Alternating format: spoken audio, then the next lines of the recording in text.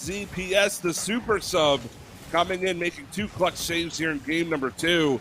We are 1 minute and 40 seconds away from Stromboli equalizing the series in this best of 5.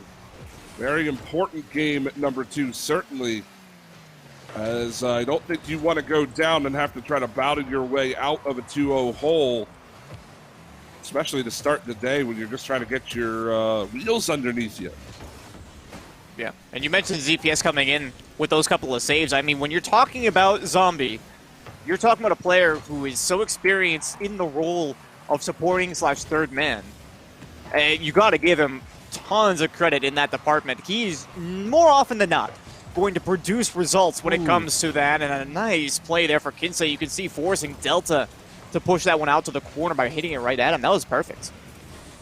Well, it keeps the pressure on, though. That's the big key right here for the Charlotte Phoenix. Here's Andy. Oh, he had Delta in perfect position, but skies the pass. Not exactly what he wants. Here's another touch. Gonna fall down in front, but ZPS is there to clean things up. As Beastabonium can't make the play, ZPS is gonna waste a little bit more time. 33 seconds left on the clock. This is a big clear. Beastabonium is going to chase this into the corner. Kinsey gives it away to Andy, up and over ZPS. Andy again, but nobody there to follow. Delta turned on the play, didn't trust in Andy to make that one. And another opportunity gone, though they might have an open net here, and we've got a game. 2-1 with 14 to go. Still, though, I mean, you talk about what we've seen out of the Phoenix so far, and it feels like there's not enough faith going on here, right, Hunted? And I understand wanting to respect your opponent, but when you can see so many obvious chances for them to make a play where they're unable to execute, it does make you question whether or not they have the right read on a play, or perhaps they're actually getting a little bit scared of Stromboli at this point. On the final 10 seconds, they're going to need to produce some results here. That clock is ticking away relentlessly as it drops out in the mid. They have no chance. We're tied at 1. We are certainly tied up heading into game number 3, and this is kind of what we wanted out of these first rounds. I think, you know, it's definitely nice if you are either one of these teams to get a 3-0 sweep and start your day, but I think perhaps the better of the warm-up games heading into the rest of the bracket might be these 4 or 5 game-long series where you really got to sweat it out. And you know, you look at the shot totals, Charlotte Phoenix definitely putting up more. They actually outshot Stromboli this time.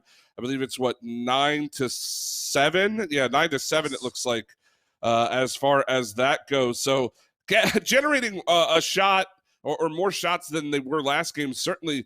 But I think it was a bit too little too late for the Charlotte offense. We didn't see them kick it into high gear until really that last minute and a half or so.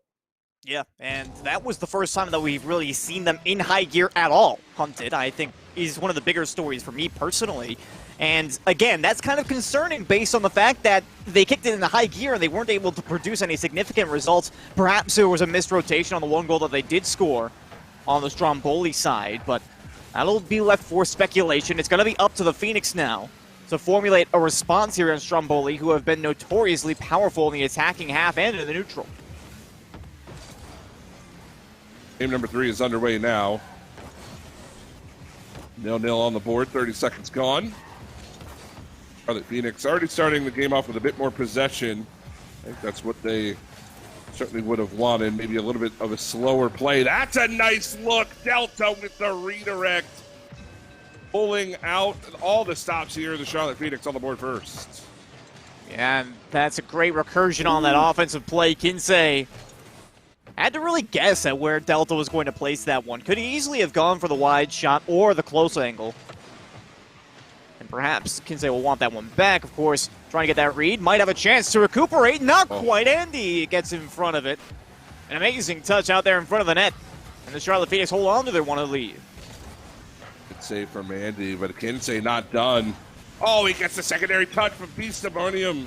Able to fall down on top of it. Still not out of the woods, though, are the Phoenixes. Alraz was looking for ZPS on the flip reset. Now a 2-on-1 back the other way. Here comes Delta.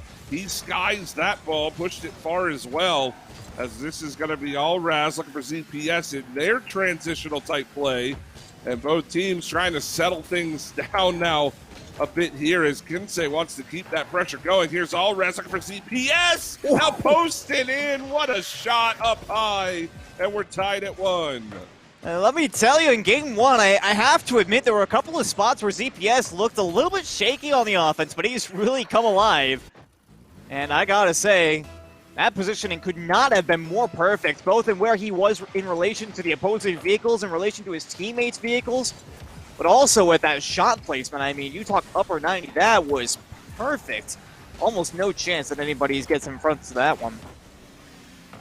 But they do not have the lead just yet. They're going to have to work a little bit harder for it, and frankly, I feel they're doing a good job. They got my bid. Well, we are level at 1 here through the first 2 minutes of Game 3. A pretty crucial Game 3 at that, as this is going to be Delta. He's up skyward there. Kinsey able to kick it off the back wall. Andy again keep the ball in here for the Phoenix. Sabonium. Now Alraz cutting that play off. Delta gets demoed. That's a hard clear off the back wall from Andy. Forces Stramboli all the way back to their own corner. This might start some offense here for the Phoenix. But Delta going to end up giving that ball away. Alraz, they'll chip it into the zone. Forces Delta to use a little bit of boost and make that read. As all 3 players get stuck in the corner from the Phoenix. And Kinsey with a gift. It's 2-1.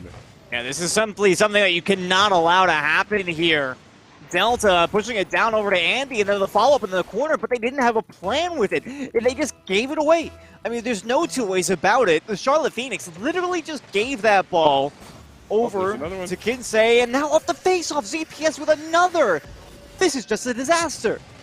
Right as we cross over to halftime, 3 unanswered goals from the Stromboli side, and they take a 3-1 lead. As things were looking so much better for the Phoenix early on, they had ball possession, they got the first of the game. It looked like maybe they were snapping out of their struggles offensively, but here we are again, 2 goals needed from the blue side. As Kinsey and company going to try to kill the rest of the time. They've got just over 2 minutes, about 2:10 left to go here. The 2-goal lead, as we know, Squid, isn't always the safest lead, especially in a game like Rocket League with how fast things seem to change. But what hasn't really changed in my mind since the jump, since kickoff 1 of Game 1, has been Stromboli and their ability to play this midfield game. We haven't really talked about boost management, but I have loved so far that everybody in the orange always seems to be conscious and aware of what their boost level is and how to effectively use it in the situation they're in. As Kinsey off the crossbar, and that's another example. Charlotte Phoenix just not enough boost to get out to these plays. Yeah, I mean, if we're being perfectly honest right now, all that I can say about it is the fact that Stromboli are simply playing a smarter game, right? I feel at the end of the day, you can tack up boost control, you can tack up positioning, supporting a play, forcing a challenge, all these different factors. We talked about the weaknesses here for Charlotte Phoenix. You know, they've missed a couple of opportunities on offense. They've missed some plays on defense, some giveaways. But at the end of the day, they're not able to make it work. That was a perfect example. I mean, Kinsey gets in front of that no matter because he has that read on the play. It's simply that Stromboli are playing smarter. They're just 2 steps ahead of Charlotte Phoenix right now. 2 steps ahead, 2 goals ahead, but it might be 1 here as Delta, he hits the post. Andy with the cleanup, and we've got a game again. Charlotte Phoenix break through. It's 3-2. Yeah, and Alraz with the pre-jump. That was actually a really good play there for Delta, trying to get around, and then the follow-up with the bump as well. You can't get much better than that. Finally, the Phoenix produced what seems like a much-deserved goal in this game. But, I mean, you talked about how they've had some major difficulties. Not here! Delta receives from Beast to Podium. Finally, the pace is picked up, and we're tied. And this just, I mean, that's an unfortunate pinch off of Kinsey, but Delta, the speed and the awareness to be in position for that play, he makes it work. He's got his 2nd of the game, and we have a tied-up score, 3-3. So both teams making comebacks here in this one to give us what should be an exciting end to a bit of a rubber match in game number 3. The winner of this one obviously going to take that 1-game series lead and put themselves on match point heading into game number 4. So will we see our first overtime of the day? That's the question right now. Only 10 seconds left as Delta and Alraz try to play that up high. Andy, he's got some space, and he's got the boost. No double touch, though. That was so close there. It would have been a sharp angle play.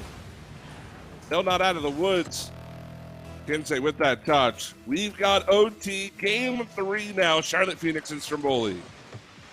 And Hunted Renaissance was just singing praises here to Stromboli for playing smarter than their opponents. It feels like the Charlotte Phoenix got a second wind here. Because ever since I said that, ever since they scored that second and third goal, it feels like they've been a step ahead of their opponents now. And that was risky. Is risky still. Beast of Podium against 2 takes game 3. And this is just a misplay by Kinsey. He jumps for this ball prematurely. You could see he had no angle to that when he comes off the wall. Alraz gets caught up in the play as well. And Beast of Podium, the hero for the Charlotte Phoenix in game 3, a 2-goal deficit erased in the final minute. And they take the game in OT. And now if you're Stromboli, it's all on the back of trying to clear your mental state heading into game number 4. As I mean, they looked like the better team again through about 3 to 4 minutes of gameplay. But once more, they don't walk away with a W. Yeah, and I mean, if we're talking about raw amount of time where Stromboli has looked like the better team, I'm fairly certain that they could have won this series already at this point. Okay. But, I mean, even in game 1, it was, at the end of the game, it was 7 shots against 1, but they still allowed Charlotte Phoenix to score on that one, and that's the key, right? So, I mean, coming into this, you have got to fix something up here. Because as I mentioned, they had the upper hand for the longest time, that's as we saw, as you mentioned, but now it seems like the Charlotte Phoenix has gotten back into form. They decided, yeah, you know what, I'm tired of playing dumb. And that's kind of what we expect from these players, in all honesty. But at the same time, Stromboli got super complacent. A nice save here for Delta. We'll put an exclamation mark on the fact that they want to remind Stromboli they're still in this. Yeah, great save from Delta. ZPS had that dunk over top of the defender. Almost gets the first of the game for the Stromboli side, but ultimately we continue 0-0. Nice pass. Looking for Delta. He finds the angle. Bar down. Beauty from Delta. It's 1-0. Yeah, some great support here from Beast of Podium, and Alvarez just beaten out to that ball. And you can see even with the coverage from both Kinsey and ZPS, Delta manages to find that spot in the net, and Charlotte Phoenix lead early. That shot was so well placed and had so much pace from Delta that it wasn't even a bar down. It was a Kinsey down. It will be 1-0 here for the Phoenix. What a pinch. Almost on goal. Beast of Podium able to play that one back while Alraz clear to the midfield. Kinsey now around Delta. Alraz looking for Kinsey again. He's got ZPS in support. He's going to try to make a play up high. Draws out 2 defenders. They get the ball clear, but Andy's got to make this touch, and he does. As now scrambling back is Stromboli. However, some good defensive play through the midfield. Going to keep the ball in the Charlotte Phoenix zone, at least for those few seconds, as the teams return to arguing over the midfield line. But it's the Charlotte Phoenix who has leverage. They're going to get more. Delta underneath, and he's been clutching this game. It's 2 for him with 3:37 to go. And Alvarez, my boy, you simply cannot let this happen. This is twice now that Alvarez has been fooled by Delta in the mid. The first time not able to get up and make contact with either the dunk or just the initial touch. And then again there, diving at a spot where he thought Delta was going to make the contact and just not estimating correctly. That is never a spot you want to be in. And, we do know that Alvarez, from my past experience at the very least, we know that he can be something of an emotional player. Hopefully he's not letting it get to him. Well, if there's ever a time to recenter yourself, it's certainly right now for the Stromboli striker. They need to. And he needs to lead the charge. He's going to leave it for Kinsey. Oh, that'll take an interesting bounce down. Andy's last back. He ends up with that 50 around ZPS into the corner. Delta's going to come through in support. But he'll only get as far as Alraz now. Beast of Podium dodging the demo, makes the 50. Here comes ZPS around Delta. Over Andy. He scores. Well, a beautiful goal there from ZPS. And it's a 2-1 game just like that. Yeah, beautiful 50-50 there from Allraz, and the pace from ZPS to get it away from Delta. And this is kind of a little bit of a callback now to the earlier Charlotte Phoenix, which is a little bit unfortunate, I think, in this particular instance, where Delta trying to be there quick as possible and make that play all by himself. And speaking of, Andy underneath of one. No bump potential on Alvarez, though. That'll get away. We're just before halftime here. Still a chance for Stromboli. But honestly, the way that things have been looking, it's going to be a long shot.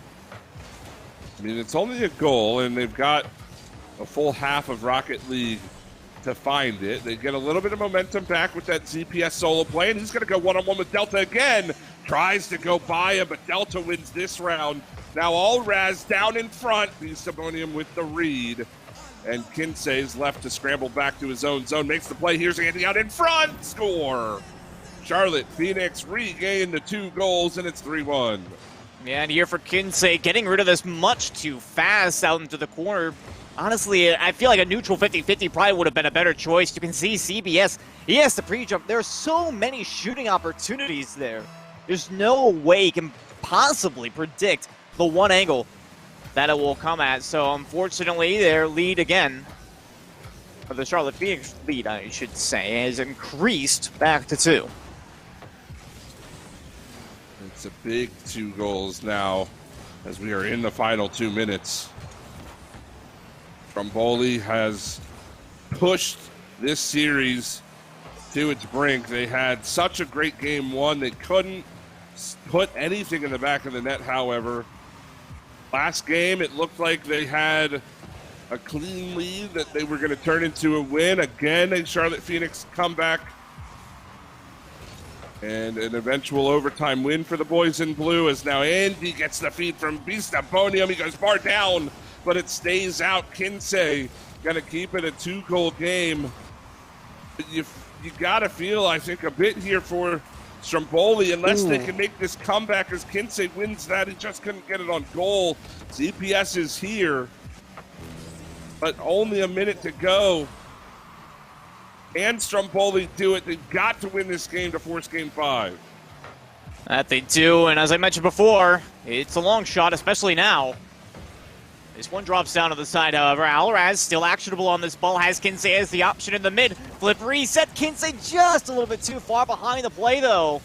And now back the other way. They're going to have to reset and start attacking once more from scratch here. And it's not going to help that piece of Sabonium and Delta in the mid now. Andy for the shot. Can't put that one away. That would have been the final nail in the coffin, but there's still a chance here for Stromboli. 20 seconds left. Kinsey looking for the pass across the box. It'll be ZPS out of the corner. He's got a secondary touch. He takes that one away from Allraz. And now 10 seconds left. They can't get their signals straight. It's going to be Andy to waste more time. Kinsey on the save. They have numbers. Actually, this one with some space, but it's not going to be enough. And that is going to be it. The Charlotte Phoenix, in a roller coaster of a series for their team, take the series to start our broadcast in 4 games, just like the final score here in game number 4, 3-1 is the victory. All right, no game 5 for us, which is somewhat disappointing.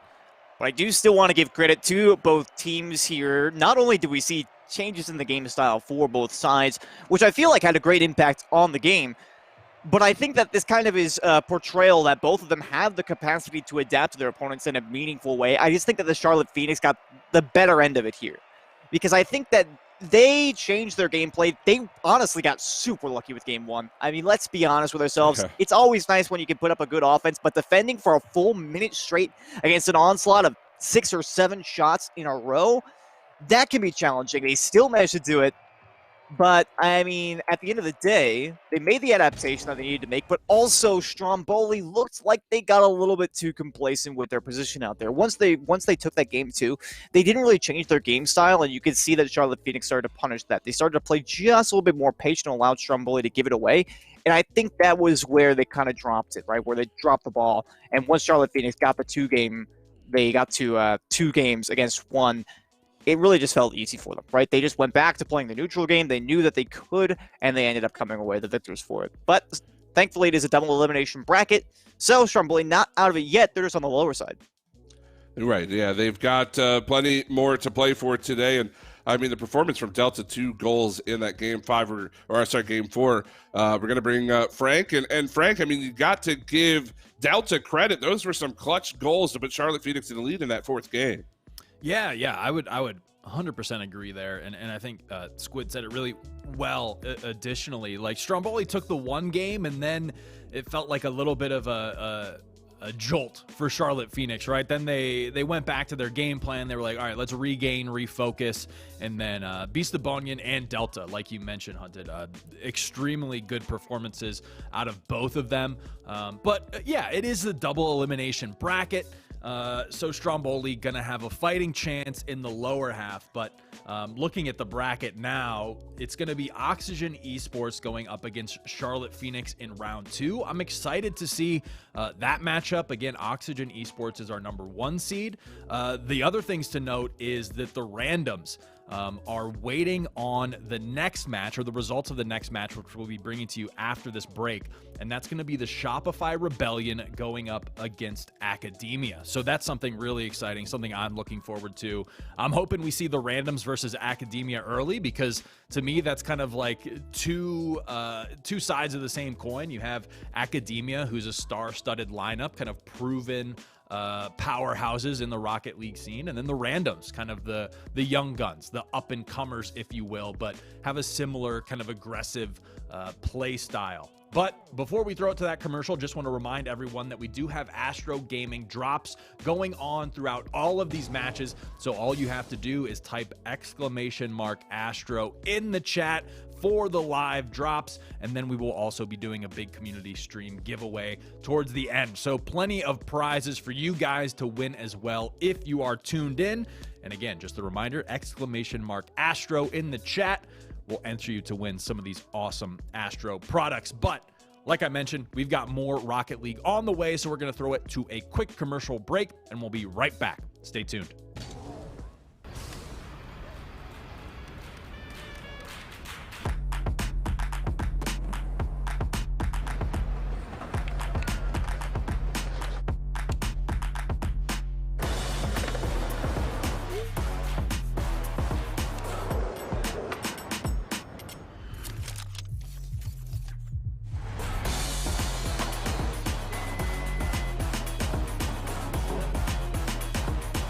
Nice play.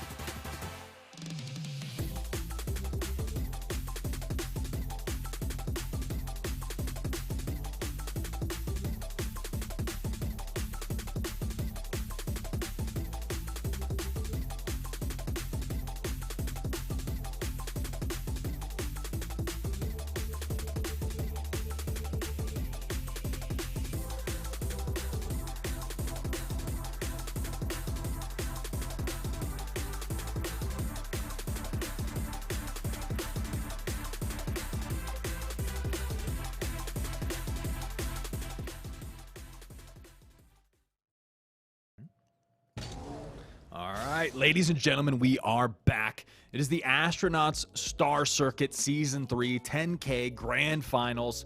It's the big one here today, and we just saw our first matchup of the winners round, and we're moving on to the next one. And this is one I'm definitely excited to bear witness to. We've got the Shopify Rebellion going up against Academia. That's going to be Memory, Beast Mode, and Rapid going up against Percy, J-Pow, and First Killer. Personally, I'm excited to see just Academia play anything. They were electric in our last chance qualifier. They absolutely stomped. But let's take a look at our bracket real quick to kind of keep you guys in the loop on where the tournament is thus far. So we just saw Charlotte Phoenix and Stromboli resolve. Charlotte Phoenix going to be moving on to play our first seed Oxygen Esports, and Stromboli knocked down to the losers side of the bracket. Now, kind of talking about Academia again a little bit, a dominant performance in the LCQ. They went up against Continuum, and I'm going to be honest, they kind of manhandled them. They made slight work of that Continuum roster. So I'm going to see if the momentum continues. But it's not just going to be me. We got Hunted and Squid in the booth to cast this Rocket League action. Guys, how you doing? You excited for this upcoming match? Yeah, absolutely. I really looking forward to getting our, well, at least my personal first look at the ex-KCP Pioneers and now, of course, Shopify under their new branding. So I'm definitely looking forward to this matchup. I think First Killer versus, Beast Mode or First Killer versus Rapid's always a fun matchup. Yeah, I think I'm kind of on the same page here. I think Academia coming into this one, they probably have the disadvantage here. Just off the virtue that Shopify have played together for so long now. Beast Mode, of course, coming in as that, basically super player, basically saved the franchise. Flight RLE was, frankly, kind of a disaster. Beast Mode came on and he repaired the whole thing. We don't talk about Flight. We're not going to talk about it. But speaking of Flight, it looks like First Killer is itching to fly into this match. So, you know what? I'm going to let you guys take it from here and enjoy a little First Killer action out on the pitch. Well, thank you so much. We are jumping right on in. The teams are ready. They readied up quite quickly here. We didn't get to talk about this too much, but I think this is going to be important. Obviously, First Killer, a star name known throughout North America for his time on Rogue now, Squid. And if you are Shopify, as that's a quick goal for Percy right off the get-go. That'll be Percy 1-0. But just to finish the thought, when Beast Mode and Rapid specifically can get that offense going and their mechanics are on point, they can put up just as many goals, just as much offense as some of the best in North America. And do we think First Killer and his synergy with Percy and J-Pow, do we think that is going to be able to keep up with that kind of offense? Well, I mean, I think it's certainly possible. My shot here will be saved by Rapid. But I did mention the establishment here for Shopify Rebellion and their experience together as a roster. Gives them plenty of merit into this in this match, and I think, especially if you consider the whole First and Friends debacle, they don't first pick-up teams in recent history have not been successful against long-standing rosters. Uh-oh, I know somebody's gonna get mad at me about that one, but hey, I'm just saying, it's facts, all right? But I do agree, Percy and J-Pow coming into this as his teammates feels like a very strong potential team. I definitely will be interested to see how this one continues to play out. It has been Academia on the board first, 1-0 game through the first minute 15. Percy is looking for a play out in front. First Killer just going to play a little bit of defense here as Memory towards the cage. That is going to be played away by First. As now Rapid back wall. First Killer with the clear. Secondary touch to play it along further, but Beast Mode back the other way. He was looking for the dunk, and he finds it. It will be Percy on the back wall. The defense holding strong. Whoa, almost a pinch to the back of the net there. A little bit of a double commit from Shopify, but they're able to make it work as here comes Beast Mode, but it's First Killer along the goal line to make the save. As again, Percy going to try to play up and over, and I have a feeling that any team with first killer on it, but specifically this one, Percy and J-Pow can play a very quick game when they get that momentum rolling, as this one is going to bounce out. I think you have to be a bit concerned about that if you're Shopify, and there's exactly why they pulled a double commit, and the bump on the goaltender is all they need first on the board. Yeah, Memory, good luck there, trying to compete against J-Pow in the end, and of course with first killer shooting, that's always going to go top bins. But I completely agree. I feel like this team, again, you know, I hate to beat a dead horse here, but I do need to say that Academia coming into this one feels like one of the highest velocity teams that you could expect to see today, even in the entire RLCS scene, in all honesty. And it seems like their pace of play has been at least passable up until now against Shopify, keeping them out of the attacking half for a majority of this game. It seems Percy over top of the last player here. That's an easy goal, number 3. Rapid gets caught. You see him. I think he wants to go up for this ball. Maybe not. Maybe just try to get back, and he can't do it. Percy too fast to that play. It's going to be a 3-0 game, and, you know, we can talk about first killer all we want, but, you know, J-Pal from Xset has found success as of recent, in recent times, and, you know, of course, Percy playing for Alpine, a little bit more of a struggle during the split here, but you know, these 3 players, it's not, you know, it's not like these are just random players. I mean, Memory, Beast Mode, and Rapid have played against all 3 of them extensively throughout this RLCSX season. And right now, maybe it's just the team chemistry from Academia, or the play style, I should say, not necessarily the chemistry, but the play style is tough to adapt to for Shopify when you don't see these 3 specifically playing together too often. That is very true. I can't help but also feel that when Shopify finally get that first goal, as we almost saw a cheesy angle from Beast Mode in the last play. Once they get that first goal, they might have a breath of fresh air, excuse me. But in any case, I think Academia, I mean, think about it on top of the fact that more likely than not, I mean, Alpine, Rogue, and Xset have all scrimmed against the Shopify Rebellion. You know, plenty, certainly. Plenty. But never at any point has the Shopify Rebellion scrimmed against Academia as a specific roster of 3. So I think that more contributes to what you were saying as well. Yeah, that was my point, pretty much, is that they haven't necessarily seen this trio before. But they're going to have to do something to try to curb this Academia offense. 3 goals in game number 1. They've been held scoreless so far. They've got 35 seconds to change that to the Shopify Rebellion. Sometimes we see teams come out a bit slow in game 1 as well, or struggle to find the pace. Memory, that's a good shot on goal. J-Pow with the save. Ooh, Beast Mode. I love the read there. He gets the flip reset as well. Forces 2 players to make the dive to try to play that one away. It will be Percy eventually to find the clear, but Shopify, they've looked a lot better in this second half. They've gotten chances. They're able to put some shots on the board. I think first killer, yeah, he's got 5 saves, and that's not a surprise. He is a very defensively sound player, and it's just going to be back to the drawing board, I think, if you're Shopify, and no panic, hopefully, from the team yet, as it's just the first game of this best of 5. They've got plenty of time to try to mix things up.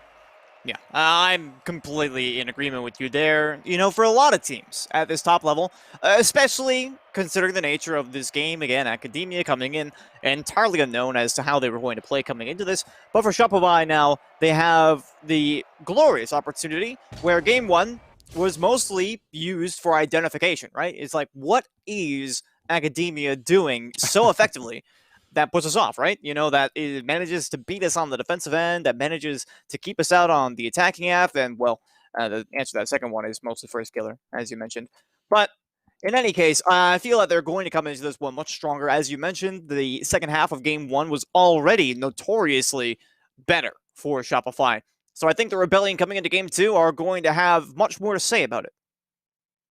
Well, we're going to see what they can do with a fresh 5 minutes on the board. We're heading into game number 2 right about now, as Percy and Beast Mode going to take the kickoff. And, I don't think you and I necessarily will be around if it does happen, but part of me as a commentator would love to see the Shopify Rebellion take on the Charlotte Phoenix just for the Beast Mode Beastabonian matchup. Figure out which is the better beast. Both players are very crucial to their respective teams, as that's a great save from Memory. Defensive prowess for Memory has always been his specialty. He makes it known there, keeping Academia off the board as Memory looking for Beast Mode in transition. What a play! But Percy able to get up to it in time. Still, it's going to set up Rapid, who's trying to shove that one top corner. Memory again trying to play out of the corner, but First Killer will break that play up. We have played through the first minute here of game number 2, but already a much quicker game, and it looks like Shopify up to the pace of play. Yeah, they are. You saw that fake challenge there from Rapid as well. You can tell they're trying to force the opponents to give it away. Ooh. Beast Mode had the coverage there for the net, and probably thinking they're lucky stars that didn't go in there. But still, that's the kind of trust you need to have in your teammates and in yourself on the defense, is being able to pre-jump that and cover the entirety of the net, or at least a shot angle. Beast Mode, though, doesn't have a chance. This one, nobody back home here hunted, and Percy's got it for free. Yeah, Rapid gets bumped off the play. First Killer ends up sending Rapid pretty much onto the enemy goal line, and Memory with that challenge kind of forces the rotation to advance a little bit too quickly there. You saw it. Beast Mode, last player back, and now first off the post, the rebound for J-Pow is easy. And just like that, 2 quick ones for Academia. They go up 2-0 here with 3:27 to go. And I believe the initial challenger there for the Rebellion actually made contact. I believe that was Beast Mode, if I'm not mistaken. But it was only very narrow, of course, that kind of ghost touch that we're used to. That flick from J-Pow was interesting, to say the least. Somehow managed to negotiate his way around the last defender there. Percy off the backboard up to J-Pow. Shot on target here will be denied by Rapid. But in any case, I mean, Academia not letting off the gas here. That is. Of course, well, there is one detriment to not letting off the gas. That's leaving your net open here. Well, it's Memory who's first on the board for Shopify in the series from his own goal line. And Memory, certainly not known as the striker for this team. He's had to step up in the offensive role, I think, a little bit more than in teams past. You think of the old Ghost Gaming roster with Memory pretty much dedicated third. He's definitely had more freedom with this team, but he gets on the board here first from his own goal line, and you're going to need to do a bit more than that. Rapids in transition, but First Killer already back, able to deflect that one wide. Beast Mode, however, he'll leave it for Memory. Barred down, but it stays out. That was a beautiful shot. An inch or two lower, and we've got a tied game as Shopify. That was their best look of the series, and it just goes off the bar. Now Beast Mode with a nice deflection, just couldn't quite find Rapid. And the execution just missing there from Beast Mode, which is surprising to say. As you mentioned, as we talked about already, to great extents, actually. Beast Mode coming in as the player to watch out for the Rebellion. Of course, Memory and Rapid have been playing together for some time now. Well, Beast Mode was really the glue that kind of brought them together and made them a viable team. I mean, they are currently in contention for Worlds in NA. Only a couple of points behind FaZe Clan, 30 to be exact. And Beast Mode trying to show why, but Percy has the read and gets that one away here. Inside of 2 minutes, though, and Rebellion looking pretty good on the attack. A nice shot there from Memory. It's saved away by First. He's got J-Pow there, and that will be the clear. This is going to be First Killer. Doesn't find the touch, but he'll fall on it. Now Rapid. Deflection. He's got Beast Mode with him. Around Percy, it's going to be a glorified 2-on-2. That play just doesn't quite develop, and it will be an easy play out of the corner for Academia with 1:10 left to go. Still, however, Shopify definitely finding some pressure. They're getting some ball possession here. Needs to turn into a couple more shots. I'd love to see a bit more of some rebound type plays, force the defenders up to make saves or try to force them to kick things out in front as this is Rapid. Does he have the double? Oh my, that was close. Memory's going to pop it up for him. Down in front, all three players commit now, and nobody gets the touch they were looking for Shopify as First Killer back the other way over everyone, and it's 3-1. And the top corner, count on First Killer. For this kind of a snipe, of course it's going to be him making the play. You can see Beast Mode going up early, completely fooled on that air drag. But I mean, Hunted, you returned to that play there for the Rebellion on the attacking half, and it was a little bit of desperation. I do appreciate the creativity. We've already seen Beast Mode try to pass off the ceiling, and then again, Rapid passing off the backboard. But at this point, it feels like you can't rely on that. What do you do? I mean, we haven't seen any demo plays, sure, but the passes simply haven't been coming together either. Definitely feels like a First Killer team where it just seems like it doesn't matter what you set up, there's always somebody in the way. There's always a passing lane that's being covered. There's always a challenger out to the initial shot. And it's going to happen again here to Shopify. They get one on the board, but that is their only goal so far, and it's not going to be enough to win game two. It's going to be an uphill battle from them now. They're down 0-2. We're heading into game number 3, and I don't think, I don't think it's a good look for Shopify to go 3-0 here against Academia to start the day. No, it certainly isn't. I already put in my 2 cents. I personally feel like Academia should have had, the disadvantage coming into this one simply because of, again, the established team of the Shopify Rebellion. But it seems at this point that they have them completely hooked. I mean, they have every single opportunity to make a play whenever they feel like it with, of course, J-Pow, Percy, and First Killer. 3-star players, mechanically speaking. Percy probably getting the short end of the stick, of course, being somewhat in the shadow of Magic Bear.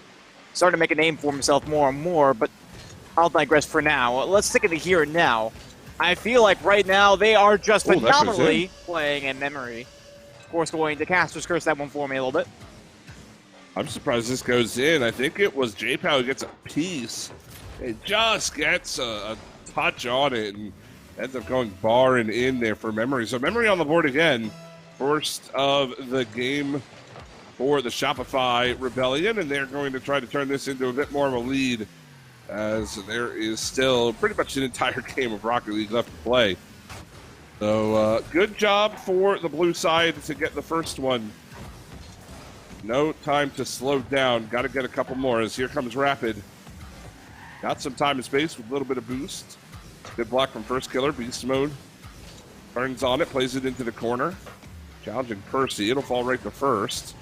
He's around Memory. Rapid, good block there at the midfield line. J-Pow quickly kicks that one in. First Killer back to Percy. The shot's good, and he scores. What a play from Academia. It's 1-1.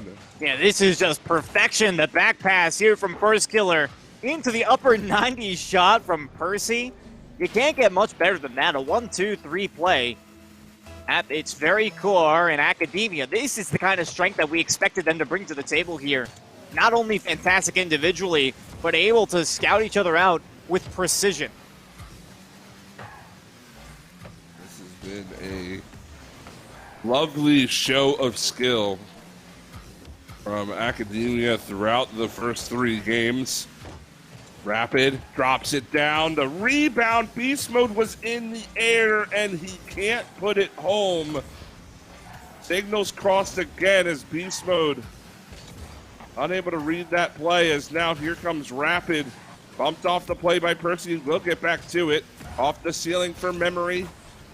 J-Pow deflects down to Percy. So pop up for Rapid to try to slam back into the zone. First Killer. Small touch, he'll challenge Memory. A little flick from Beast Mode. Now J-Pow able to play it up high. Here comes Percy tapping it along the wall. First Killer. Now J-Pow with a chance. He'll just keep that one in the corner. First Killer goes low and he scores. Off the post and in from First, and it's 2-1. This is minorly surprising to me as well. Regardless of the one challenge here, Rapid He had a generally good read on that play, but just misunderstood where exactly that shot was going to be coming from. And as you mentioned, First Killer somehow puts that one on target and on in. And Academia now sitting on the verge of that complete 3-0 sweep, which I don't think either of us really anticipated coming into this one here, Hunted. It certainly would take me by surprise to see Academia blank Shopify here in the series. There's still time left, 2:45. Game number 3 on Urban Central as this is First Killer all the way down. Rapid needs to try to maintain a bit of possession, but the giveaway's there. Percy has that shot denied by Beast Mode near side. Beast Mode up to Rapid. He scores. What a soft touch. He could have easily played that one too far and too wide, but he makes it work, and it's 2-2. Now, you mentioned the soft touch. I mean, even on top of that, I don't know if y'all all saw it, but even on that replay, you could see Percy was also threatening to dunk that just in case he didn't make it hard enough. So he was restricted in both categories there. Couldn't hit it too hard, couldn't hit it too soft. Of course, count on Beast Mode to make that play just past halftime here in the Rebellion. Still holding on. Oh, memory back wall. Good play from First Killer. Rapid, not going to be able to keep it in. J-Pal was waiting for that forward play. Does get cut at the midfield line. Now Percy again. The 50 win into the corner. Beast Mode will tee it up for himself. Off the ceiling, looking for Rapid. J-Pal gets beat, but the ball not on net. And First Killer, at least for the moment, able to play it into the zone. J-Pal, the pop. Percy, a couple of light touches. Now First, 50 win out in front. Save made by Rapid. It's got to be memory. Minute 35 left, 2-2 game. As here's Rapid again. Nice play to go off the ceiling. He's going to give Beast Mode some space. What can he do with it here? He's around first. Rapid's going to help out. The net is open, but they can't get any kind of shooting opportunity. As this is Beast Mode now, he'll play it down and score. What a response from Shopify. The possession came perfect, and it's 3-2. Yeah, and that beautiful pass there from memory. You can see J-Pal having so much difficulty trying to beat Beast Mode to that ball off the backboard. And honestly, the chase there for Rapid looked a little bit questionable initially. But after you see, I mean, just getting it away from Academia in itself is kind of an achievement. And you can see that they immediately punished on the opportunity that they gained as a result here. And within 70 seconds of the end of Game 3, they might well pull it back. We've got a minute left. Shopify with the lead. Couple of big demos there. Going to open up some space. First Killer one-on-one with Rapid. He has Beast Mode there to support all three players. Having to get in First Killer's way to make that save. And now the ball dumped back into the Academia zone. As this is Percy to the midfield line. Beast Mode turns. He has the breakout play. Nice give and go there. It will be cut by J-Pal. Big demo on the First Killer. Now Percy in the air. Beast Mode was looking for a bump on him, but he doesn't find it. It's a 2-on-1 back the other way. Memory's got to make this play. It's going to fall to First. He save made by Beast Mode. The scramble save there as now Memory trying to put the game away. Doesn't even need the touch. What a 2-goal swing. We were nearly tied just moments ago, but it's 4-2. And Academia, for the first time in what feels like forever, being weak in the defense here in Game 3. And conversely, on the other side, Shopify looking incredibly potent in basically all regards here. Their neutral game has significantly improved, and honestly, it feels like they let Rapid a little bit off the chain here, as he is currently sitting in that MVP slot with 2 goals, an assist, and a save. But it's really been him being the catalyst on the attacking half here, kind of as the person they just let do whatever he wants and then respond after that, right? So he takes the MVP here, and I think with good reason. Shopify bring this one back into the realm of reality. But it still feels like, I mean, they have some incredible strengths coming into the Game 4 here. You know, you talk about Rapid, and I 100% agree that, you know, 2 goals and assist, a save on 3 shots. I mean, that was a great game from him, and it definitely helped push his team forward. You got to give credit to Memory for getting both of the first 2 goals of the series, especially in this game. The first goal, putting them on the board early, allowing them a little bit of space and confidence to play through. And then, of course, Beast Mode with that beautiful save with pretty much no time left to go, 15, 17 seconds, whatever it was, to keep his team in the lead. Some clutch plays all around here for Shopify, and they're going to need more of that. It's got to be 2 more games of exactly that, clutch plays from the blue team, to give them a chance to win this series, as we are heading into game number 4, and Academia still in the driver's seat with that match point looming. Now this is J-Pow going to be pushing it into the zone. Rapid, trying to connect with Beast Mode. That's a solid little touch. First killer, he ends up getting played off the ball there by Rapid. Memory's going to play it out in front. Beast Mode scores! And Shopify out to a 1-0 lead again. For Beast Mode, this feels like an easy read at this point. I feel like letting Memory have that much space and time there into the corner feels like a huge drop for Academia. I mean, you can see J-Pow choosing to play passable on that one as opposed to going for the 50-50, and allows Beast Mode so much time to close the gap, get that read on the defender who had almost no choice but to hit that one right into the oncoming attacker. And it feels like Academia, again, they're starting to lose the upper hand here where they had the individual mechanical advantage. Things are starting to go downhill with Beast Mode starting to come alive. Does seem like that switch has been flipped here for Shopify. They've gotten over the first couple of game jitters, if you will, and their confidence seems to be soaring right now here into game number 4. They've got the first on the board. They're looking for more. Beast Mode with a quick turn. He pops it up. J-Pow no touch. Percy's going to have to make an awkward play. Rapid will take it from him. Only first killer on the goal line. He needs some help from J-Pow, but still not out of the woods. J-Pow again has to go up to make that block short side. It will be first.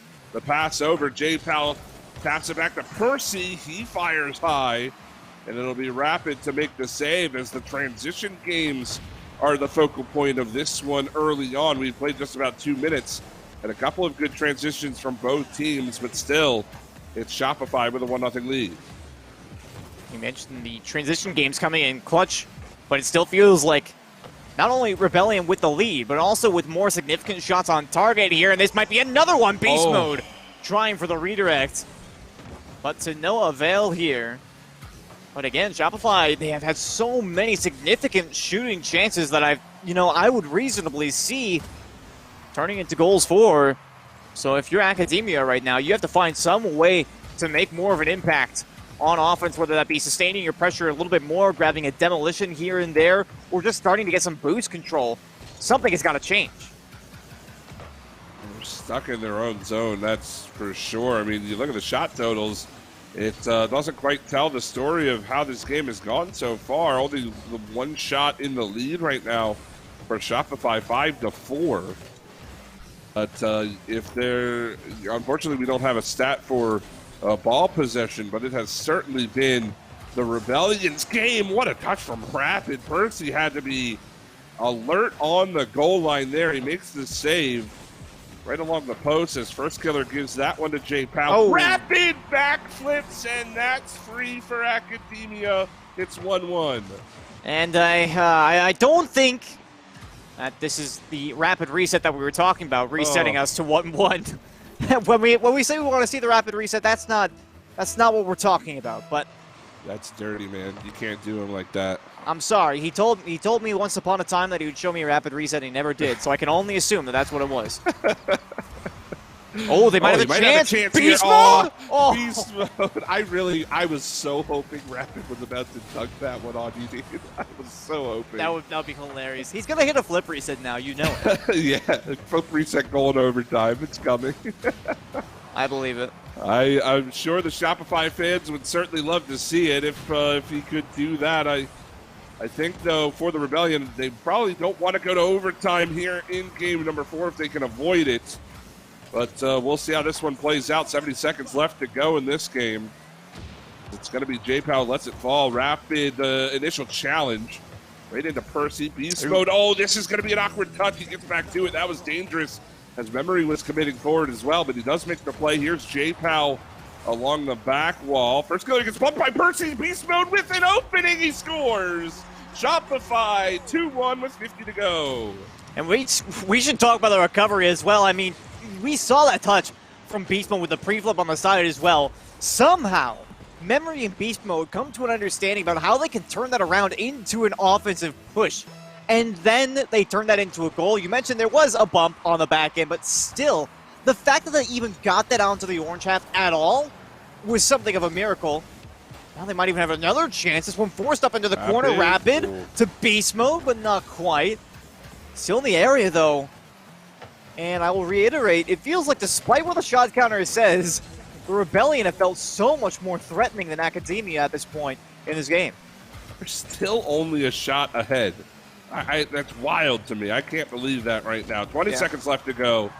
Game number 4. Here's Memory. Gonna pop it up. Rapid. Oh, Percy takes it away. Here's Beast Mode. Can't quite find the touch. Memory got to look for Rapid. First killer plays it back to the midfield line. 5 seconds to go.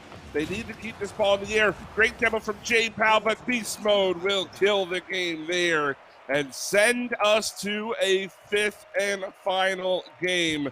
Shopify winning 2 in a row, and we've got a game 5 upcoming. And I think that one of the biggest takeaways here for the Rebellion, again, how many times have we said they've been so much more threatening on offense here than Academia were in this particular game. But on top of that, the fact that the one goal against was an easy save for Rapid that he accidentally backflips on, I mean, that's not that big of an issue, right? It doesn't matter how many shots they put on target. You still saved every single one of them, except for the one that was just an error. Like, that's all there was to it. You cannot count on that happening again if you're Academia. So I think for Shopify, moving into Game 5 now, they are feeling incredibly confident in themselves and in each other. That's the important part. It looked like, do we see a card change from Rapid? He wasn't in the Dominus last game, I don't believe. No. Do you think he did switch cars over to that Dominus? So maybe trying to find some more success offensively is Rapid here. I mean, he was certainly good in that game. Had some great touches. But it was Beast Mode with the 2 goals that Shopify needed to put themselves up and over the top. But here we are in Game 5 as the Dominus Rapid will make its appearance. And we have the first 30 seconds of Game number 5 gone so far. And it looks like Academia it's the most possession. But Beast Mode will score to open the game.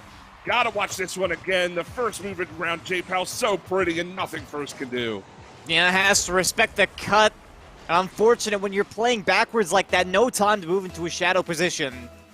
And you just have to guess at that point. Beast Mode beating out one of the most legendary 1v1 players in North America in that situation. But, I mean, you mentioned Rapid coming alive. I do also want to say one more thing about Rapid while we're on the topic, because he historically was a player that no matter what team he was on, once they started losing, he almost never recovered. He started playing so poorly. Things just went downhill more and more often when Rapid found himself in that situation. Ooh. Nice touch there. First killer, not able to put it on target.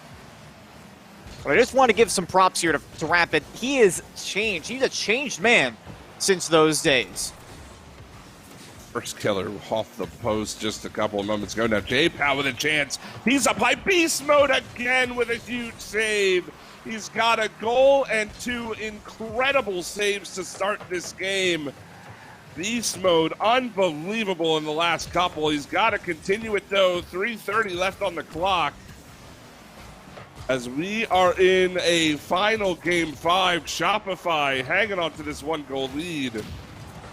So it will be J-Pow to push it into the offensive zone again, where here's Memory. Bounces beyond Beast Mode. He will get up to it to put pressure on First killer. Now Percy, the shot off the post, rebound, save again, and Beast Mode will clear it out of the box. It stays 1-0. Academia with chances galore, but save after save coming out from the blue side.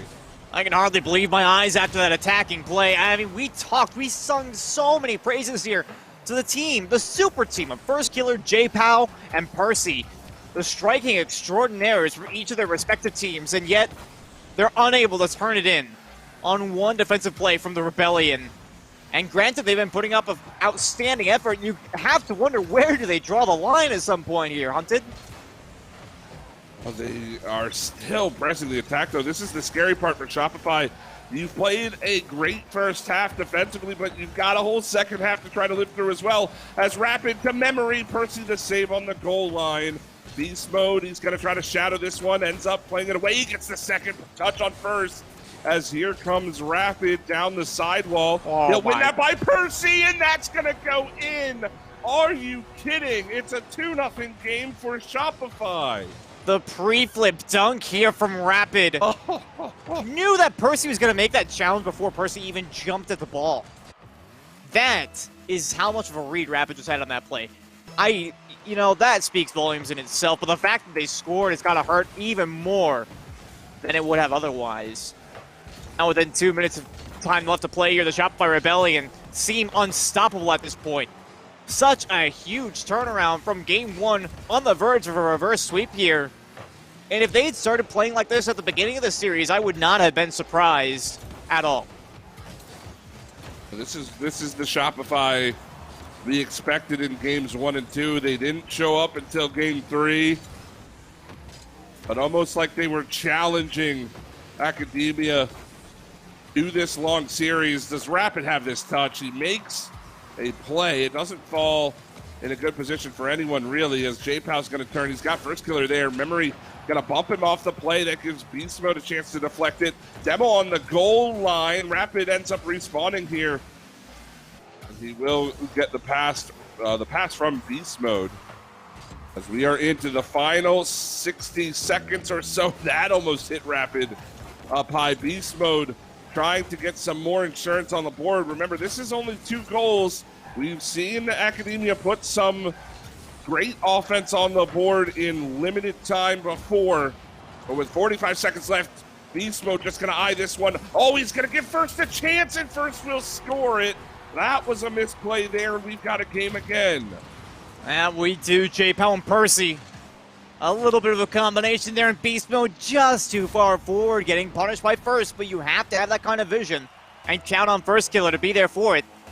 Well, 40 seconds to go here. You said it, Hunted. We've seen some high-quality offense from Academia in Game 5, and they might have a chance here. Memory is there for the cutoff, though, and that will shut things down before they can even start. Great cut there from Memory. Now Rapid might get caught. J-Pow's going to push forward, try to create some chaos. What a demo from Beast Mode. First Killer towards the net. 20 seconds left to go. First is going to take it sidewall. This is looking dangerous, but Rapid's there. Long bomb clear. Percy's going to turn, trying to keep the ball in the blue half. Beast Mode wasting more time. Gets that one through J-Pow. Now Memory with 5 seconds left. The ball still in Academia's zone. It's going to be J-Pow, Percy, and First up. Push down the pitch one more time. Will it be enough? Percy around the sidewall. He's got First out in front, but Rapid makes the touch. And now Beast Mode with pitch in front of him. He finishes it off, and the reverse sweep is held on to by the Shopify Rebellion. It takes all 5 games, but they will move on to the winner semifinals. That was something. You know, I'll be honest. I don't think that went how I expected in the slightest. Not in one single facet did that go how I expected it to. I hardly even know what to say about that. Here is the stat of Game 5. Shopify, 2-1 victory. They were outshot 12-5 in that game. Yeah. And Rapid 4 saves, Beast Mode 3, Memory 2. An unbelievable defensive effort for them to take this game. And it felt like Academia put absolutely everything. They left nothing out there on the field. They left everything, they left everything on the field, I should say, and put up as much offense as they possibly could, but it just felt like there was a brick wall built and they couldn't break through it. Yeah. Well, they came pretty close, though. I'm going to be honest. I mean, Rapid bringing it up off the wall with 0 seconds to go. I thought he had no boost. I thought it was just going to be a dead giveaway right in front of the net. He makes the touch and gets that one away. I don't know. I had a lot of mixed feelings during those final couple of seconds. But we do need to bring Frank back onto the desk here as we get set for the next one. Shopify moving on to face off against their opponents in the randoms. Why don't you go ahead and give us a lowdown on that one? Yeah. First off, just to touch on that series briefly, wow. I gotta say that to me, I think is like the perfect argument for kind of sticking with your squad, right? To me, that definitely felt like Academia had the talent and the mechanics and the skill, but the Shopify Rebellion were able to edge that one out because they are more experienced together. So they were able to kind of persevere, adapt, and handle everything that the talented Academia were throwing at them and able to clutch it out at the very end. I thought for sure we were going to see a Game 5 OT even, but the Shopify Rebellion hold on and move on in the bracket. But looking forward, I mean, so many crazy matches. The randoms are now going to be playing Shopify Rebellion in Winners Round 2. And then, of course, I believe the next match that we're going to have is Oxygen Esports, who we haven't seen yet today, go up against the Charlotte Phoenix. Oxygen Esports is our #1 seed coming into this tournament. So essentially that just means they've amassed the most points through the Astronauts Star Circuit Season 3 to earn that #1 seed. And that also earned them the bye. But Charlotte Phoenix looked good. But man, those two squads, the match we just watched, they seem to be really on point. Shopify Rebellion and Academia, even though they fell, looked, in my opinion, maybe a little bit stronger than both Charlotte Phoenix and Stromboli. So gonna be interesting to see how this bracket plays out. I'm excited to get into the next match. And just to remind you guys, make sure you're spamming that !Astro in the chat to earn your chance to win some of these sweet, sweet prizes from Astro Gaming. Of course, we're going to have the MVP award, which we'll decide at the end of today's tournament. The live drops, you see those, the AO3 IEMs. Got to pair myself, got to say they are amazing. The A10s available as well. And then, of course, we're giving away a Scout backpack and an A40 TR headset. You love to see it. And I love to see some Rocket League. So let's throw it to a quick commercial break, and then we'll be right back with more action. Stay tuned.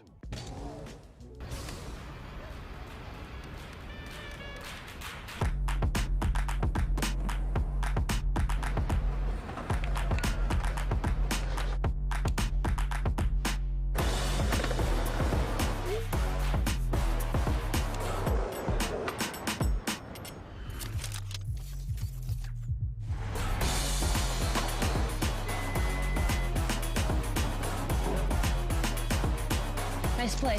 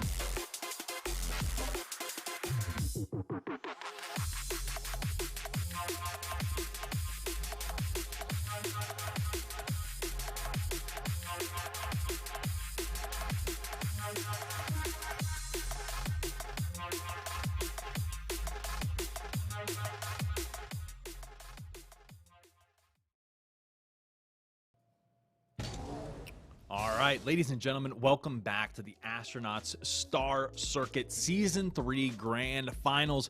We've got $10,000 to give away today, and first place is going to be taking home $5,000 of that. Speaking of first, we've got our first seed of the tournament, Oxygen Esports, going to be playing against Charlotte Phoenix coming up next.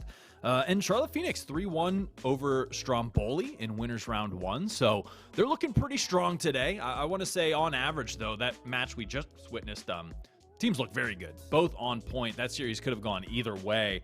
But Oxygen Esports versus Charlotte Phoenix, you probably saw some of these names in our hype trailer that's on our Twitter and that we rolled before going live here. And you would have seen a lot of clips from Oxygen Esports, LJ, Toasty, and Krazix going insane. So I'm looking forward to this one. You know, the one advantage that Charlotte Phoenix might have is they're warmed up, right? They've already played a match. Oxygen Esports coming into this cold, have yet to play in the bracket here. But I mean, I'm expecting like kind of seeds to be the main narrator of this upcoming series. I think Oxygen Esports just looks strong. It's going to be an uphill battle for Charlotte Phoenix, in my opinion, but you know what? My opinion isn't the only one that matters. We've got Hunted and Squid in the booth, and I'd love to hear your guys' thoughts on this upcoming match. Well, I mean, at this point, I think I need to hide my notes. You're just copying literally all the points I had, and just I mean, you bring us in for the analysis, and then you make all of the points before we. I was get screen here. peeking. Kind of, yeah, it's all right. But I mean, you hit the nail on the head with just about everything. I think Oxygen coming into this one, you know, number 1 seed and probably playing pretty confident. I always love watching this team, especially now that they've been picked up by Oxygen.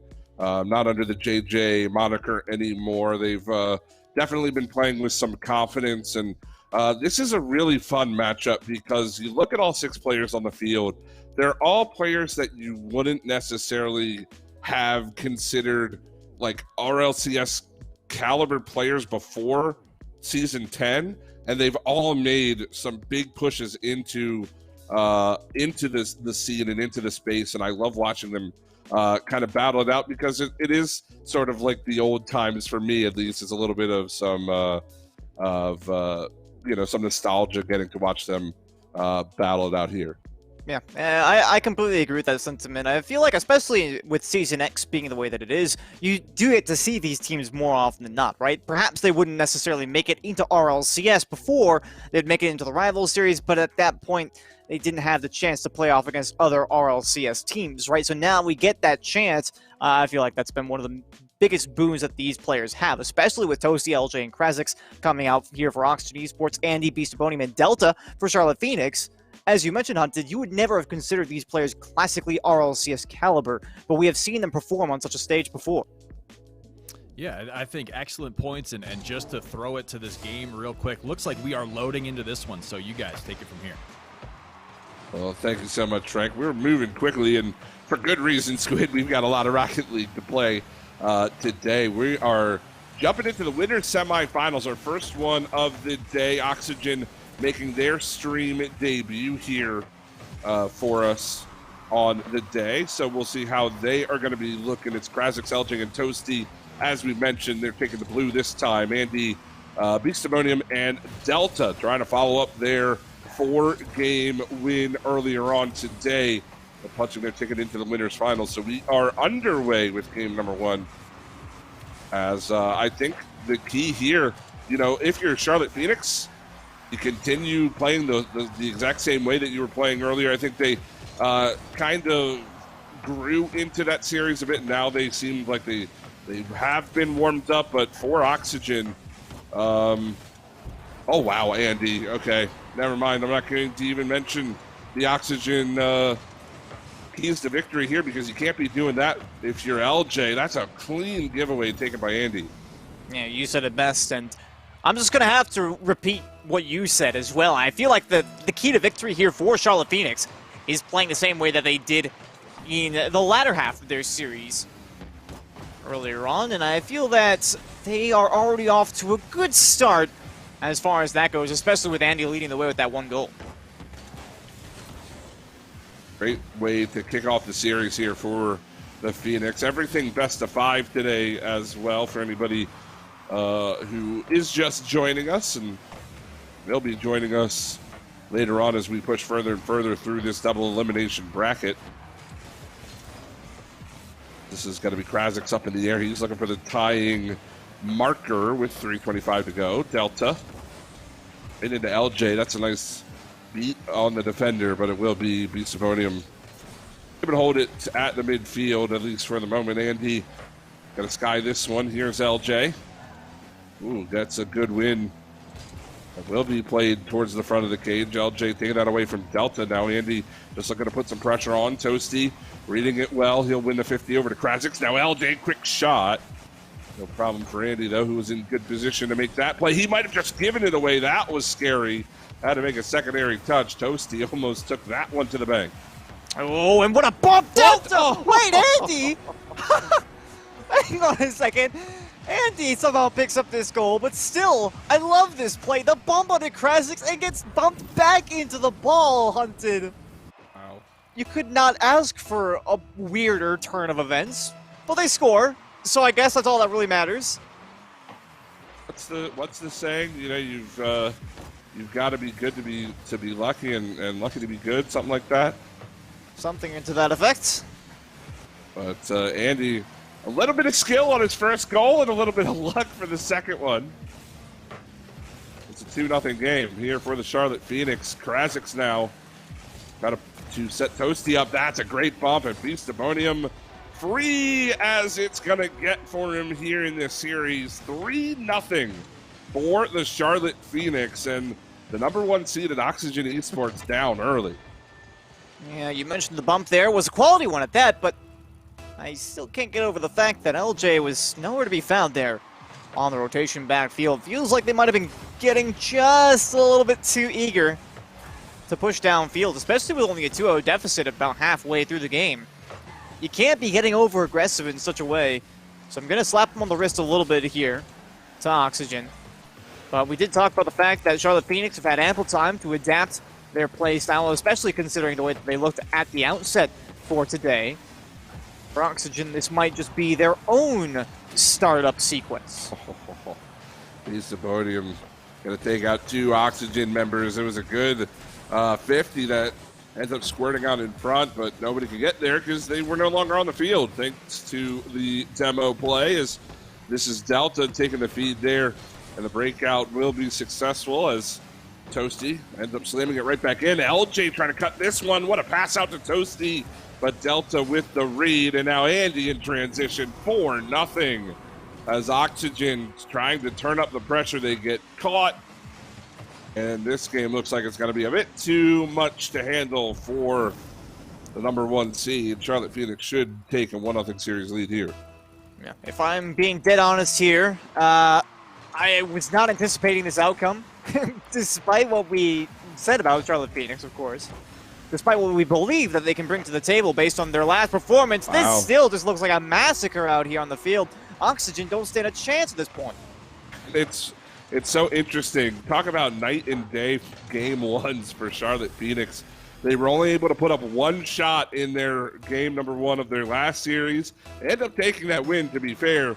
But now, just about 10. They've got 9 on the board, and 5 of them have gone in, shooting over 50% to open things up. That is certainly something to hang your hat on here for the Phoenixes. They are looking to send a message in game 1, but back the other way comes Oxygen. It will be Andy walking away Krasic's there. 50 seconds left to go. That was an open net. LJ missed it. He just didn't get a piece of that ball. The net was wide open there. It's not going to matter too much here, but it would have been nice for a bit of confidence. Krasik does make that play at the midfield line. 30 seconds to go. And is there an intervention that happens here, Squid? Does the coach have to get involved heading into game 2, or do you let the players kind of ride it out? I'm sure the coaches always have something to say at the end of games, but is this kind of we need to tear it all down and go back to the drawing board, or just keep it up and things will start to happen? Well, I already put in my 2 cents on this kind of a situation earlier on, right? I feel that this is what we saw, the same thing for the Rebellion in games 1 and 2, right? It's an identification phase right now. It's like, okay, we can see how Charlotte Phoenix is playing. Ooh, okay. That was a nice touch. Shutout too. Yeah, it does. Well, yeah, that's a high quality touch there. Not even on the ground either, so it keeps us up at 0 seconds. But in any case, I think for Oxygen here, I definitely think the coach is going to step in. But the thing is, what's the coach going to say? Right? Sure. More or less just, hey guys, don't do that. Right? I mean, how many times was it that they let in something of an open net? I mean, the first goal was a dead giveaway. They had at least 2 open net opportunities that I can think of down the other side. You take those 3 away, and then you got a 1-2 game. That's a respectable scoreline, certainly. I mean, Charlotte Phoenix didn't perform out of their minds here. Granted, they did have more shots than Oxygen at a factor of 9-5. It doesn't really seem like that big of a deal to me, Hunted. And especially, I mean, Oxygen, ironically, can't really breathe in this game, but they managed to get out onto the attacking half more than a couple of times, and it wasn't necessarily a bad look for them. I just think that the 5-1 is probably going to bear heavily on the minds of some. Well, personally, I think, yeah, you can talk about defense all you want, and yeah, you gave up 5 goals to the Charlotte Phoenix here in game 1, but I think there more needs to be discussion on how best to set up the attack on the offensive side. I mean, they got that last goal with no time left on the clock. They break the shutout. That's great. But we never really saw Oxygen in a great position to score goals earlier on, right? They just never quite had the dangerous opportunities. Their offensive rotation was either turned around by a solid defensive touch or just sputtered out on its own.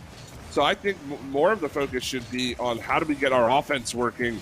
How do we start to pin Charlotte in their own zone rather than not giving up some of those empty net goals? I think that's something that any team at this level can try to rectify moving forward. That is very true. I'll give you credit for that one. I do agree. It does seem like their attacks need some work, and it looks like they might have gotten it, but no touch there. Toasty off the post, and the additional touch there from, I believe, Krasik wasn't quite found. But in any case, I think that for Oxygen, they're probably thinking the same thing, right? Keep the ball on the offensive half for as long as we possibly can without overcommitting, I think, is the one asterisk I would put on that. And we shall see how they fare. First minute come and gone. They've had the majority of zone time. It's been a pretty good game so far for Oxygen. Certainly looks like they are starting to up the pace of play a little bit here. Got to be careful though, as Delta, that one falls right to Beastabonium, and it ends up in the back of the net. I don't mind the challenge from Toasty, but there's nobody to cover the shot. That goes right in. It's 1-0. That sounds like one of those reactionary plays. You can see Toasty. I mean, it wasn't inherently a bad touch. But with Beastabonium, you know that they are going to be covering that shot angle. Oh, the backflip from Delta is able to get back to it. Wait, did he just put that in? Ooh. No, not quite. But close call regardless there from Delta. Does make this save, and it keeps it a 1-0 game here, I should say. As Sabonium looking for more. He's already got one in this one. And he's up in the air, trying to drop it down. Krazik's on save up high. Ends up getting challenged by Delta. Now quickly in transition. What a play. And Toasty with a long bomb. It's 1-1. And their second of the series. The first one that actually happens before 0 seconds as well. So for Oxygen, hey, you know, take what you can get. And at least you're tying the game back up. It was on transition, which may or may not have been a mistake on the part of the Phoenix. But in any case, I think for Oxygen, once again, you know, trying to breathe some fresh air into this series, it's definitely a good way to start, no matter what. Keeps you in the game, that's for sure. 1-1 scoreline, 3 minutes left to go. LJ pops it up. Krazix is there. He ends up slamming it into the corner. LJ's going to look for Toasty out towards the middle of the field. As this is going to be Sabonium hard off the back wall. Andy, soft touch. Trying to maintain possession. Here's Delta. Couple of taps around the corner wall. As LJ using the ceiling to his advantage, but Andy's going to cut the play towards the net. Oh, he ends up having that one play right off his teammate. That could have trickled towards the cage, but it ends up staying out. And now Toasty with some pressure here in the Charlotte Phoenix corner, I should say, as Oxygen goes to work. Down to LJ. He fires off the crossbar. Beautiful look for LJ, and he goes high with the shot. Yeah, plenty of space to shoot at. Unfortunate that they couldn't turn it in. But still, the fact that they had the opportunity is something to be celebrated. I certainly hope so, at least for Oxygen, as they're not quite at the deficit here in Game 2. Their defense has been holding strong for the most part, and Toasty able to cut it on this one. Still a bit of a complex situation here. The shot actually not going to be on target. Sabonium can't cut the angle. We'll move into the final 100 seconds of gameplay, still tied. On 1 minute 35. Toasty on open look. Great save. Able to read that one was Sabonium. But still LJ keeps it in the zone. There's Delta. Now Krazix the opposite turn. This is going to leave Toasty in a tough spot, but he makes a great first touch that allows him to get back to it and keep it in the zone. As again, LJ's going to be pressured here through the midfield. Here comes Delta to take this shot towards. Go a bit high, and a big clear from LJ will come out again. Clear for clear, they trade. As Delta to Andy, and he'll just chip it in. Delta again up high, able to keep that one moving. Towards the corner wall, Krazix out of his own zone. Sabonium has got Toasty to deal with. The bumps on the back line, causing some chaos for the Charlotte Phoenix, but they make the play, and now they transition out of their zone. That has been the story of this game, Squid, and it's why we are sitting at a 1-1 scoreline. Oh, another shot there. Might even be a follow-up here for Delta. Off the back, Andy denied. But still the Charlotte Phoenix at this point, circling like vultures in front of the net. It feels like they have the upper hand, or at least they have the confidence to have the upper hand in this one. So Oxygen have narrowly had a chance down the other way in recent memory, it feels. And they'll have a shot chance here out to the mid. LJ just completely AFK for that one and goes all the way to the backfield. Picks up a save, will drop to OT. But Oxygen on the verge of going down 2-0 in this series if they're not careful. I think LJ Moore just wanted to make sure he was responsible defensively there. Doesn't want to give up the long play with no seconds left on the clock. So here we are, Game 2 OT, as Oxygen look to tie things up here. So the Krazix unable to win the 50 around the defense. Here's Andy. Couple of touches off the back wall. Delta has that taken away by Krazix. Again, Sabonium towards the net. This is Toasty to pop it away. They'll get back to it for a secondary touch, but again, the Charlotte Phoenix continue the attack. A nice 50 there from Delta, forcing the boost usage by Oxygen. And they're going to start to be running a bit low here. Here's Delta with the shot. Krasix has to get up to make the play. Beastabonium can't make the touch. Andy opts to turn, and it's the smart play. He gets there before LJ. And now towards the net. The pass out in front. Krasix just in the passing lane.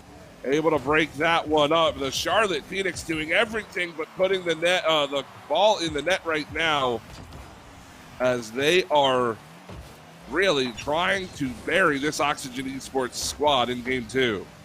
Yeah, the sustained pressure is eventually going to yield some results. This midfield line has gone basically unbroken for the longest time, and finally we will see that happening, but it's just a giveaway from Toasty up to Andy. LJ there for the contact. Beastabonium can't quite make that pass into the mid, though, and now the transition all the way downfield. This will be a huge breakup of pressure in favor of Oxygen. As I say that, the pass down, LJ able to make the stop, get in front of that one. Great read on the back end. And you'd like to see that respect out of the defensive side. They're not trying to rotate downfield too fast. They know exactly what needs to be done, Andy, but not this time. Andy just wide of the net. LJ's had to make 2 big saves all in his lonesome there on the back, and he's been able to do it so far as we continue into OT. But still, the Charlotte Phoenix pressure continues in Oxygen's territory, as both Andy and Toasty end up missing that ball. Andy's going to look for the pass across. Krasix, now LJ, Delta with a play. Toasty's going to lose that down. Krasix in a real tough spot. Beastabonium trying to win the 50, but it's played so well by Krasix as he was able to clear it into the corner. And we continue a half of game of Rocket League played here in OT, as now Toasty with an opening. It'll be taken away by Andy. Krasix is here to drop it down. LJ doesn't want it, and now space for Charlotte. Andy off the crossbar. That was the look of the overtime session, but he can't put it home. And the Charlotte Phoenix back to the drawing board again here on the offense. And yet it was on a pre-jump as well. Andy. Oh, and no. out the open net. Oh, no. And that's how it ends. Wow. You cannot get more catastrophic than this. A 3-minute overtime ends in an egregious giveaway on the offensive side, an open net, and I'm sure Toasty can't find a hole deep enough to climb into right now for Oxygen. That is a tough way to lose it, but, you know, we already saw one reverse sweep today, Squid, in our last series. It's not impossible. It can be done. Oxygen's going to have to do it here. Our first seed in trouble early in this bracket. Yeah, and you mentioned it was quite the fight there. I mean, I'm just looking at the scoreboard. Krasix coming in 724 points, but 3 of the columns are complete goose eggs, coming in with 6 saves. Had the highest score in the entire lobby by some margin even. So well done on the defense, at the very least. I'll applaud you for that. But at the same time, I mean, you guys have got to find some way to get onto the attacking half and sustain that pressure. We didn't see it a single time during that game. We didn't see it a single time during the last game. Eventually, you know, after even 30 seconds or so, it was completely broken up. There was never a chance for them to realistically stomp out Charlotte Phoenix, as Charlotte had so many times with them. Well, here we are, game 3. A situation so very similar to what the Shopify Rebellion faced in the last series here on broadcast. Top the first 2 games, ended up winning the next 3 straight. Can Oxygen find a very similar performance? That is the only question left to be answered now. Is Krasix off the post? Great dunk from him. It really was more of a direct shot. He just beat the defender clean, as this is going to be Toasty towards the midfield. LJ keeps that clear from going too far, as now Krasix quickly into the zone. Minute gone in game number 3. Still no score, but Oxygen, they've definitely had a pretty good opportunity and also some ball possession to start this game. That much is true, and apparently LJ going to show exactly why here. The drive downfield makes it 1-0 past the last player. Yeah, Andy in a tough spot there. After that challenge goes awry for Charlotte Phoenix at the midfield line, Andy's just kind of stuck in no man's land there. LJ has all kinds of time to decide what he wants to do with that ball. Ends up opting for a bit of a flick, and it goes right on by into the back of the net as Oxygen take the first of the game. And they will play with the lead through the first 90 seconds as Delta had Andy out in front, but his car in pieces at the moment.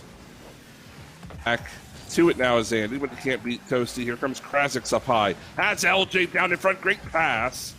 The Delta was there to knock that one away, as these players have such great reads on one another. It always seems like these infield passing plays, it looks like they're going to turn into something, but there's always a defending car in the lanes when these players meet each other. That's just the kind of respect that you need to have for the opposition at that point. It's the smart play that you need to see. Unfortunately for Oxygen, Charlotte has been playing so much better than they have. Delta almost a completely open net.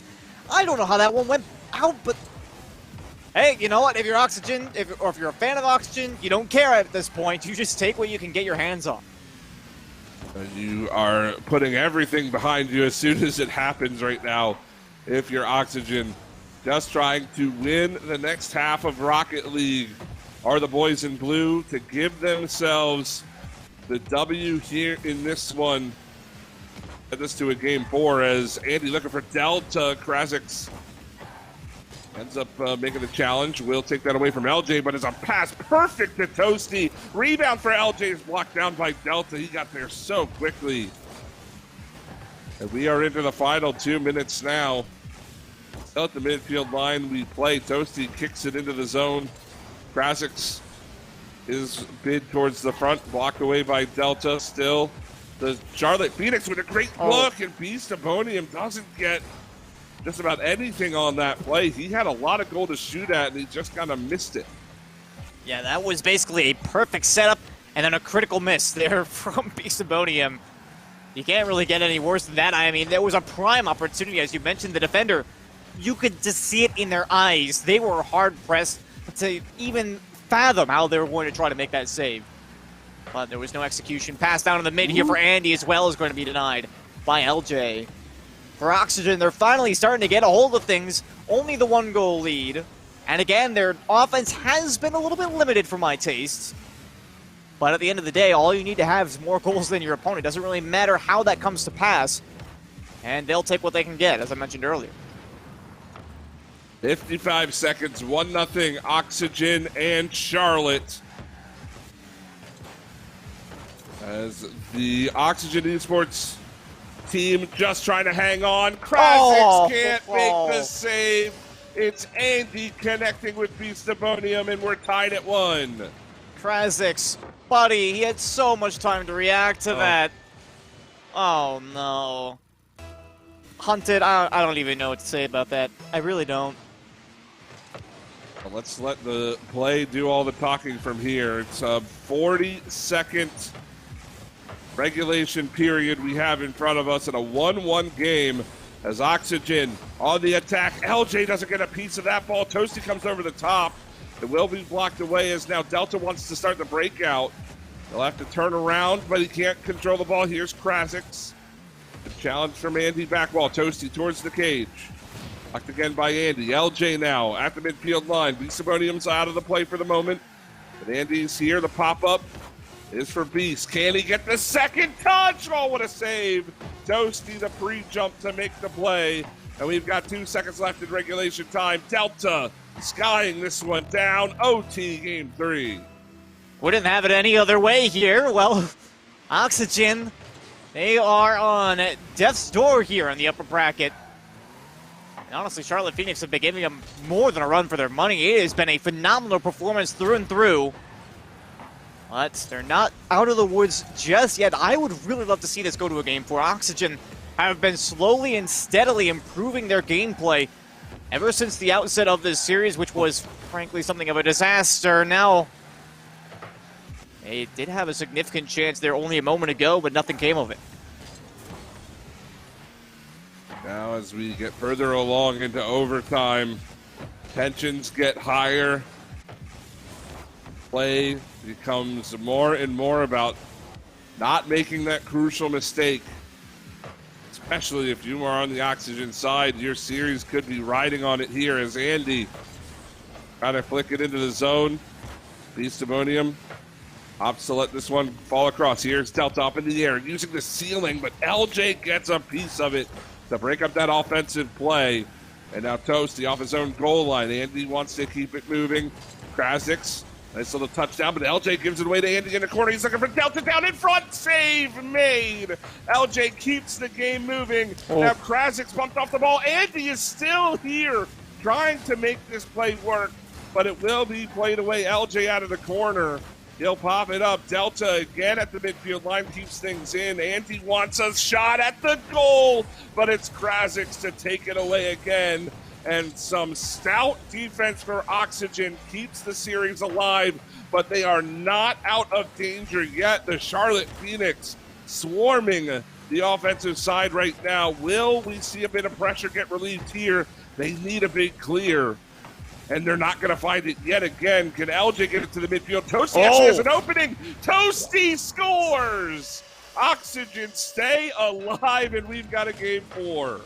I could not believe my eyes when I was looking at that POV from Beastabonium. I saw the other player on the opposite side of the field, Delta, not in the back, and I realized that lane was open, and Toasty must have been scrambling to put that one on target as soon as possible so as to avoid the demolition. Was just narrowly able to get it out in time.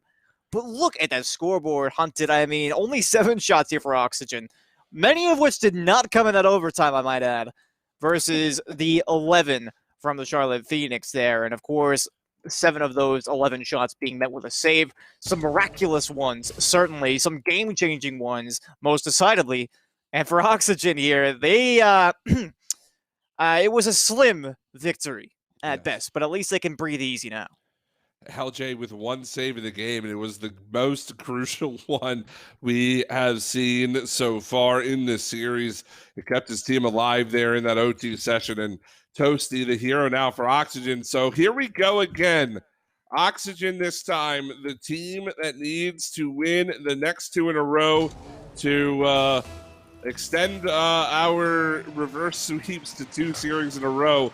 We'll see if they can do it. We are underway with game number 4. And now the question is, how does this affect the Charlotte Phoenix? I mean, you were inches, if not centimeters, Squid, away from taking the series.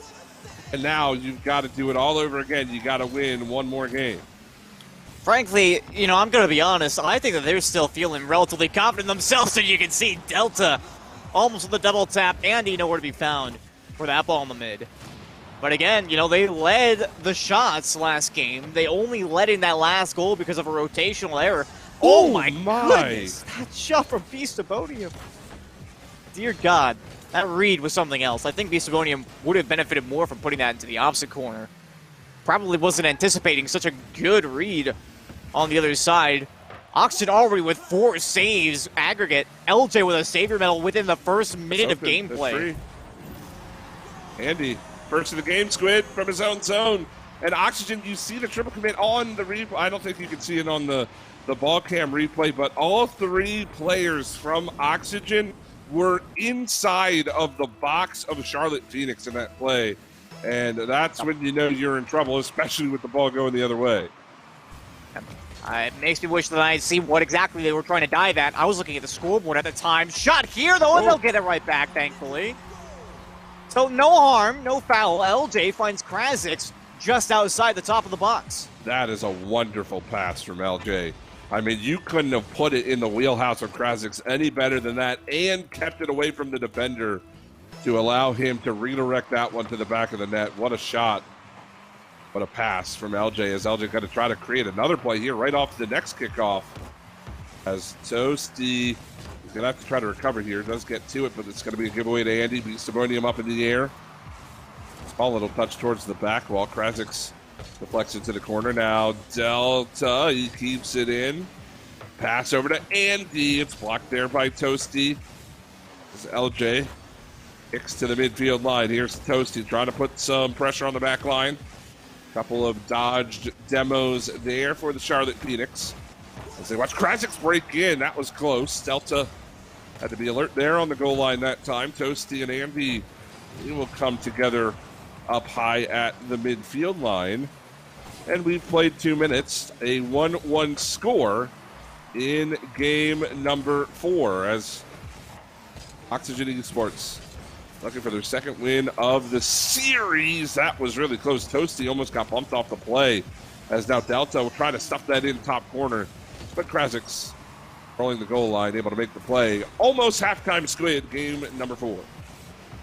And to be perfectly honest, it feels like Oxygen, despite what we've seen out of Charlotte Phoenix on the attacking side, have become a lot more accustomed, I'll say, to the defense. I won't necessarily say that they are becoming more effective because things are becoming a little bit more complicated for the Charlotte Phoenix. And you just mentioned a bit of a miss there on the attacking side.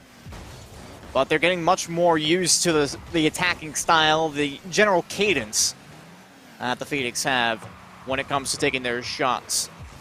Not to mention their individual pushes here onto the attacking end. This is going to be a pass out to LJ, back up to Krasix. A good idea.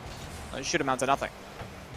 Unfortunately, Toasty, he just wasn't able to rotate in fast enough, and now Delta, big clear out of the zone. Krasix is going to turn it around, but Andy doing a great job. He's been a nuisance at the midfield line all series long, and he will continue to be a thorn in the side of the Oxygen Esports team as they try to break out of the zone. Here's LJ. Pops it up. Delta's there to deflect into the corner. Andy's going to turn. He's got LJ to contend with. Toasty will come over the top, but ultimately it falls to Delta. And now Andy putting on some pressure on the back line as this is Delta. Cut down there up high by Krasix. Toasty. As now here's Andy towards the net. LJ sealing it down. That's a double commit. This could be dangerous. Andy's going to turn with this quickly. A demo as well. 2 demos coming through. Andy's got some space. He's under LJ. He scores. Andy with his second of the game, and the Charlotte Phoenix a minute 6 away. Yeah, you called that demolition, putting LJ in the 1v1, and Andy has so much choice at that point in time. And that's the last place you want to be in. Flip resets, air drag, ceiling shots, the whole 9 yards. All that stuff only works in that 1v1, and Charlotte Phoenix knew exactly what the play call was. Generate that 1v1 scenario for Andy. And they worked it to perfection. Now with less than a minute to go, Oxygen needs to retaliate in some way, shape, or form. Final 50. What a dunk from Pisaponium. Krasix had to dive across the box to keep his team in the series. As now LJ again going to run into Andy at the midfield line. Krasix with the pop-up, 35 seconds left to go. LJ gets run into by Andy from behind. Now Toasty with a chance. Beastamonium just able to get there. It was a bit of a scrambly play for Charlotte defensively, but they're able to make it work. And now 20 to go. LJ up in the corner looking to create from up high. Can't quite find the touch as this is Toasty now. It'll fall to LJ. He wins that 50 over the top. Toasty's here, but he doesn't get a touch. That was the best look Oxygen has had in this final minute, but it falls to the wayside, and now LJ into Delta. No time left to go. Charlotte Phoenix shut down the #1 seed of Oxygen. It took them a game longer than they would have liked, but they win it in 4. Yeah, brilliant performance here for the Lions and the Phoenix. They make their way out to the winners finals immediately, securing themselves at least a 3rd place finish, and most likely the way that they're playing a little bit more, but we'll have to find out that later. Still, though, for Oxygen, this was probably somewhat unexpected, I think, for Charlotte Phoenix to have such strength in this series. Certainly, though, I think Game 1 still something of a fluke. I would personally like to run this one back a little bit, Hunted. I feel that Oxygen may have gotten the short end of the stick here in Game 1, simply because Charlotte Phoenix they already had their game to warm up, right? They had that series where they dropped it a little bit. You know, they were like, all right, we need to figure out what's going on here. Oxygen didn't really have that chance. They just got destroyed. Well, they were unable to make the changes they needed. I mean, they won game number 3, and it was certainly a close battle. They came out, pretty good in this game. They got that return fire goal to tie things up almost immediately after conceding and kept their head on their shoulders. But, I mean, Andy was so good in this series, and I would love to bring Frank back into the conversation and just again highlight Andy's play. He had the 2 series-winning goals there for the Charlotte Phoenix in game number 4, and just again all around a nuisance at that midfield line. It just felt like Andy was all over the pitch in this series. Yeah, Andy definitely a standout performer, not only in this series, I think in the first series we watched as well. So yeah, Charlotte Phoenix kind of going on a tear through the bracket right now. I mean, they knocked down our first seed, which you guys mentioned. The ramifications of that get interesting when you head on over to the bracket, because now you have Academia, who, you know, in my mind was the one that was going to be making the upsets. They have a stacked roster. They've got First Killer, they've got J-Pow, and they've got Percy. But they, of course, fell to the Shopify Rebellion. And now we have our first seed going up against our LCQ winners. So in the loser side of the bracket, you're going to have Oxygen Esports going up against Academia. That's going to be a matchup you're not going to want to miss. And then the randoms are going to be going up against Shopify Rebellion. I thought for sure it would be looking like the randoms going up against Academia, but clearly Charlotte Phoenix have different plans. They might have seen the prize pool and said, "Oh, that's how much? Let's turn it up a little bit. Let's turn on the jets. Let's start juicing." And they've been surprising me. I think, you know, in my mind, they've made it to our semifinals now. And they'll be playing the winner of either the randoms and Shopify Rebellion. So I'm kind of, from a mental standpoint, I'm recalibrating because this is not the way I expected the Star Circuit Grand Finals to go at all. But I got to give it up to the Charlotte Phoenix. They have turned up. They've shown up, and they've been doing a great job. Actually, if we have the bracket, I wouldn't mind throwing that up real quick. Nah, I'll verbalize it. You know what you can do? There's 2 things you can type in chat. You want to see the bracket? Type !bracket. If you want to win some prizes, type !ASTRO. We're doing those giveaways all stream as well. And I got to give a shout out. And I know, you know, Hunted and Squid, you guys are here. I don't know if you were aware yet. Yesterday, essentially, we did another stream for Call of Duty. And we have in our chat the luckiest Twitch chatter I've ever seen. Yaniv not only won one of our giveaways yesterday, today they won as well. So it's a good time to be an Astro Gaming fan. It's a good time to be a Twitch chatter. I just, like, normally, you know, I don't shout that kind of stuff out. But that's like, yeah, buy a lottery ticket, you know, just enter everything, because you're on a winning streak almost rivaled with that of Charlotte Phoenix right now. So congratulations to you in the chat going on there. But it looks like we are about ready for a commercial break. Hunted and Squid, great job casting. It was a pleasure having you guys join us again. We'll have to get you back in the booth. I'm smelling a season 4, and we want to get you guys back in here. You guys killed it as always, so thank you guys. And we're going to take a brief commercial break, and then we'll be right back with more Star Circuit action.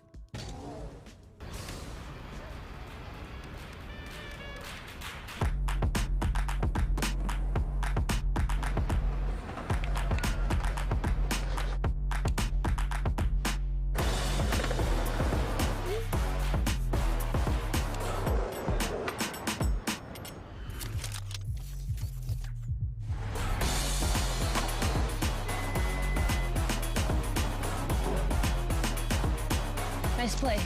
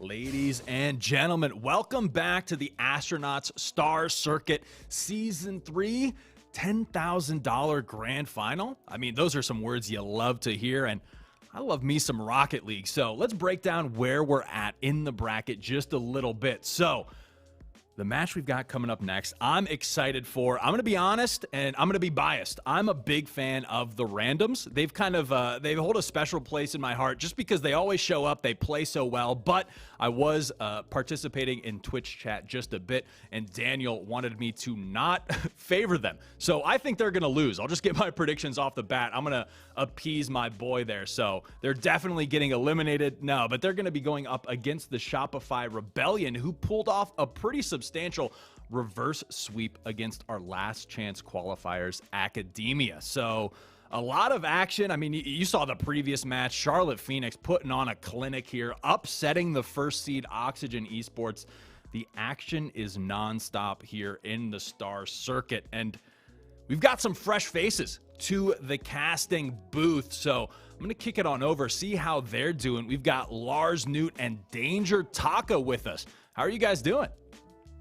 I'm doing well, Frank, and the game so far have been really close. The reverse sweep, of course, from Shopify to actually get them to this phase was insanely thrilling to actually watch. But the Random is also a fun kind of tongue-in-cheek name, because if you guys are familiar with that bubble scene with following a lot of these players, Daniel's one of the hottest up-and-coming players, and Chronic and Sosa are obviously no slouches either. So we're geared up for quite a lot of good games here, and I'm happy to be with Lars for bringing through the rest of these matches.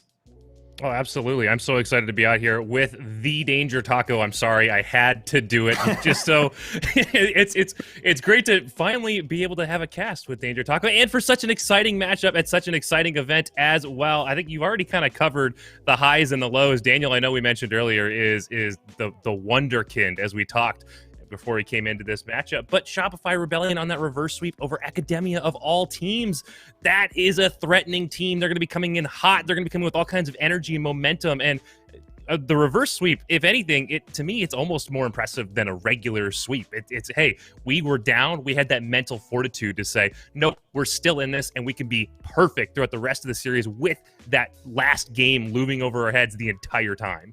Yeah. And it really goes to speak to series are won like one game at a time. So it's really showing that at any level you can have those upsets. And I'm sure Frank at the desk was having quite the amount of reactions. Unfortunately, muted mic, but I would have loved to see how you reacted to that as it went on. Yeah, we need to get one of those, the cameras just rolling on me, like when I'm not casting, because my reactions here a lot of times are priceless. Like, no one can hear me talk, but I'm still popping off. But I think you guys made a good point about Shopify Rebellion pulling off, like, the rope-a-dope against Academia. They're like, nah, we'll go down 2, and then we'll just be perfect. But the one thing that stood out to me about the Rebellion is their defense. And the Randoms, if you've ever seen them play, incredibly offensive. Not in, the offensive way, but an offensive team. So it's going to be a little bit of that, oil and water, fire and ice. I'm sure the sparks will fly in this series, and it looks like the lobby is just about to get underway. So I'm going to let you two take it from here. Thank you so much. And we are going to have quite the series ahead of us. The Shopify Rebellion and the Randoms getting kicked off here. Shopify in the blue and Randoms in the orange. And Lars, I don't know about you, but what I'm looking forward to is right off the bat, which team is going to go for a little bit of a shock, the punch to the jaw, see if they can make a statement, or if we're going to see a bit more methodical opening up, as right now, no surprise to really anyone, we're starting off with a lot of pace and a lot of back and forth here as we enter the standard ping pong in the feeling out phase of game 1. Well, both you and Frank have now, you've triggered my instinct to reference. I was a collegiate boxer, so I love the boxing references out of both of you. And that's a great way to lead off the game, is that speed, that aggression, and really just establish dominance early in this matchup. Yeah, so interesting to see the passing plays busting out. It's a great pass down to beast mode, will be denied. Memory keeps it alive, but ultimately will get the clear. So at this point, getting a lot of body blows. I promise to stop. I won't be continuing with those references, but it's an important thing to reference, because at the end of the day, defense at this level isn't about shutting off passes and shots before they really happen. And sometimes it's about being able to turtle effectively. And right now, at least the Random's doing super well, but not well enough. Memory has an opening, and that's the opener. We've seen so much pressure in the first 66 seconds of this game from Rebellion down on this Randoms net, and that huge demo to clear it out. I love the physical play. I love using bumps and demos to clear out that net and bring opportunities to your team. And so far, Shopify Rebellion putting on a clinic. Yeah, and always the fun part about the developing Rocket League meta, demos somewhat looked down upon, but sometimes when a rotation's so good, you have to clear someone out, or otherwise you can just get those nice infield passes. Sosa denied in that last one, so Shopify will be able to hold on to that lead for right now. So very frantic opening 90 seconds, and really up to par for what we've expected from both of these two teams. Although we do settle into a little bit of midfield action temporarily, but the backboard play is continuing to go down, something I'm definitely looking for from Shopify at times. Rapid really lives on that opponent backboard at times, loving to really complicate the matter offensively. It's such an interesting meta to go for that backboard and to not just rely on being able to make those plays straight down the field, but change up where the attack is coming from. And it's very effective, and it also limits how the defense can use that backboard themselves. So it's a very interesting strategy. I'd love to see them connect a couple of passes back there. And right now, it seems like the Randoms are struggling to get out of their half. Every time they do advance up, they get met with a defender. Rapid on that time will put that to the side. A little bit of deflection. Beast mode will have it again. Daniel going to the air this time, so trying a little bit of a variety. The direct approach isn't always working, and so far, backboard defense holding strong, but some more bumps coming out. They're going to make it even tougher to transition right now. Shopify continuing to hold on to that 1-goal lead as we've reached halftime. Right now, Random struggling to get past just the only 2 shots they've been able to amass so far, as we see a backboard read coming through, but a bit too far away, and Chronic will deal with that. The thing I really like about the Randoms is they're getting creative in how they attack the net. They're not attacking from the same direction. But at the end of the day, Shopify Rebellion doing an excellent job of keeping that front shooting lane clear. And there's an opportunity for Rapid. Just doesn't quite have the boost to get back to that one. But the thing Shopify Rebellion is doing very well is keeping that front lane clear. And that's where your highest probability shots are going to come from. So unless the Randoms can find a way to either get some crazy nutty angles or just get a much better setup, they're going to struggle to score goals here. Certainly so. And so as we build up, Sosa has a bit of space, can't get underneath Rapid. And Rapid, how many times has he been able to cut this out? It's really standing still as the stalwart player on defense for Shopify. And granted, we're talking about how good Kansas City's defense has been, and their transition game has been fairly solid, but only 1 goal in it, so still a fairly close game. And I'm looking to see if the consistency from Shopify can keep up, especially with Sosa and Daniel repeatedly trying to test this defense through the air, and some nice deflections coming through. A little bit of chaos in the middle will be met with a 50. Sosa off the ceiling, Daniel into the corner again, potentially opening up something that they can launch onto. Chronic to the back post, it's off the post instead. Daniel's gonna have to settle for a 50, but the best chance of the game is gonna rattle off the woodwork. It's unfortunate for the Randoms here that they couldn't find a way to make that one happen. And we've seen them get very, very threatening opportunities as time has gone on. Lots of creativity. There's the pass for Chronic to finish off. We're tied with 48 to go. You have to be so careful in these touches. Beast Mode gets up to it really quick. It's a perfect read until goes straight back in the middle. Chronic lands perfectly for it. Great finish. 1-1 here. 48 to go, and Shopify looked solid, but solid no more. Teams are even on shots now, and now even on goals, so going to have to take maybe some added time, Lars, but potentially maybe just one more mistake or one more moment of brilliance to tear these two teams apart. But classic game 1 opening, both teams at each other's throats, going for the jugular. And it's a close series all the way around, at least until these close giveaways coming in. The save off the post will keep it even. It's such a close opportunity. That post has now bit both of these teams, both of them looking for that last little advantage as regulation ticks away here. I'm not sure if golden goal is the scenario. Either of these teams want to find each other, and they've both been so effective at generating offensive opportunities here in the late game, and it could be dangerous as Daniel puts one off the back wall twice in a row, and Sosa tries to finish, stop by memory, finally blasted clear by Beast Mode, and that will be in overtime in game number 1. Yeah, Daniel's confident, not that confident. Doesn't want to catch it on overtime. They're going to take it to added time, and right off the rip, it's off the post again. Chronic, something about that far post is just plaguing him. Can't put it in that time. We're going to keep playing here almost right off the bat. What a brutal way to lose game 1 that would have been, but fortunately, at least for Shopify, they're going to get another chance, and a chance they will take. Rapid will just throw it on target. Beast Mode trying to take to the air. Another rejection. Daniel on the air dribble, they run out of steam, and we're going to go back into a little bit of midfield play as both teams settle in. I like these midfield challenges. The best defense is a good offense, not allowing your opponents to develop an offensive opportunity by stopping them long before they can even get the ball downfield. Shopify Rebellion doing a great job of getting aggressive in the midfield and not allowing the space that this Randoms team may need to find an opportunity. Yeah, a little bit of giveaway here. Daniel has unobstructed view of the backboard. He'll find Chronic off the backboard. Beast Mode trying to save that one. Daniel on the follow-up, and just like that, the offensive pressure pays off. Random's going to be taking game number 1. I've been very happy with how I've seen Daniel playing, and I apologize for the dogs in the background. This is the first time today, but there it is. That is a great start for the Randoms, being able to take this one in overtime. And Daniel, in particular, I really like the way that they've been able to adjust their speed of this game. This game started so fast, so aggressive, and something that's key is not only be able to keep pace at that level, but then throw on the brakes, slow the play down, and really manage the play as time goes on to be able to kind of give a little bit of variety to your opponents. Yeah, and that game started off fairly one-sided. Rebellion was able to get their opener and then build off that pressure, but over time we saw the tide somewhat turn. Randoms finishing off with double-digit shots, even though at a moment's notice it felt like they were just on the back foot that entire game. Chronic alone putting on 7. That amount of pressure is substantial, especially playing against the established roster, because the Randoms, in a way, maybe a tongue-in-cheek name, it's a pickup team. They're playing against an RLCS caliber squad. And in game number 1, they showed great resilience and ultimately coming away with a victory just from sheer force, especially through that overtime. Yeah, they did such an excellent job of matching the level of play that Rebellion brought to this matchup. And that's been so key going forward, is when you step up to these teams at this level, that ability to match that level and then give that little extra edge to edge them out. I mean, at the end of the day, it's one goal that decides this. All you need to do is be able to be consistently equal to these teams for 4.5 minutes and then just get one little burst of energy to finish off and gain that edge.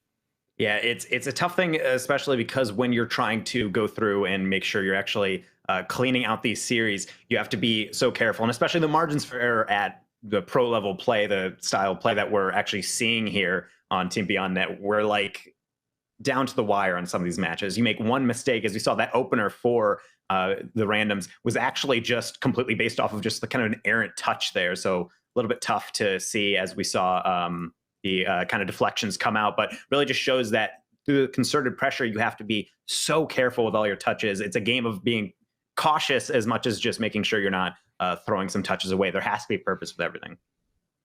Yeah, that is the one thing, is we saw that overtime open with almost a goal right off the bat. And I've always kind of said that's how overtimes, especially in these high stakes matchups, tend to end. It's either going to be the craziest, most nutty play you've ever seen in your life, or just a defensive miscue that allows a slow roller to just slip through and end in almost disappointing fashion. But at the end of the day, they find a way to make the pressure work. The Randoms able to give the Rebellion a little bit of a taste of their own medicine, come downfield, get an offensive rotation established, and be able to find a way to convert those opportunities that kind of went by the wayside in the first half of that game. And we do see when we're coming through and actually seeing what these teams are going to take as we're getting everyone back in the lobby. We're seeing Rebellion start off really hot and then they slowly faded. But at the same time, I don't like to put a lot of stock in game number 1s because both these squads may have seen each other. They know each other's skills, but it's always an adaptation. In the moment, you win series 1 game at a time, as we had mentioned. And so coming into game number 2, the adjustments I'm looking for are to see how Shopify adjusts to this speed. It was a slow burn, but eventually a roaring fire of offense coming through from the Randoms gets them that victory. So I'm curious to see if Rebellion have a little bit of water to splash on them to cool things down, bring the series back in their control. Well, like you said, game 1 is exactly that. It's kind of a feeling out period as Beast Mode looks for an opportunity off this first kickoff, and Shopify Rebellion not going to lay off the gas just yet. Yeah, but we will be seeing Rapid try to get a flick. Daniel will be able to hold that one up. Another touch. Great pass into Chronic. Will be cut out. Memory just slapping that one upfield. We'll leave that for Rapid. It's a tough angle. Chronic deals that well. Beast Mode, a little bit of a hold up. That will open things up for Daniel. Do they have the power? They do, but Beast Mode has the speed. Good save again, and Rapid will be able to slow things down. Take it to the air. Yield a nice 50. Memory on the bounce. And we're seeing the classic change up of pace, these blistering counterattacks intermittent with some nice little change-ups and nice air dribbles to throw some variety in, something Shopify has been able to do to great success previously, but now Randoms also including that in their arsenal. I know we talked about Daniel and how they've been effective with the change of pace, and we just saw it here out of the Rebellion, the way they got that transition quickly downfield. As soon as they needed control, they were able to slow it down, keep the ball close, look for some 50s as Rapid looks for the redirect, and it's touched away by Sosa. Shopify Rebellion is absolutely hammering this back wall right now. Yeah, right now, and it's only so much you can really pound the ball onto the defense until they do break. But so far, Random showing some great structural integrity, but eventually it comes toppling down. Rapid off the backboard.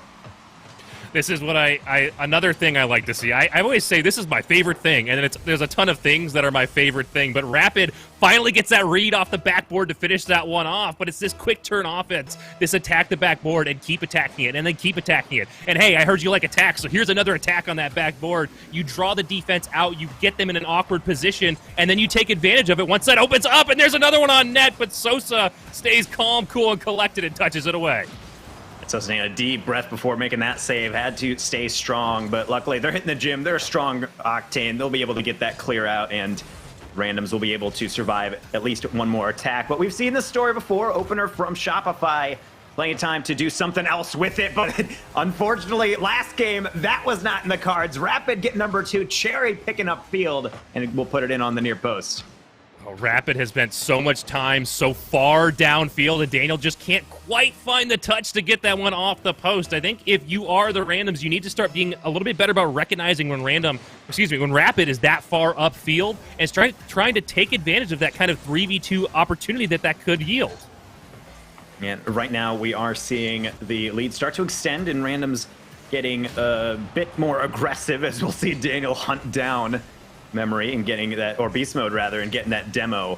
Although now they're a bit more splayed out. We're gonna have to see how Shopify works this to their advantage. Right now it seems like they can barely even get it out. Beast Mode on the double. What a save coming through. Near post yet again. Rapid, they're just really loving that left post.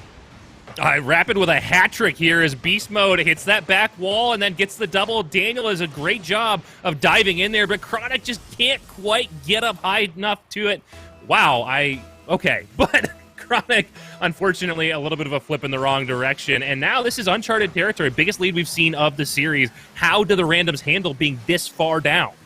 Well, it has to start with changing something up on defense, or at least in the transition game, I'd have to think right now the offense isn't just one-sided, it's barely any sides, barely just having any sides at all to the edge of the randoms. Right now, we're looking at shot differential. 2 from Daniel are the only things keeping randoms having any offensive presence to speak of. Meanwhile, 11 on the side of Rebellion. We're only just past halftime, so at this point, the best defense is the best offense, especially when the randoms struggle into transition. One chance does open up, but no one close enough, and Daniel and company gonna have to go back to the drawing board, and they'll go for something a bit more creative, but even that get turned to the side.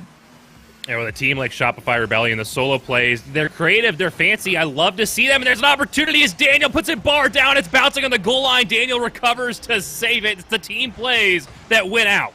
And it's good to see the just brutal speed that Daniel's shown. They know they just have to get to it a little bit earlier, and they opt to actually just tap it around the defender. Shot doesn't go in, but good job to crash the net. So a little bit of signs of life here. 1:43, more than enough time to get some more goals on, but kickoffs like that do not help. Memory on the near post, just going a bit wide.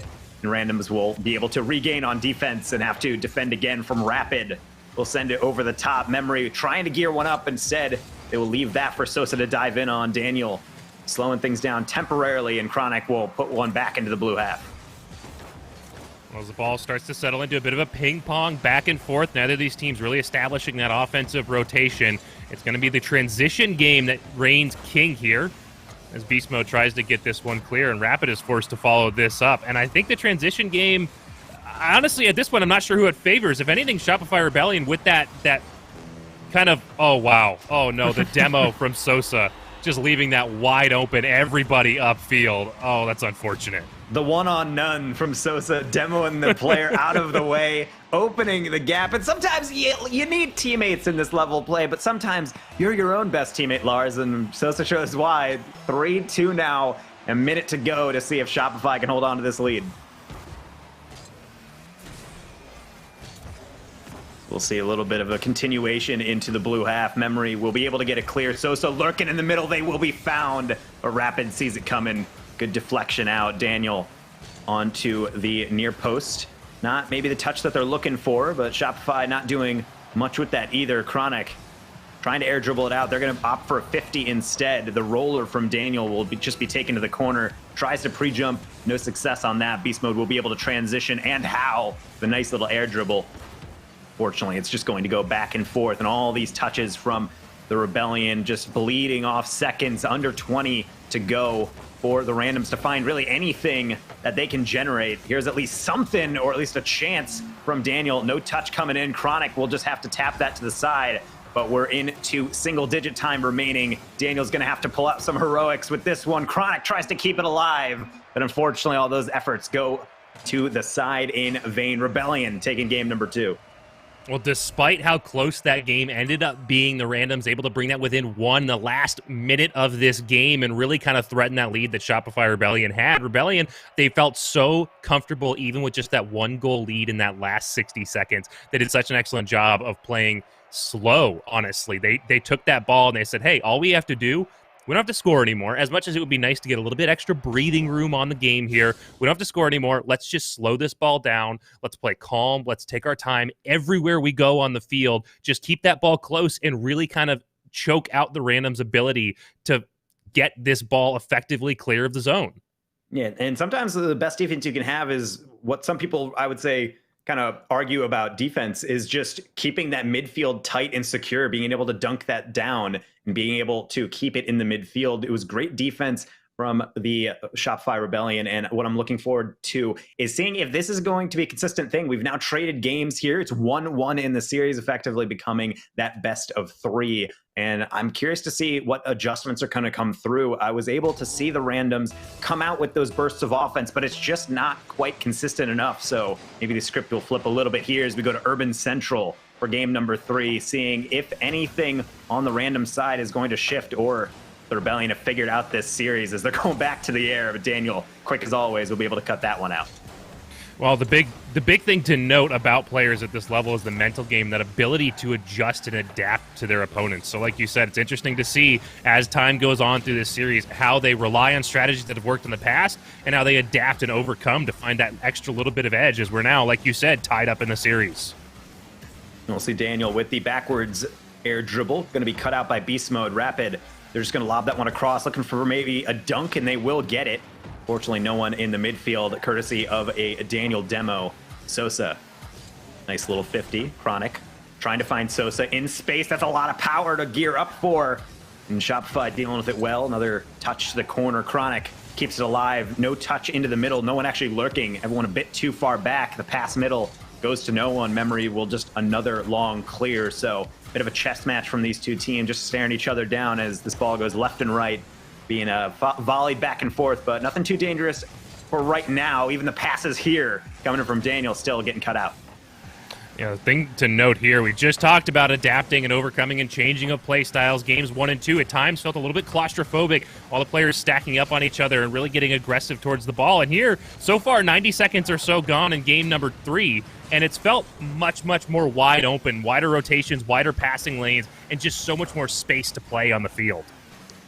Yeah, and right now it's going to look to how players take advantage of that space. Sometimes rotation's not tight enough. Rapid almost getting that air dribble. Memory with good pressure will keep it in the orange half. A little bit of double commit, but Rapid will get the most of it. Off the ceiling, Memory lurking on the back post, and they're going to punish the randoms, not closing that one down 1-0 after 2 minutes. I love this flat pass across the front. You have a player lurking very far upfield on the wide side of the net, ready to take that sharp cut right on the net. And it's not a position that a lot of defensive players are aware of, that kind of blind spot on the back post there. And it's so effective if you can get that pass across. Beast Mode underneath one, but not past Daniel. They'll put that to the corner. Rapid just trying to tap that one onto the backboard, but ultimately keeping pressure well. He'll go up again for it and beat a player over the top. Sosa will be able to wait. Daniel sending this one deep downfield, testing Shopify's ability to get back, and they're not going to deal with that well. Daniel saw it coming, and a great dunk down into the open net.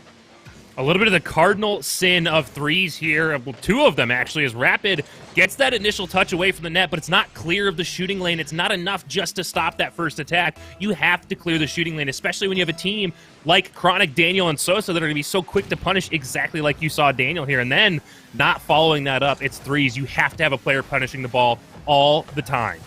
Yeah, it's strange because actually all of Shopify on that last goal were getting back on the play at the same time. It felt strange to see all of them upfield, but when you're attacking as viciously as they are on some of these attacks, trying to really lock the randoms into their half, sometimes those things happen. You just have to try to minimize that. And unfortunately, the one time they do get caught out, randoms are able to punish it, and level up this game, and it might get worse if they don't deal with some of these balls a little cleaner. Daniel has space in the corner. They'll go for 50s, but Rapid deals with it super well. Beast Mode able to transition out, but not necessarily get the touch they're looking for. Memory tested off the backboard. They're going to give it up to Daniel again, who almost dunks it straight in, but the rebound save is up to the task, and we're going to keep playing. Under 2 minutes to go. Yeah, beautiful recovery out of Memory there as they almost do exactly what punished them the first time. But we're seeing right now the randoms are getting very creative in just how they open up these opportunities. And I love to see it using those mechanical abilities to not necessarily take shots, but to set up plays for their teammates, as there's another big touch from Memory to keep that ball down and in here as Daniel tries to take this one across, and it could be punished as Rapid is pushing as well. We're seeing almost a looser style of play than we've seen so far. Yeah, it's almost like a game of adjustments at this point. We've seen some fairly structured rotation, or at least less what feels like improv at times from these players at high levels. It's hard to keep a clean defensive movement, but this is definitely fairly freeform at times. The demos coming through are really the only time when things get truly shaken up, and I feel like the entropy really is at its peak. However, going into the final minute, kind of curious to see what the element that is going to emerge to separate these two teams. Seems like every time we see one team really take the reins on a series, and then slowly the other team might be able to whittle away at their defense. And right now, it's still even, and it's coming down to the wire here as we're approaching 40 seconds remaining. Shopify setting up tent in the orange half again, but time and time again, it seems the randoms up to the task and able to counter, but those backboard reads, they got to be careful. Yeah, it is something that Shopify Rebellion has done generally better than the randoms, as that one's towards the net, but Daniel gets a savior medal, touching that one clear.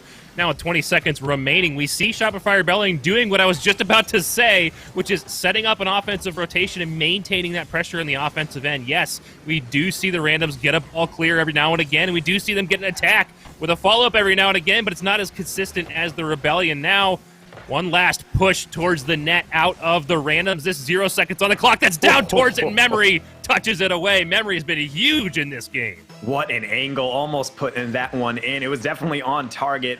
Did require a save, not to take any credit away. So we will be going to overtime yet again to separate these two teams. Shopify looking to make it fairly short, as Rapid looking for a demo. They won't find it.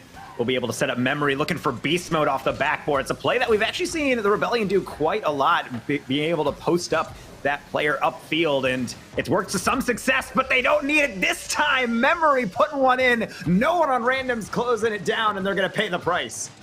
I just get done saying Memory's been huge in this game. The backboard reads, the defensive effort, and now the offensive finisher in overtime. Just 24 seconds was all it took from that kickoff to finish this one off. And now as we get Shopify Rebellion a lead in this series on match point, the randoms need one to stay alive in the upper bracket. Yeah, the winner of this will go on to be able to play the Charlotte Phoenix. And right now, it's looking like a Shopify, at least. These games are still close, Lars. I don't want to necessarily say that Shopify has this in the bag by any means. It's really coming down to just those one-goal margins, it does seem like. But shot totals starting to edge out a little bit on the side of the Rebellion, almost hitting double digits again there. And it seems like these bursts of offensive pressure are paying the dividend, or at least starving out the randoms enough. So curious to see how the randoms continuing having to adjust to this. It seems like the passing that they had found so much success on, it's not a good sign when your only goal is really off of a giveaway from the Rebellion on their half. Yeah, right now the randoms need to find a way to open up that net. They need to find that last little bit of magic, because we do still see them generate good opportunities.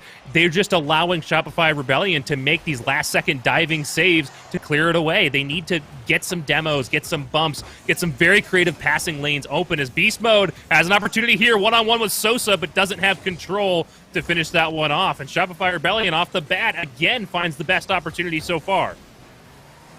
But we'll see the randoms play out of their half. Rapid sees the air dribble coming. Sosa will just trying to extend the play. Memory on the pre-flip has the boost to follow it. Chronic takes no chances on that.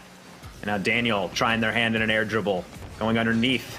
Doesn't get the flip reset. Doesn't use it. Doesn't need it. Almost faking underneath the defenders. Instead, Beast Mode setting up the musty. A good save by Sosa. Daniel required to tap that to the side, but Rapid has their own chance off the backboard. Tough angle. Sosa well up, good save. Defense holding for the Randoms, but Rebellion back to business here, working that backboard and getting some great shots off, but not finding the back of the net yet, this time off the woodwork and out.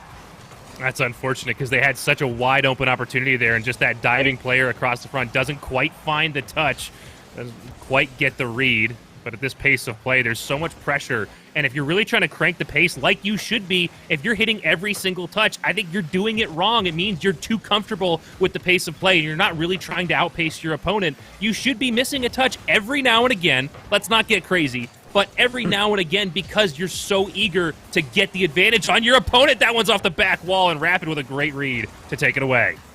Rebellion paying fast and loose with that one. They almost let Chronic have that Doomsy dish, confident that he wouldn't be able to find the angle. So they will be able to withstand that. And the first 2 minutes been fairly back and forth. Close one, as we've become accustomed to within this series.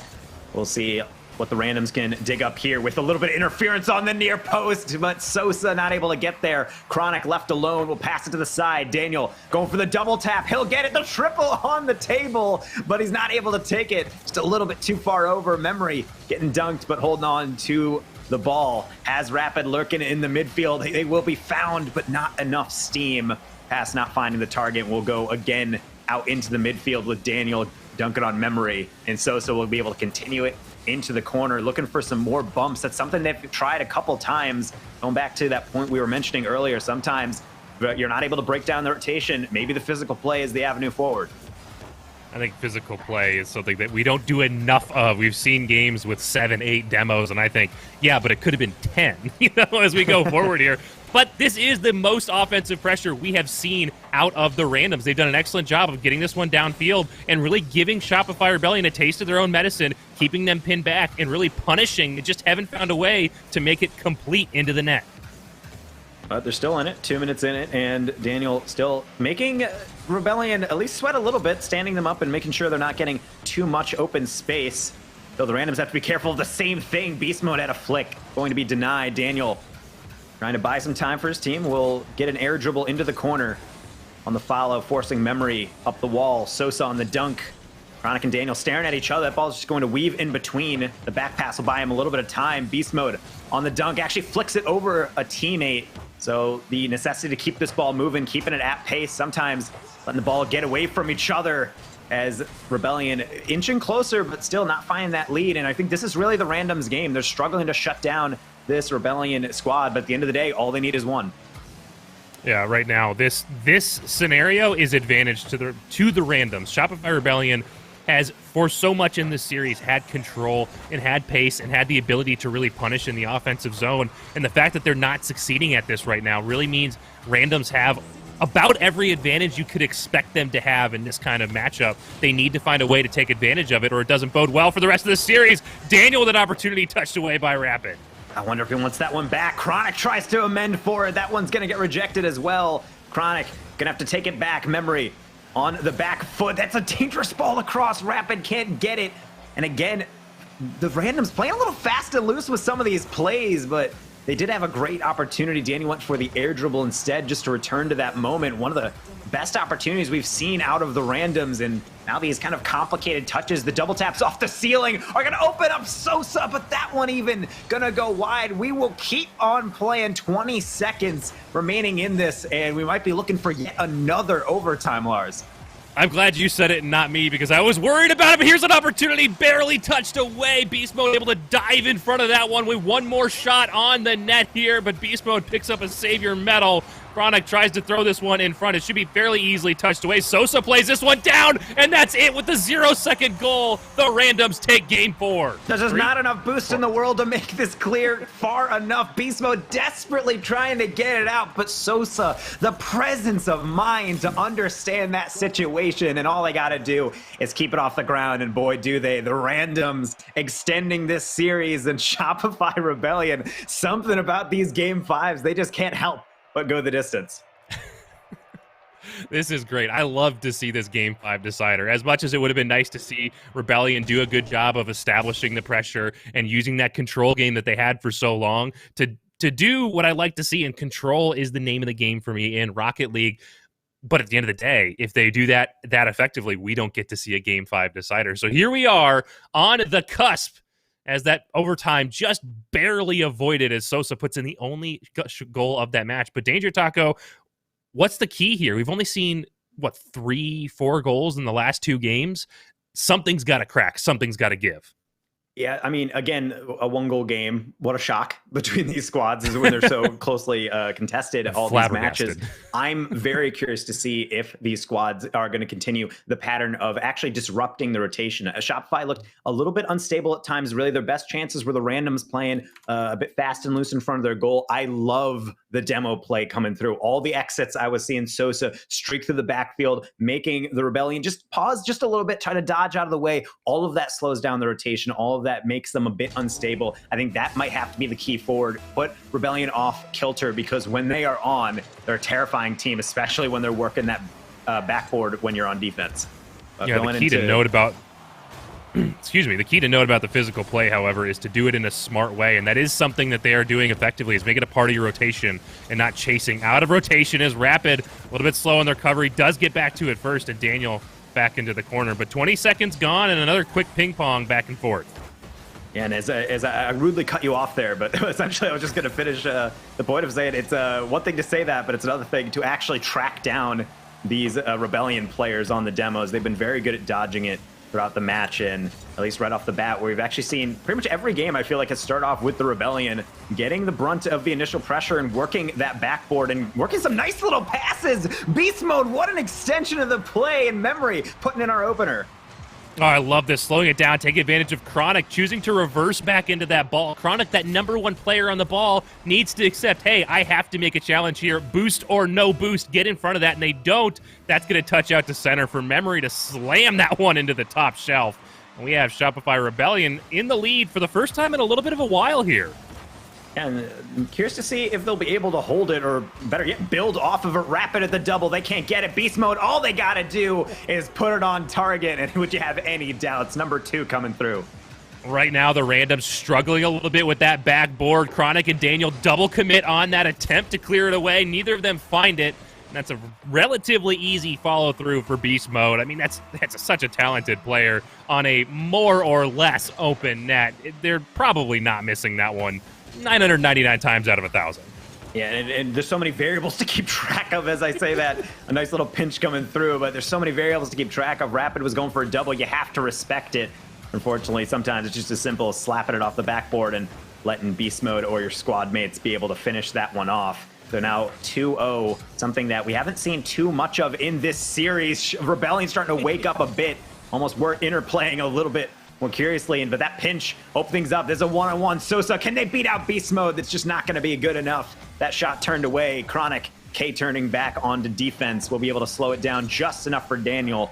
But that pass across, maybe looking for Sosa, maybe just trying to clear their lines. Either way, they're only going to be able to pinch that and extend it across for Rapid to gather. Sosa takes to the air. Memory, but a little bit late to it. Sosa can't get underneath it. Daniel to the corner, gets a double tap. A Beast Mode reads it all the way. Rebellion holding the defensive line, though they are seemingly running a bit low on boost. That grab from Beast Mode will be able to buy them some time, and another clear going out. I think the big thing with the randoms here is they didn't fully starve out the the Shopify Rebellion in the offensive end. They had an opportunity. They had the offensive rotation established, and as Rebellion started to get low on boost, a huge dunk out of Rapid, but it's not quite on net. Nobody's home. Memory will find the finish, and now as we come up on halftime, Shopify Rebellion extend that lead to 3. And just every single time the randoms tried to clear it, it's just going off the post or it's getting deflected. There was always someone around. Beast Mode, great job to understand. They had the open double tap. All they got to do is just tap it as lightly as possible, and the pressure will do the rest. They don't get rewarded with the goal. However, Memory cleanup crew will be able to extend the lead 3-0, the largest of the series that we've seen. And it's coming here in game #5. The work is cut out for the randoms. And even when they need to finish, they nearly do not. Sosa making sure they're on the board. Nearly, but not off just yet. Chronic into the corner, and Sosa makes that dive. Despite having both their teammates all the way upfield, they recognize that the Rebellion are just not in a great position to get that clear, and that even if this doesn't work out, which, I mean, come on, it was rolling in front of the net for a player like Sosa. Of course they were going to find a way to make that happen. But even if they didn't, that was very unlikely to get punished with just a poorly positioned Shopify Rebellion. 2 minutes, 10 seconds remaining. Random's a little bit of a glimmer of hope, but they're going to have to get creative with it. Maybe some fake passes. Good shot by Daniel. Near post, well covered. Rapid on the transition. Going to generate an aerial from Sosa. No contact. Daniel holds it up. That's actually a giveaway in the middle. Chronic is needed to tap that one to the side on the counterattack. Sosa going for double. Self sets up the pass. Has a lurker in the middle and Chronic, but not able to put that one away. Daniel just keeping this alive with the flip reset. Will beat one. Opens it up. Actually, Chronic, a little bit of a chance, but Daniel going for a bump. Thought they might have had it. Unfortunately, not able to get that final touch. So Chronic and company able to continue the offense. Right now, Rebellion content to necessarily kind of sit on their back line, lock down this defense. They only got to last another 80 seconds with a 2-goal lead. Randoms are doing a good job of getting Rebellion uncomfortable a little bit. We've seen a couple of double commits and even a triple commit at one point in the defensive end out of the Rebellion, but at the end of the day, it doesn't seem to matter. They continue to hold this lead as Memory off the backboard a couple times, but Daniel has an enormous save to prevent that lead from getting back out to 3. They need to find a way to turn this one around. Less than 60 seconds remain. They're down by 2, and they need a goal soon. That double tap not going to work. Great pass into Chronic, but Rapid read it all the way. Memory finding Rapid down the line. They'll be able to slink that past one. Now Sosa, we're looking upfield. They'll take the dribble. They don't have a flick. They're opting for a 50 instead. The Rebellion, more than content to play that game. They're taking 50s well all game long and extending the play even better.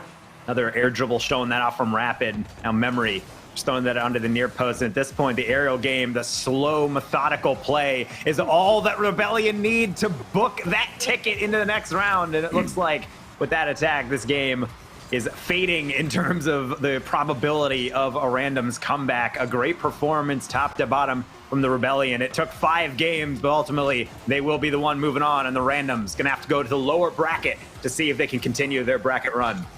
Yeah, the big note here is Sosa grabs one for the road. A good morale goal as this best of 5 ticks down to an end. This is not the end of the road for the Randoms. Like you said, they're going to be going down to the lower bracket, and we could see them make a run up through that. They did come in here, I believe, as the 2nd seed, so there's a lot to be happy about. Shopify Rebellion just right now, despite going to Game 5 in both series, is a force to be reckoned with. Yeah, and this is the squad that is the RLCSX squad. They've been together. They have that chemistry, and obviously an org believes in them enough to, float them a little contract. And they're showing why. They're getting taken to the brink by some of the best players in the RL scene, but ultimately they just have enough in the tank to be able to close out these games. Very close, but doesn't matter how much you win by. A series win is a series win. They will be moving on in the upper bracket, and unfortunately Randoms going down to the lowers, but that means, importantly for us, we're just going to see more of them. So we'll be able to see more games coming up, and I'm excited to see what this team has to adjust for. Well, I know you mentioned more games coming up, and I think I know the perfect person to tell us just about that. So, Frank, if you want to come in here and let us know what's happening in the future, get the crystal ball out, or maybe the challenge sheet, whatever it is, whatever you need to let us know. Yeah, I got the proverbial challenge crystal ball here, and just to touch on that match a little bit, that one really came down to the wire, right? To me, the biggest difference was the Randoms feel like an all-in squad, and you could tell the Shopify Rebellion were always comfortable. Even when the onslaught of offense was coming in from the Randoms, they were content in just waiting for their opportunity, and the Randoms essentially were always playing catch-up, whether that was on offense or defense. They were all in either way. So I think towards the end, with that kind of play style, you eventually run out of gas, and that's what happened, I think, in that Game 5. But the Randoms, a hard-fought battle. They are going to be knocked down into the losers bracket. So looking at the bracket here, it looks like they're going to be going up against Stromboli in losers round 1, and then of course the other losers matchup is Oxygen Esports versus Academia. That's the number 1 seed versus the number 6 seed, but Academia is the powerhouse. They've got First Killer, J-Pow, and Percy. So you know, that's going to be an interesting one. But for the time being, we're looking at the randoms going up against Stromboli. It's going to be hard fought for the randoms from here on out. You know, it's a tough scene. Either way, I think that's a tough loss for them. You have like 2 OT games, the 0-second goal. So they're going to be kind of, you know, strung out a little bit. So it's important that during this break, they kind of focus, regain, get hydrated, and get ready for that next matchup. But what you guys in the chat can look forward to is some fantastic Astro Gaming prizes. You can enter simply by typing !Astro in the chat to have your chance to win one of these fantastic prizes. And then, of course, the MVP award that we will be giving out later tonight is another thing you can be looking forward to. But I'm looking forward to more Rocket League matches. So you know what? Let's throw it to a brief commercial break, and then we'll be right back. Stay tuned.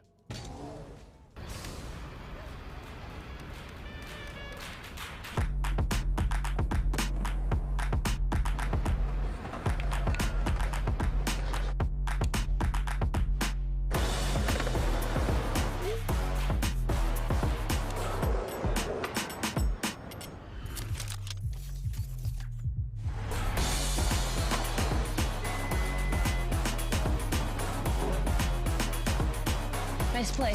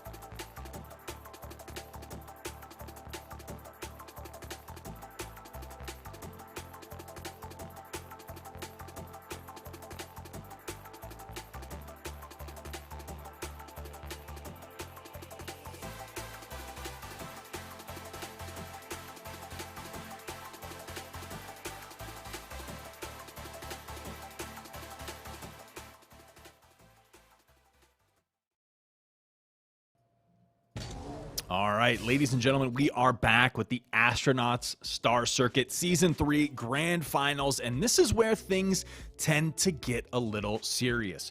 We're looking at the losers side of the bracket now.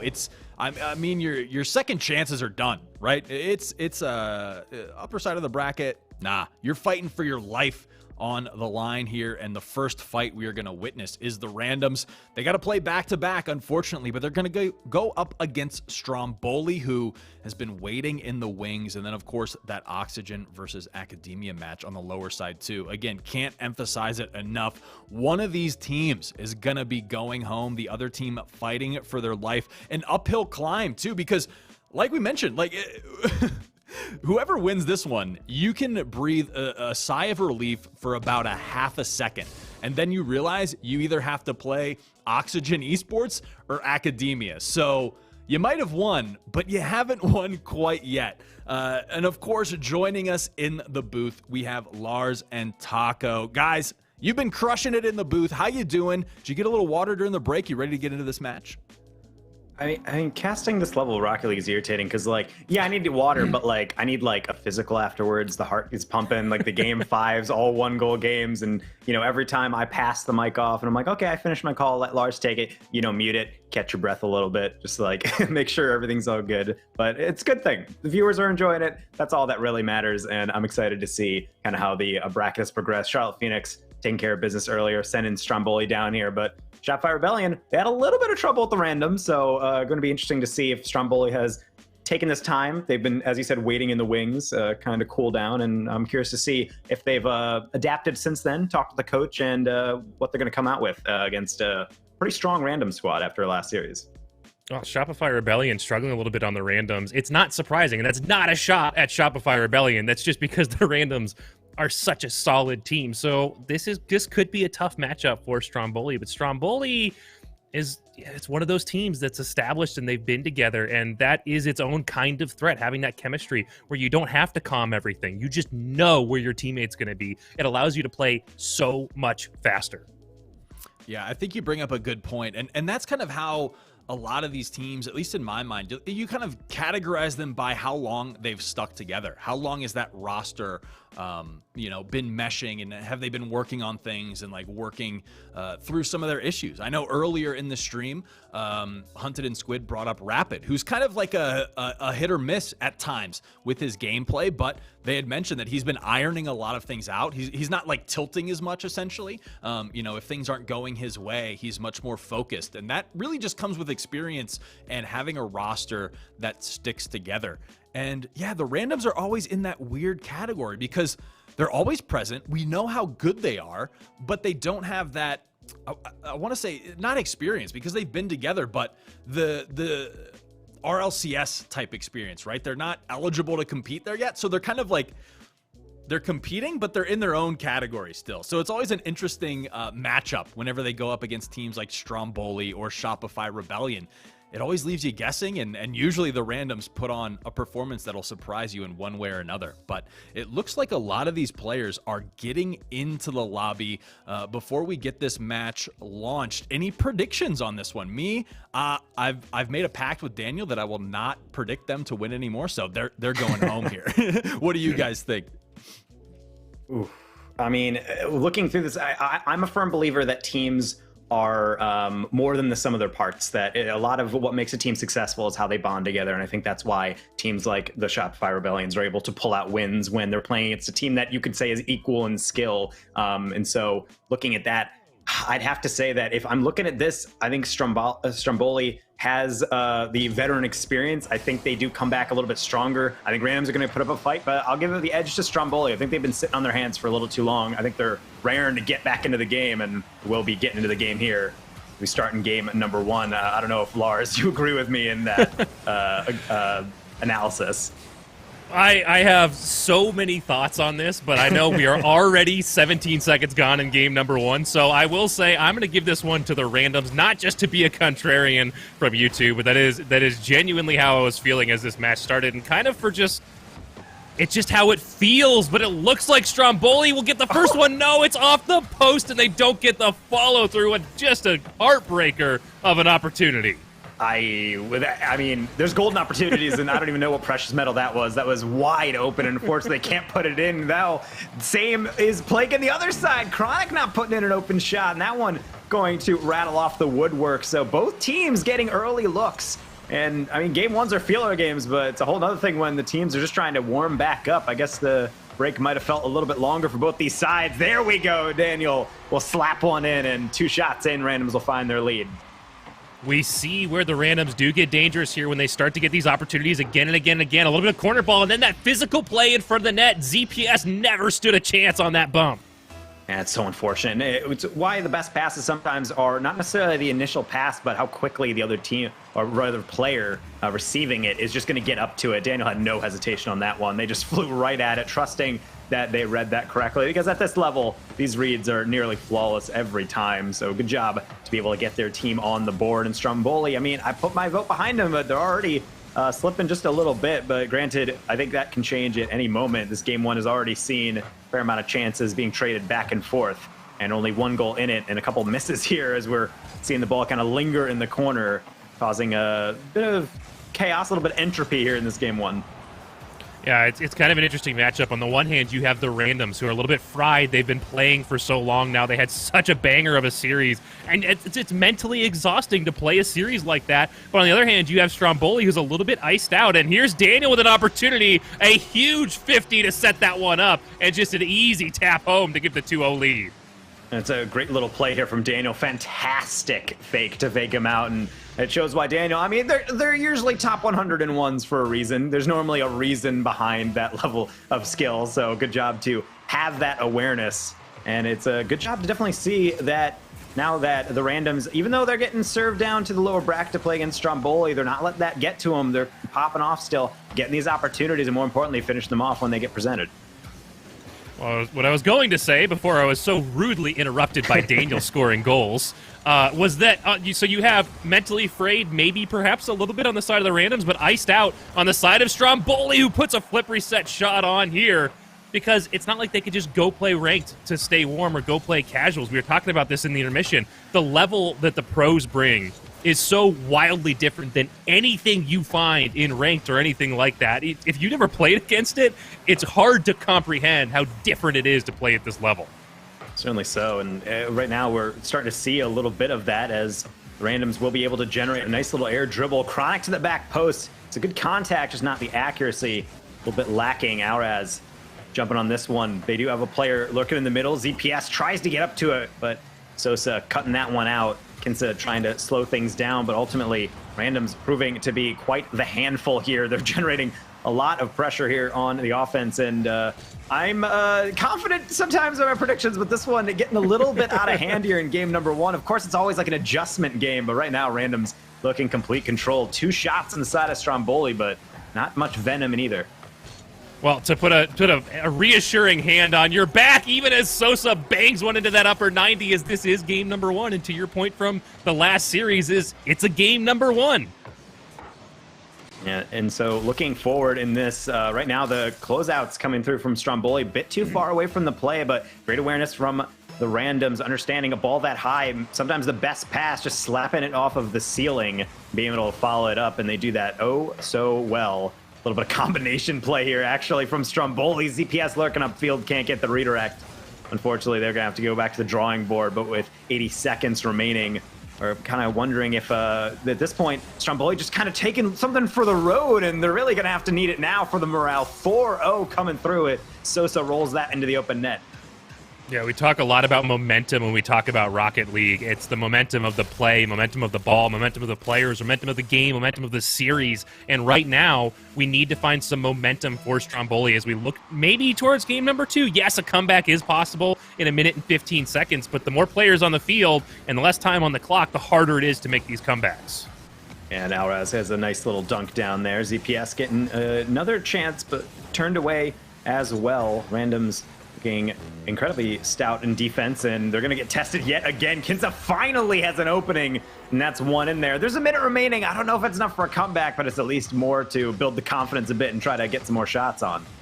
Yeah, I would love to see at least one more goal out of Stromboli here while holding the randoms to this 4 goals that they currently have. No, 1 goal is not going to turn the tide of this game, but it could be that little bit of reassuring is, hey, this wasn't a one-off. We can make the randoms bleed. We can take games off of them if we could just play a little bit more consistently and get some of these touches that we've gone by the wayside in the first half of this game. And nice little interplay for ZPS. Unfortunately, just hitting the rear of the car will only bounce straight up. Alraz will keep things lively by tapping it into the blue half some more. Unfortunately, a lot of these balls just going straight to the other team. Alraz trying to slow this one down, but with 30 seconds remaining, it looks like the game plan for the randoms is just make sure they avoid complete collapse and just make sure they are locking down the defense. So with these longer clears, that's really going to be the plan. Lars, what are you seeing that needs to be fixed from Stromboli? What are the adjustments that a game number 2 has to bring out? Well, number 1 is the consistency. I mean, there's a lot of words that begin with C that you could talk about with Rocket League. Consistency, calm, cool, collected, all of these kind of things. But right now, it's the consistency. The issue that I'm seeing out of Stromboli is they're just not making some of the touches that they need to be making. They're not getting some of the contact and some of the more basic mechanics. And I think maybe a little bit of shell shock coming out here with the randoms, slapping them so hard right off the bat. A little bit of, hey, we had a break, we had some downtime. Maybe we need to reset a little bit and get kind of back into this groove. But then as soon as they get those touches and those more core mechanics back settled down, which I know they can. They're an awesome team. We know they can. Mm-hmm. Then once they have that, they need to start to crank the pace and bring some pressure back on the randoms. Yeah, after watching that Shopify and randoms series, one thing that really stood out to me is how a lot of those goals were just earned off of consistent pressure, whereas Stromboli, it seemed like a couple of those goals kind of just got walked in by the randoms, and you can't be handing over those opportunities. You have to be so deliberate with all these touches. Granted, I'm lecturing these players, some of the best in the world, but it still does happen. When you're playing at the speed, you have to be incredibly precise. Some of those touches getting away from them, obviously minimizing that is always the goal in any match, but especially when a couple opportunities have now gone off the wayside and being able to be countered hard from the randoms, I think it's certainly something you have to keep an eye on. Maybe take a little bit safer of a touch, slow down the play a bit more to avoid risking those dunks or avoid risking those giveaways going into game number 2. That's really what I'm going to be looking for, but I'm sure Stromboli really would just settle for more goals on the board. We'll see if they'll be able to actually actualize that potential, as Daniel will start things off with a nice little air dribble, Kinsey turning it away, and ZPS will be able to find Alraz, but Chronic finds it first. So back into the midfield play, and at least so far off the bat, we're going to see Alraz actually had more boost than I thought and be able to set that Reaper free with the goal explosion, an early opener 17 seconds in. That's a good read by Alraz, taking advantage of that hunt for boost in the corner by Chronic, and it's an uncommon mistake at this level to think, hey, we have this 100% secure, and I've got all the time in the world to wander over to the corner here for some boost. But at the end of the day, it does happen, and Alraz is able to take advantage of it, putting up Stromboli for their first lead of the series. And they're still being tested on a defense, as we just saw with that shot. Daniel getting rejected. ZPS, a lot of time to build out of the midfield. Fakes one, but Chronic played enough ones to be a little bit more confident on that challenge. Be able to stand it up. Kinsey on another follow. Gets decent 50, but Daniel, a great little way to dance past a defender. Sosa, they're waiting for it in the middle. No flick coming through from Daniel, so we'll be going back down. Left and right, the ball will go. Alraz will tap that one back into the side. ZPS off the backboard. Not a read that they want. Kinsey will be able to bounce that one in. 2-0, and we're not even a minute in. A little bit scrambled as the entire team here, with the exception of Kinsey, doesn't really have a whole lot of boost on attack, but Kinsey's able to use just a tiny bit of the boost that they have to finish this one off. And now I have to point out, we saw this series start with 4 unanswered goals from the randoms. We now have 4 unanswered goals out of Stromboli. It's just not all in the same game. There's almost the answer, but not quite.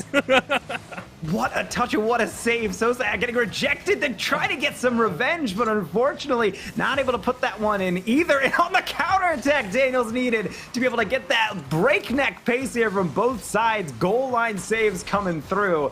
And just shows that goal is not in until that goal explosion goes. You got to play it to that whistle show it off here is Stromboli. Is they're gonna put yet another one in. I said they need to settle for some goals. They're doing more than settling. They are putting away everything right now. Let this be a lesson, kids. Never settle. As Chronic, unfortunately, will aid that one in, but I think it's going in anyways on that nice little bar down ski we see out of Alraz. And now Stromboli has 3 goals in just over 90 seconds. This is a huge swing. 5 goals total if you're counting the 2 from that last game. That happened more or less in the last minute. So this pace unmatched so far this series. It's great to see, and I do love to see it, although I can't say that Random share my enthusiasm. They had a lot of control in that last game, and this one, a little bit of slip away and a little bit of a snowball effect. Not without their chances, we saw with those goal line saves. Lososo certainly will want that contact back. Sometimes that's, even at this pro level, we do see the lackluster finishing come back to haunt you. As we're approaching halftime, things are staying fairly status quo. 6 shots on the side of the Randoms, but yet to be able to find one to actually get past that defense. And speaking of, another clear coming through from Stromboli deep down the field will tick off some more seconds. We're going to breach halftime, still holding that 3-goal lead. Stromboli more than content to slow things down and just tap the ball away, keeping possession. Yeah, Stromboli, you said the word, content. They are very comfortable and content with what they have going on here. In the defensive end, they're super happy to just let this ball roll through the corner and then through the corner and back through the corner again and again and again. And on the offensive end, they're doing a great job of setting the ball up kind of calmly in front of the net. There's a shot to the far post. ZPS off, like I said, a nice calm pass right out in front. And so just, I think, an element of panic in that clear. They thought they were getting the double tap, couldn't quite. Chronic tried to set up camp in net just to make sure any shot, but you can't really hit it sweeter than that. ZPS getting the goal. Everyone on Stromboli represented with a goal. Everybody popping off, and really all cylinders going full steam ahead here. And it might even get worse if Daniel doesn't get that. They will be able to put it to the sideline, but great showing so far from Stromboli. And as our streamer has been saying in the chat, we do indeed have a series on our hands, as Stromboli has come out with a vengeance here in game number 2, and Randoms now one on the back foot, really struggling to get this clear, and at this point they're just being locked in this blue half. What's interesting is that last series we saw just 1-goal games, an absolute slugfest back and forth, a struggle to find any advantage on your opponents, and here we see the Randoms really take it to Stromboli in game number 1. And now here in game number 2, it's the complete opposite story. But either way, a good amount of scoring going on, a good back and forth. And this could be an exciting offensive series. And it's all the matter of how much really the teams can get away with until the other squad is able to adapt to them. As we see the passing starting to come out from the Randoms, they will be able to get a tough angle. And that shows why. Not able to tuck that one in off the near post. ZPS on the far side. They have time to build something up. Chronic with the temporary cutout. Alraz, another cutout on the midfield. Just going to tap it into the open net area. And ZPS, they're just going to pretty much high step it all the way down to the goal line. And that's number 5 here in game number 2. That's so unfortunate. I'm looking over here. I glance over at the other monitor, and I see Sosa's got 0 boost, and I see them desperately trying to get out in front of that net. And unfortunately for the Randoms, 0 boost is not enough boost to make a save on that play. It's an easy finish. And now, for those of you keeping track at home, that is now 7 goals Stromboli is able to score without getting punished in return. Obviously 5 of them here, and now with coming up on 30 seconds remaining, same story we had in that last game. I'd like to see the Randoms score a goal for the road here. Just the confidence coming out from Stromboli. I can't help but laugh. The ball was just taken on the sidewall. Gets a pre-jump to that block by about 4 seconds. They're going to try to do something fancy with it. They will not get the flip reset double tap, but ultimately it doesn't really matter. This game has been over for quite some time. We're playing the final 10 seconds out, but at this point, it's really just to see if Stromboli is going to add a 6th or the Randoms can maybe get one for the road. I don't think either of them are going to come to fruition. Clock will tick down. The ball will go out into the midfield, and we will be seeing a series on our hands. 1-1 here between Stromboli and the Randoms. Wow. wow, the randoms, they opened the door just a crack in game number 1, and Stromboli kicked it off its hinges, burst into the room, and said, hey, we are here to play. We got off to a slow start, but boy, are they ready to rock and roll. What a game. They did such an excellent job of keeping the randoms on the back foot and really punishing them for any kind of mistake, not giving them any room to breathe, and at the end of the day, gave them the confidence to play very comfortably. And what I've noticed casting Rocket League for a while now is as teams start to go up, it just, in addition to the obvious advantage of, oh, hey, you have more points, they play more comfortably. And when you play more comfortably, you just play better. Mm-hmm. And I think it's also just the snowballing effect where you get on a good start, and if the other team doesn't adapt to you quickly enough, sometimes it just really gets out of hand quickly. We've seen some little bit of a neck brace required in chat, and also for us in the booth, just trying to react to one team really running away with it in game number 1, then right back Stromboli gives them a taste of their own medicine. I'm sure it didn't go down sweet, but at least now series is tied. A little bit of a mental reset. Granted, best of 3 effectively in effect, so going down into this next match, I'm curious to see randoms, are you going to get down after losing control after game number 2, or everything going to be reset and we're going to be able to focus on that mental, as they'll be able to start things off with at least a couple of different shots, but will be turned away in the first 20 seconds back into that midfield kind of back and forth. When we talk about the mental game, and something to note here that could be critical is the randoms is a fairly young team, and love it or hate it, that can lead to passion and lots of feelings and thoughts, and sometimes it could make staying calm, cool, and collected a little bit more difficult. So I'm going to be very impressed to see them be able to settle this one down and bring it back, or maybe not terribly surprised if that doesn't happen. Yeah, so it's definitely certainly something to keep an eye on. You can almost see this frustration sometimes in car language, what players will dive in on, what players will take risks doing, or really how hesitant or how aggressive they are. Certainly something that we'll try to keep an eye on, and I'm sure Stromboli as well. They want to be able to break that morale of the squad, as we saw with the 5 goals last game, but with the reset score, they're going to have to really reinvigorate that caution that they showed in game number 1, because at any point, this team can pop off. Randoms being able to find Daniel and to put one in. Wow, Daniel finally able to shut down the unanswered score streak of Stromboli with a beautiful pick into that upper right corner, cutting across on that pass from Chronic. And now we're seeing kind of the tale of 3 different series here. A runaway in game 1 for one team, a runaway in game 2 for another team. And so far, at the pace we're at right now, this could end up being kind of a low-scoring, very even matchup, but Chronic just barely throws one wide of the net. I'll believe it when I see it, when low scoring is mentioned with these players. They're playing so fast, getting so many opportunities. This game might be the one to break the pattern as these teams settle in, but it doesn't look like we're on that type of pace. We're on Sosa pace, flicking that over the top, number 2 on the board. Hey, the way you get better and the way you learn in life is to have the humility to eat your words. And I could very well be eating my words here as we go forward. It's fine. I got to get ready for dinner anyways. Sosa finds a quick one. We're just past 90 seconds. And it looks like the team of Daniel, Chronic, and Sosa, the randoms, are able to take advantage of this series right back.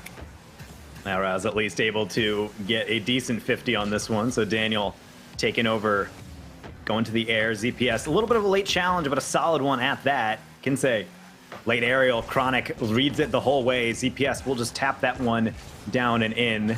We're seeing a bit of interplay here, but mainly just between teams. We're not seeing as much passing. Sometimes the best pass is to yourself. Daniel on the double tap. Chronic off the backboard. Alraz, bit too fast for that one. So a good little exchange of hits off the backboard, but fortunately the backboard is very charitable. Stromboli's defense is not able to clear it out for now, though they're still trying to work onto offense. And this blue team really locking down the orange half. We're hitting halftime and still 0 shots coming through from Stromboli in game 3. Yeah, what I like to see about these two teams, however, is a good amount of pacing. The way that they get this ball, they get it in the offensive end, they get some good control, they get a good cycle going, but they don't allow it to stale out there. Because what can happen is you get frustrated that you're not scoring on this offensive pressure, and you get baited upfield and then burned over the backside on a quick transition play. Right now, especially on the side of the randoms, they get down, they get a few opportunities, it's not working, they reset, they re-attack, and they set it up again. And you're also starting to see the randoms playing at such a fast pace through all their games. You see a little bit of a shift in understanding of the position that they're in. They have the 2-goal lead. Daniel had the boost. They slightly missed it. So instead of just trying to flick a ball forward, they just steal the boost, get a nice little back pass, and hold on to possession. It's a great thing to see.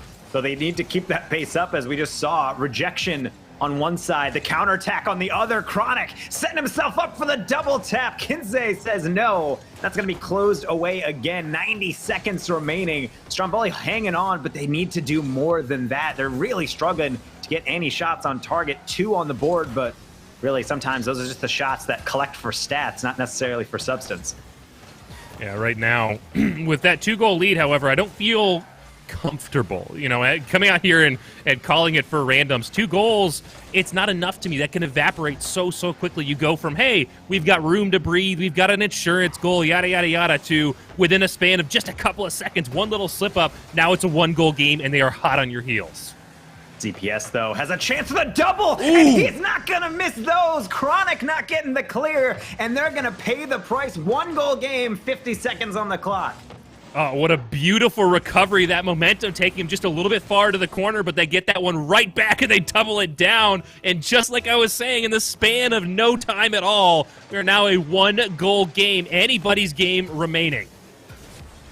Daniel trying to add some trickery. The delayed flick will beat one, but not Alraz. Chronic to the sideline. Kinsey waiting for it. They're going to get a great 50. Sosa racing across. ZPS trying to read it. Not the best clear. Alraz takes it down, not able to get the 50. Daniel with enough boost to at least take this up the line, trying to buy some time, burn seconds off the clock. They just need to hold on to this lead. Stromboli understanding they're so close, they can almost smell it. That goal still so far away. They got to carry it the whole way down, and sometimes you get desperate, and sometimes Sosa reads the play. 3-1 here. We'll just hit the cliches real quick. That could be the nail in the coffin. That could be the final dagger that puts this one away. 16 seconds without a quick kickoff goal here. That's going to be very difficult for Stromboli to bring this one back. But a hard-fought game, a little bit closer, a little bit more even than we've seen really at all this series either way. Oh, no way! With 10 seconds to go, ZPS just throws one. A prayer, and Sosa missing the back corner, had to go back to get it, and they will not be able to get it. So despite all of that, going back to a cliche, I guess, there is a chance off this kickoff. Randoms, you gotta watch out for these plays, because if you're not careful, games can be closer than you think. Daniel trying to close this one out, or rather Sosa. That's going to go off the corner. Kinsey off the roof. ZPS, they're up for it. Sosa, it's down to Alvarez, and it's tied at 0 seconds. What a collapse. This is such a banger matchup. Sosa doesn't quite get the touch they want. They waterfall that right down, and Alraz already committed upfield, already decided, hey, 0 seconds on the clock. I'm banking on getting an opportunity here, and they do. We see overtime in game number 3. Talking about mental fortitude, what are the comms like for the randoms? They had the lead, and with 10 seconds to go, they lose it. The bumps coming from Chronic might be able to amend this, but the clear out will be able to buy some more time. ZPS holding it up in the corner again. Kinsey trying to hold down the goal line as Chronic will take that to the air. They'll beat one, but not the second. Alraz getting a nice 50 on this one, and the continuation as well. They will beat out a defender, but Chronic will be able to rotate back, so going into overtime, this game, I mean, we thought this might have been over, but as always, these teams show, and it's not over until that final whistle blows. So trying to see if Stromboli can close this one out, complete a kind of miracle comeback here to get their series lead. What a game, Lars. Oh, and I am almost at a loss for words. I do want to say, regardless of the outcome of this game here in overtime, credit where credit is due. I'd throw back to that comment on, I'll be very impressed if they have the mental fortitude to reset after that last game, and the randoms absolutely have. They have come out here and played a very stable game, a very consistent game, and it's almost Sosa with an opportunity should finish it here, and they do walk away with the victory in game number 3. Sosa, he's standing up, he's making sure he's counted, and with the speed of play, he's able to net a hat trick. None more important than one right there. They got close to the collapse, but they're able to hold up. A good structural integrity from the randoms. They're going to take their series lead. But my goodness, that was by a hair's margin. Well, I like I said, the tale of three series. I'm not going to eat my words just yet. Maybe a little sprinkle of salt because it wasn't low scoring, but we saw runaway, and now absolute slugfest back and forth between these two teams. They did such an excellent job of keeping this one close, but somewhere they're not close. What is that? 11 shots on net on the side of the randoms to, I think it was 6 on the side of Stromboli. That's kind of a scary statistic for me. Yeah, it's something definitely to keep in mind as we see these players go into this next match. So match number 4, it is match point for the randoms coming into this next match. I'm curious to see if Stromboli going to be energized by that game or a little bit deflated. We talk about mental resets, and it's so easy to say, oh, it's fine, go again, but you came so close and just not able to complete it. So now you're going to have to deal with Daniel and company again, and believe me, they're quite the handful. Daniel off the air dribble. A whopping 7 seconds into this matchup, right off the kickoff, and Daniel finds a way to put this one in the top 90 far side away from that last defender. That's a great way to kick off Game 4 and a great way to set the pace as you look to close this series before that Game 5 decider. Daniel getting a little tripped up by Kinsey coming out of their blind spot. So Alraz will be able to march it down. Great pass into ZPS. Daniel actually just disrupt enough that it will deflect instead to the corner. Kinsey not getting the pass off. Sosa will be able to extend it. Gets a double tap, holds it up on offense. Chronic only getting a 50. ZPS decides against this one, so the ball will ricochet over to Sosa. Opens up for Kinsey in the middle. Talking about one skill, a lot of mechanical ability on the side and a lot of individual dribbling mechanics on display. A lot of these players top 100 at the moment and very high skill tier in general in the 1v1 arena. So certainly anytime I see a 1v1, I'm licking my lips, and I'm sure plenty of other players familiar with these guys are sure that it's not the most comfortable position on defense, but sometimes doesn't take one's ability, it just takes sheer pressure. Randoms really just throwing the ball forward. They're getting some good results, but so are Stromboli. Another rejection, and Daniel putting that one to the corner will settle things back down. Still a 1-goal game. I'd like to key off a phrase you just said there. Is just kind of throwing that ball forward. I'm not feeling a lot of control and purpose in a lot of these touches, but that one's off the crossbar.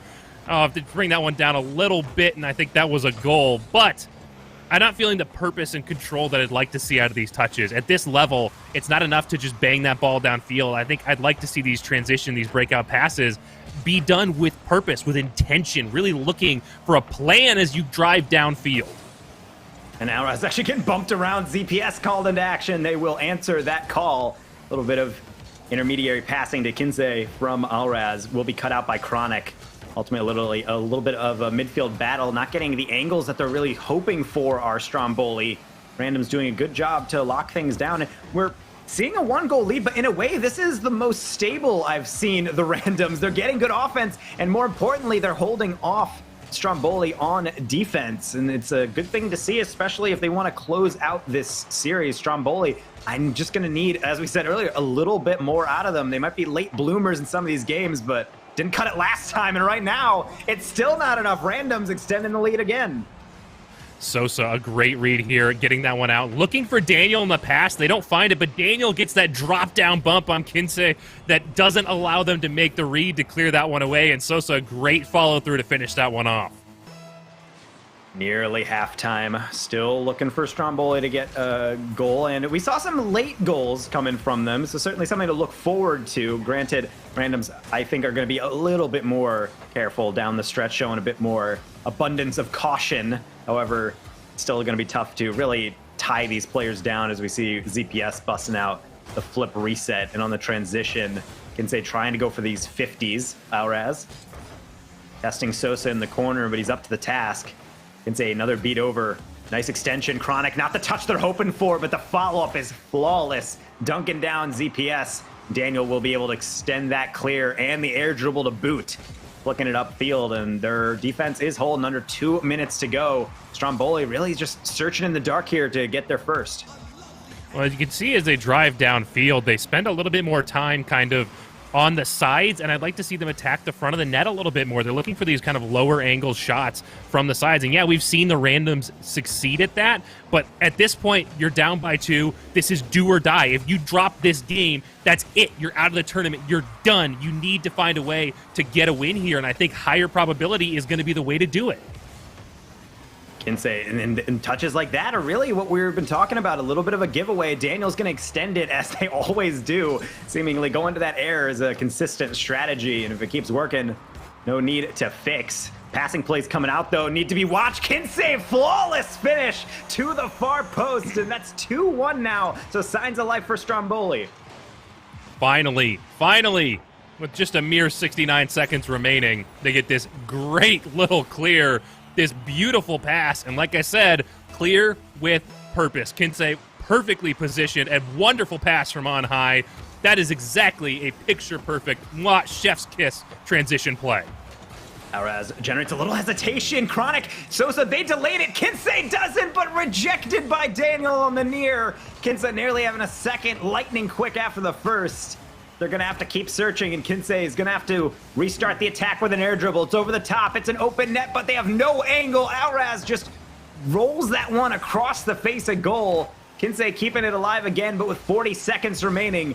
They've had an abundance of offense in the past 30 seconds, but only one goal to speak of. Sosa cutting it out, and now on the counter, Chronic was alone, but Alraz, just a little bit of a giveaway. You got to wonder, Lars, how many more opportunities like that are going to come up? I think the issue that they're having right now is it just takes so much just to get that ball in a position to score. It's taken the entire team. Sosa on a double touch into the top shelf, and that is a commanding position for the randoms. And that's just a classic Sosa play. They have the ability to go for the double tap, so why wouldn't you? He's been automatic on a lot of these shots, especially last game. Not as many goals this time, but still sitting on 2. And right now, the randoms sitting pretty, 3-1 lead with 10 seconds to go. Something we've seen ahead, but something tells me that storyline not going to play out the same. And indeed, I will be proven at least somewhat right. Sosa with a long clear down, and that's going to tick off the clock. So they face some adversity, but ultimately, this team has places to go a little bit farther in the lower bracket. Randoms moving on and vanquishing Stromboli from the lower bracket. A great run for Stromboli. They have nothing to be ashamed about. They did an excellent job coming out here and showing their best. But unfortunately for them, the randoms just edged them out just a little bit. And here in game number 4 are able to walk away with the victory. And the randoms, like you said, moving on, Stromboli. I'm sorry. That's all I have to say. Oh, boy.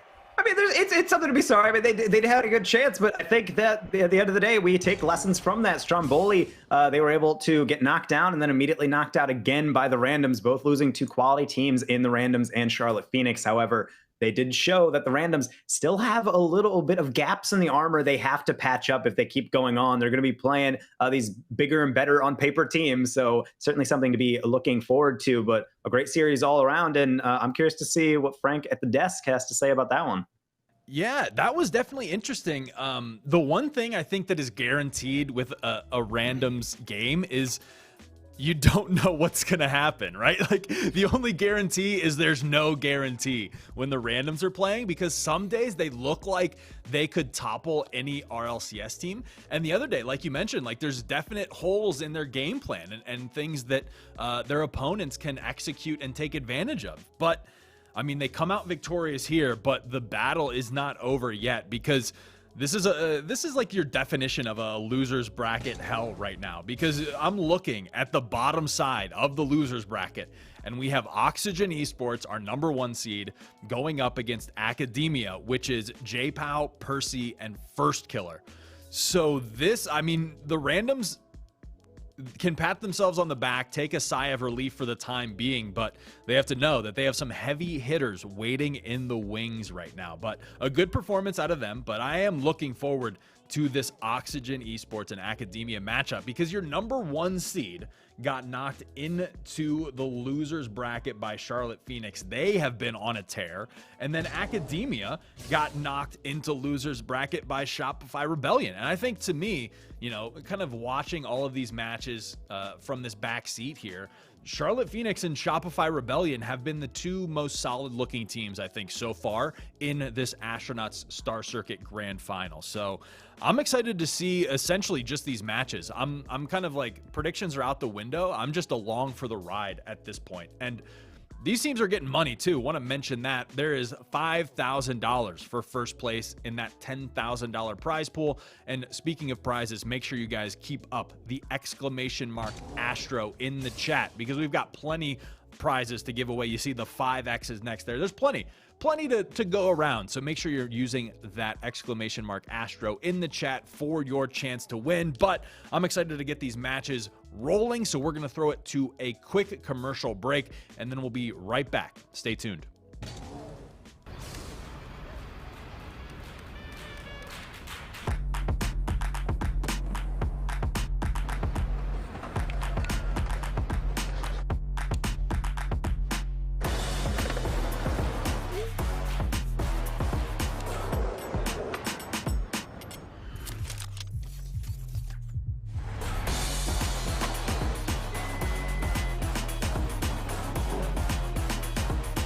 Nice play.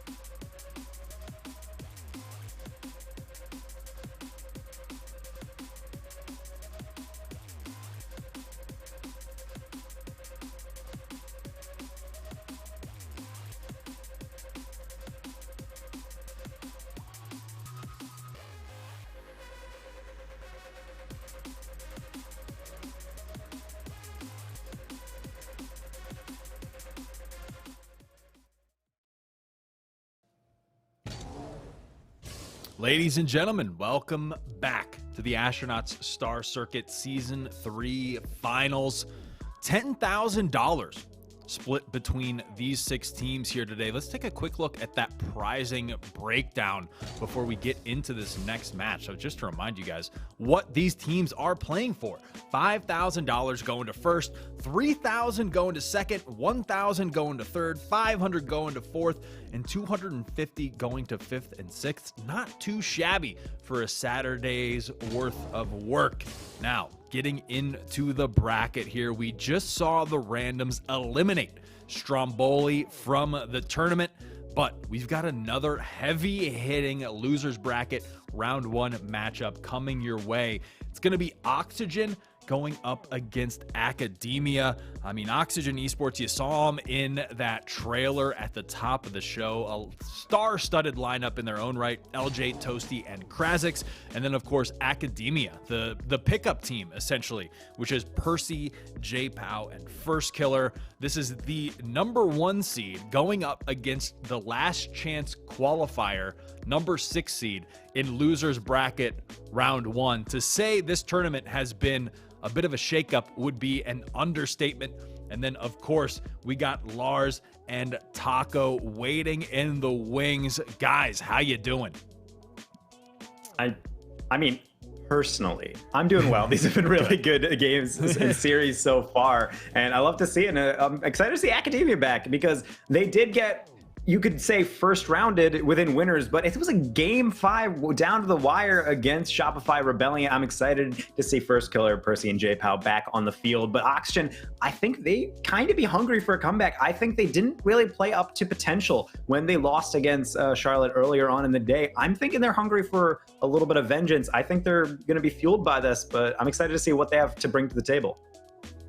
You're going with a lot of food-related stuff right now, with the food and the hunger and the table and whatever, but that makes a lot of sense. Both these teams should have something to prove coming into this matchup. Again, the number 1 seed, Oxygen Esports, down here in the lower bracket, but against, I mean, who hasn't heard of First Killer? Come on.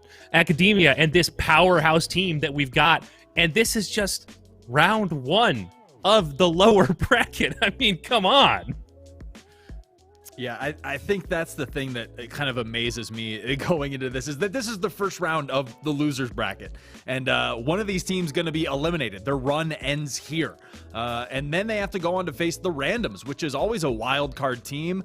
And they got to survive. And then the icing on the cake is that waiting in the winner's side of the bracket is either Charlotte Phoenix or Shopify Rebellion, who are both playing out of their minds today. So it's an uphill battle, to say the least, with these teams. I'm excited to see it play. Again, this one can go either way. I'm looking, the matchups for me, you know, Oxygen Esports does a good job of kind of sharing the ball around. Academia, you got First Killer, but looks like this match is about to get underway. So I'm going to let you two take it from here. Thank you so much, Frank. And we'll take that handoff with glee. I'm excited to get into this next game with you, Lars, because I am also excited to see First Killer on the field. But really, I'm excited to see all these players. Always nice to have a full range of LCS talent on it, but you wouldn't know it by these rotations. Wide open right off the bat. Krazix from distance. Well, I was just thinking to myself, I love the way that they're getting out here and they're immediately going to that physical play. They're getting aggressive right off the bat, and then Krazix just launches one from downtown and ends up with the first goal of this matchup.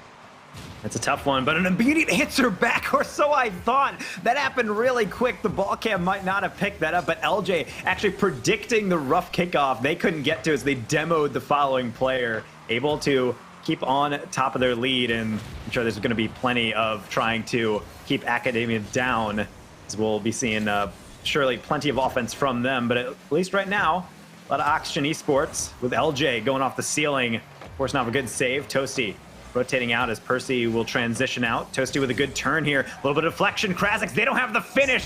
Toasty, they got their teammates back. 2-0 here coming through for Oxygen Esports. Oxygen Esports, we mentioned maybe having something to prove, and they are out here making a statement in the beginning of game number 1 here. It's speed, it's aggression, it's violence in a lot of ways, and they are proving themselves an effective team so far. Yeah, just to remind our viewers at home, part of the fun of tournaments like this is you have makeshift teams, so teams maybe leaving their orgs temporarily to form a pickup squad. That's exactly what Academia is. Oxygen Esports kind of showing why that team chemistry is so important. They're getting things done right now, and they're even doing it on both sides of the ball. The counterattack from First Killer are going to get denied. And Krazix will be able to extend that one out on the air dribble. Toasty gets rejected by Percy. Going to play for another 50, and they will get it. LJ will only put that off the bar. Toasty turns around. Smart play. J-Pow didn't get the power they're looking for. Another ball out into midfield. Nearly 90 seconds gone. Oxygen Esports holding on to their lead, looking fairly stable. They can keep this up. I'm thinking that odds are good within this game. Number one, they just got to make sure that they're wrangling all these touches. Was one almost got away from them. The pace of play right now is absolutely obscene. It feels so much faster, almost than even things we've seen already today. They're out here so aggressive, so quickly, just trying to get something on the board. But the flip side of that is it feels a little loose, feels a little bit uncontrolled as they bang this ball up and down. LJ finds number 3 in the far corner. My goodness, place this a little better next time, LJ. Top corner, far post, just the perfectly placed hit. And unfortunately, J-Pow maybe debating whether or not they even needed to save that, realized that a little bit too late. 3-0 for Oxygen Esports, not even 2 minutes into this one. And right now, Academia already wondering what needs to change, because it needs to change and fast. The flip reset bump for 4. Oh, wow. Toasty, what a play. Getting up to that one quickly and then throwing it out there. Bump or not, J-Pow had already committed past that ball, and we're not even halfway through game number 1. We've got 4 goals for Oxygen Esports. We've got 6 demos on the field, 4 of them for Oxygen Esports, and right now, this is just the Oxygen show. I mean, I was wondering how Oxygen was feeling. I don't think they played up to their potential against Charlotte, and now it's almost like you're seeing them fuming in the background, waiting for a chance to get back out there, and they're taking the best of it. A great way to open up the series, and a good way to get onto the front foot, exchange those first couple blows. And it's not only just getting the lead, but really commandingly 6 shots coming through from Academia, but none of them really testing Oxygen down the stretch. However, we still have, as you mentioned, half the game. Now we're past halftime to see if they can get on the board, and at least you can't get First Killer that much open of a goal. That's going to be at least 1 back. Yeah, space is deadly with these kind of players and this kind of team that you have set up here, especially, like you said, with First Killer. That's just perfectly centered in the net, and a relatively easy shot for First Killer, if I do say so myself. And not what you need. If you're Oxygen, you need to keep that lead. It's so great to be able to run off with a big lead and then just hold on to it for the rest of the series, because it puts so much pressure on your opponent. And Toasty's trying to supply a different type of pressure, chasing First Killer on the demo, so that will not extend their attack. Krazix taking that one down, generates a 50 from First Killer. LJ holds it up for First Killer. They were just waiting for it. Krazix has his teammates back, will be getting the clear, and LJ will combine this time with Krazix again for the extension out. Will only go out to midfield. They'll have to keep on defense, slowly getting pushed a bit more into their half as time goes on. However, the Oxygen team is holding well on defense overall. They still only have to avoid complete collapse. 3 goals in 90 seconds seems doable, but to be honest, at the talent roster of Academia, you never have to really root them out, but it helps to make sure those touches go through. That's why Percy for number 2. Well, they're narrowing this down just a little bit. J-Pow off of First Killer. To finish that one out is Percy. A great little 3-person play all the way through, and I love teams that can get everybody involved. It's so critical in 3v3 to not only be deadly effective in a 1v1 scenario or a solo play scenario, but to be able to use everybody to set up and execute plays. Right now, that's a great look out of Academia, but they just need to be able to do it more consistently to be able to take down this Oxygen team. And at least now they're getting a bit more the 50s, that is Oxygen. So that will go a long way at trying to maintain this lead that they do have. Though LJ and Toasty don't combine the way they might want to, Toasty makes up for it. The nice clear down, the extension play into the middle. Krazix is waiting. Percy was able to react to this one. LJ off the double tap. Percy cuts that one out, and Toasty again to the ceiling. will be able to hold that one up. Long clear coming through. First killer. Does he have the read? He doesn't need to. Percy's there, but he's not going to put it in. Off the far post, up to the ceiling, and out. What an opportunity. It is just going to go wide. Oh, that's so unfortunate. They may want that one back as the clock ticks down through the final 30 seconds. 2 goals becomes a taller and taller, steeper and steeper mountain to climb for Academia. There's a pass out. There's back to first killer. Nice little tic-tac-toe to finish that one off. Well, Lars, there's 18 seconds, and we had a 4-0 lead at some point.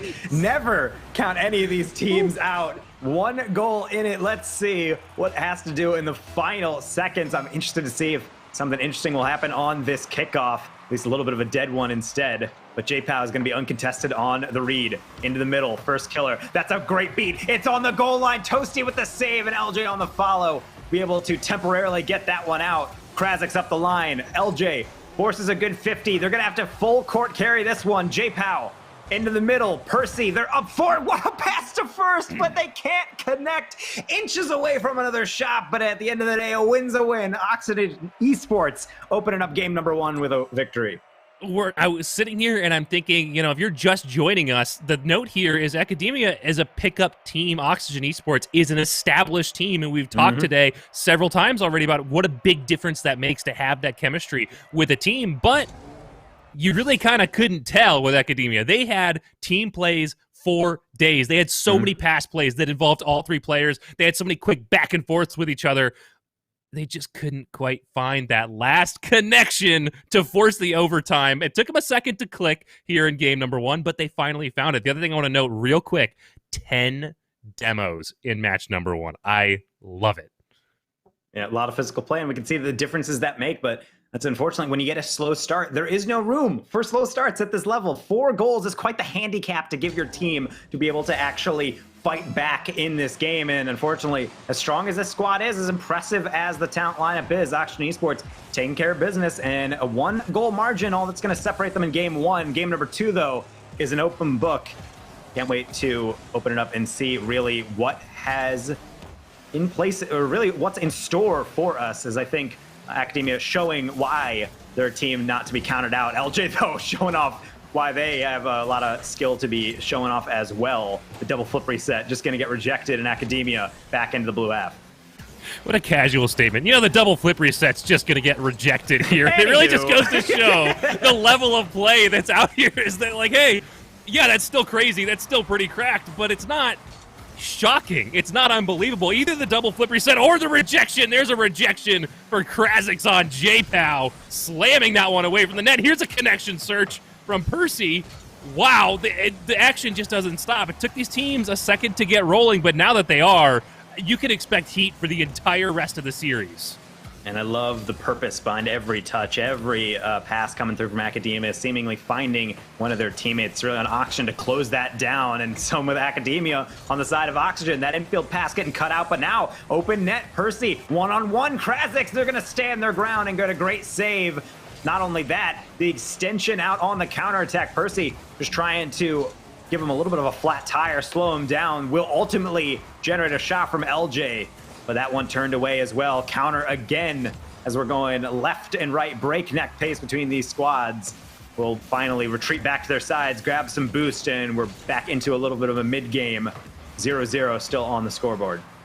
Things calming down just a little bit. It's not quite the hectic pace that we saw right off the bat here in game number 2. Both teams, I think, realizing that that's just not a sustainable way to play. You can't just be 100% full out all the time, as there was a search and it's finished off. Krazik's absolutely destroying J-Pow in net.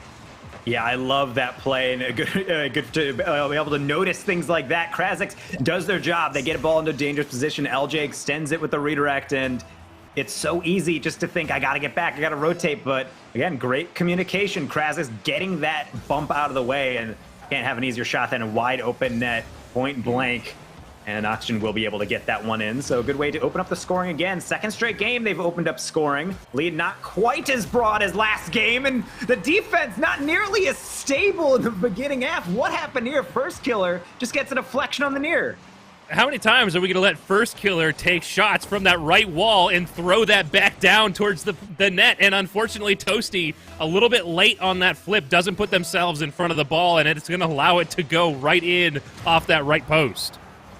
But a great 50 coming through. Toasty needs to read this. They do not, but Percy is going to get denied by LJ instead. The double 50 coming through. J-Pow left alone. LJ gets another great contact. Toasty, that was on target, but will be rejected. Now on the far side, what can Percy do with this one? They're going to play themselves off the corner. No contact, so they'll have to just hold this one up temporarily.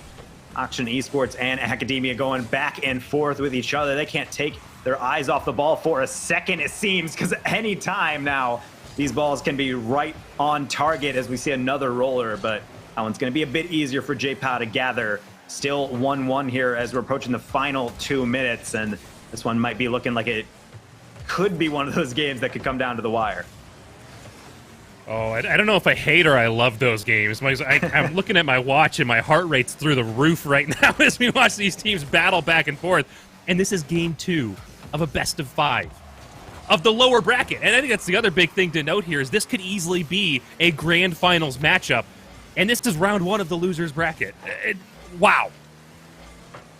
Yeah, the skill on display is off the charts. Any of these teams, super high quality, but that's what happens when you whittle it down to a top 6. And when you have passes like that, First Killer, he's not going to miss those, and he certainly doesn't this time. 2-1 with 90 seconds to go. Oh, the redirects, the beautiful shots, and the pressure on the net is just suffocating at the moment. Right now, it's going to be Academia with the advantage going into that final 90 seconds, that magic last 90 seconds. Oxygen Esports, what do you have to say for yourself? Apparently not much, at least on the initial foray. Gets dunked down.